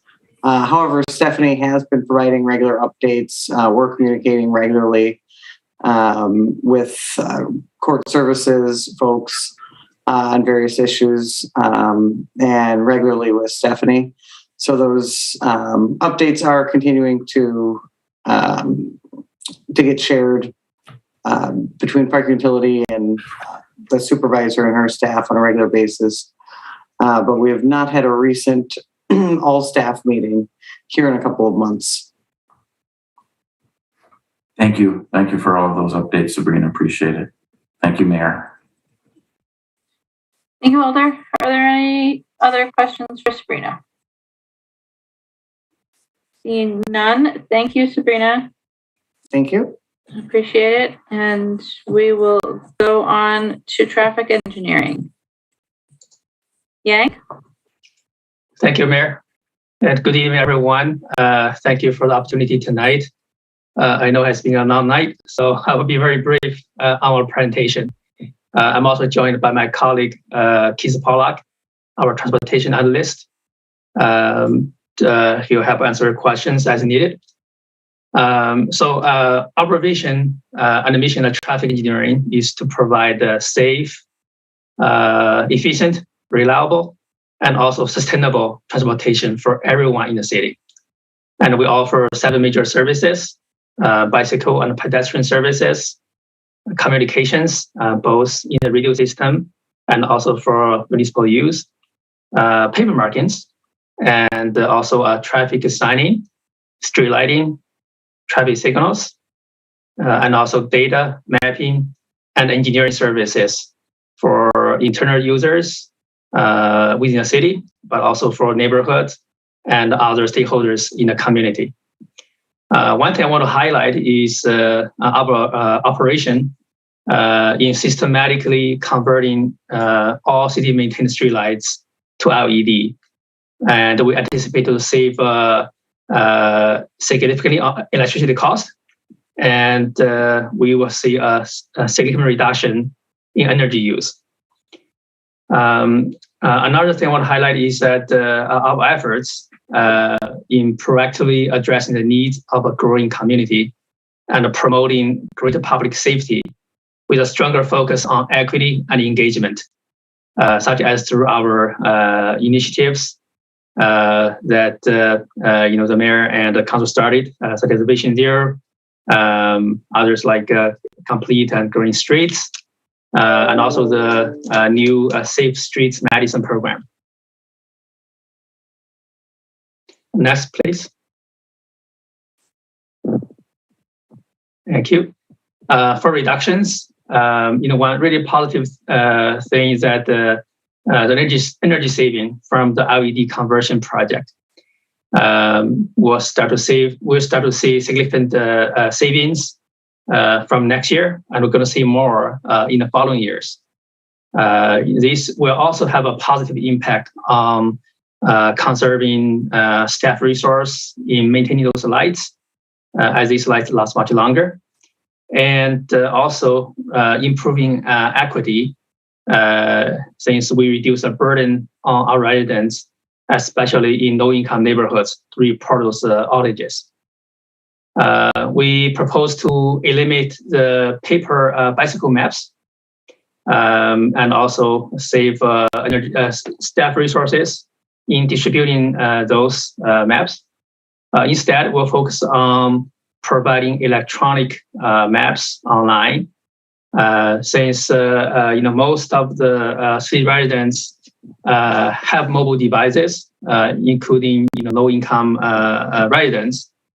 So we feel this will have a very minimal impact. We'll start to make more payroll charges to capital projects, which will have a moderate impact, but shouldn't be very big. And we propose to keep one position open. That's a communication tech one position in a retail shop. We'll keep it open for next year. It will have moderate impact on deliveries, on delivering our service, but we're confident that it will work out. For a supplemental request, we have a new position for the electrical section of our field operations. It's an electrical operations supervisor. We want the new position to correlate electrical field work and improve equity in our service delivery. So you all know that the city has grown rapidly, and also our residents have been demanding higher level service for us.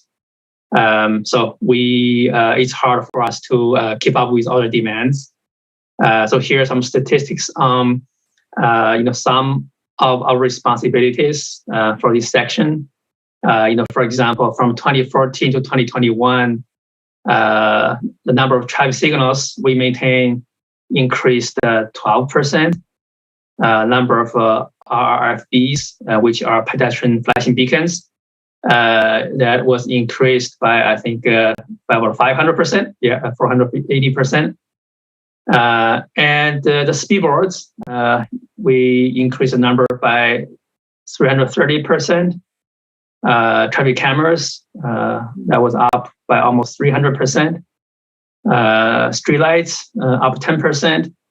And also for locates, for Diggers hotlines, those were up 50% in the last 10 years. We also saw significant growth in the city's fiber network, and we've been doing more and more maintenance on those as well to keep the city's network functional, and also keep them repaired. So that's all I have, and we'll be happy to answer any questions. Thank you. Thank you, Yang. Are there questions for traffic engineering? Alder Verveer. Thank you, Mayor. Hello, Yang. Just as I asked Sabrina in the last couple of minutes to give us a quick update on the parking enforcement program transfer to her agency, could you give us a very quick update on how the crossing guard program transfer occurred to your agency, including if we were able to deliver the current level of service that were provided when it was housed in the police department, and also given the issues that employers have been having with hires during the pandemic, have we been successful hiring enough hourly crossing guards since the program's been in your agency? Thank you, Alder Verveer. That's a wonderful question. So I think thanks to everyone involved, including our counterparts in the police department, the transition has went very smoothly. I think everyone, mayor's office, finance, also played a key role in that.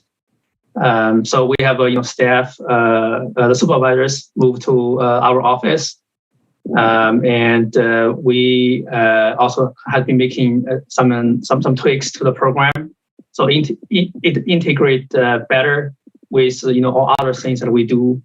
One recent example is that we're working with one crossing guard at Fair Oaks and Atwood intersection. Recently, there's some road rage accident, and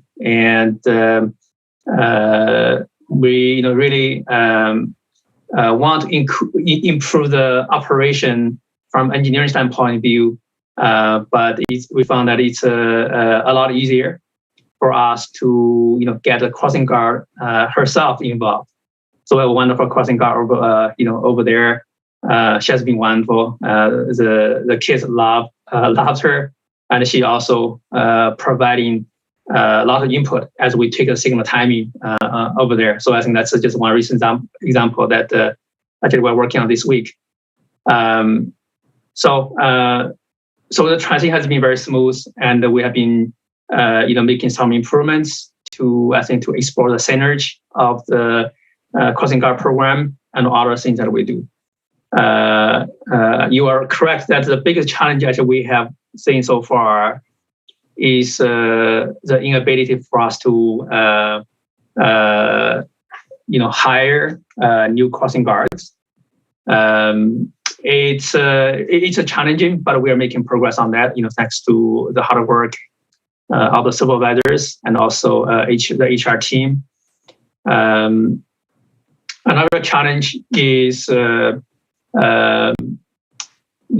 COVID, it's really hard to plan for things, and the people has to be off more often, and some folks have concerns on safety, and it also has been challenging when school allows their plan to start to reopen the schools. So those definitely are challenges that we typically don't face. But I'm glad that we have two wonderful crossing guard supervisors. They have worked with they have been fully integrated to our pedestrian bicycle section, and they have been working with Renee and others, to get us through those challenges. Actually, tomorrow morning we have a training session for quite a few new crossing guards. And I think the situation definitely improves on that. Hopefully we can have full staff, not in the distant future. Thank you. That's my report. Yeah. Thank you, Yang, for the very positive update. I appreciate it. Thank you, Mayor. Thank you, Alder. Any other questions for traffic engineering? If not, thank you, Yang. Appreciate it. I believe this to transportation.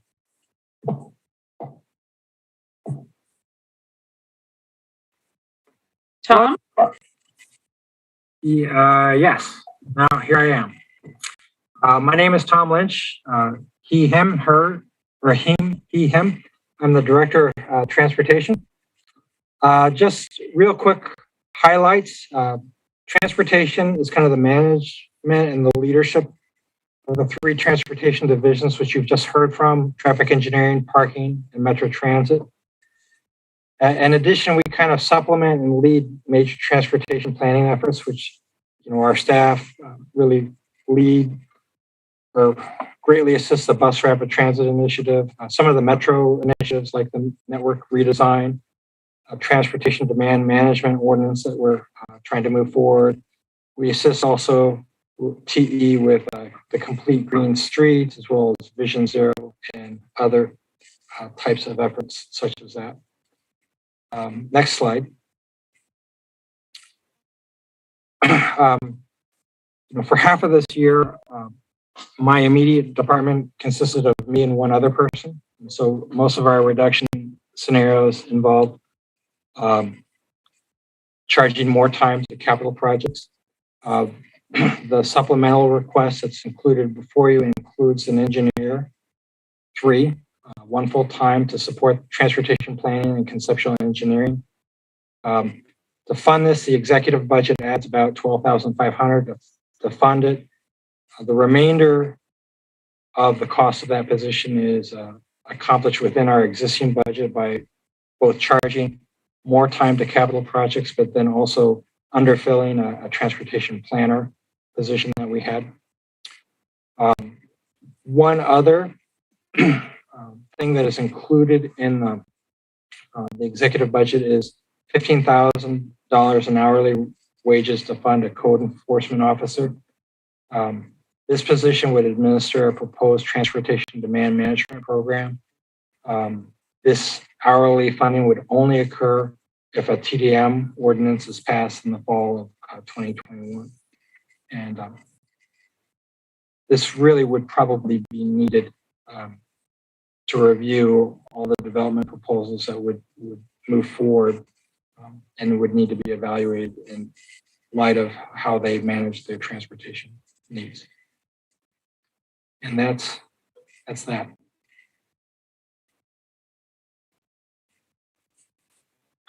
Thanks, Tom. Are there questions for transportation?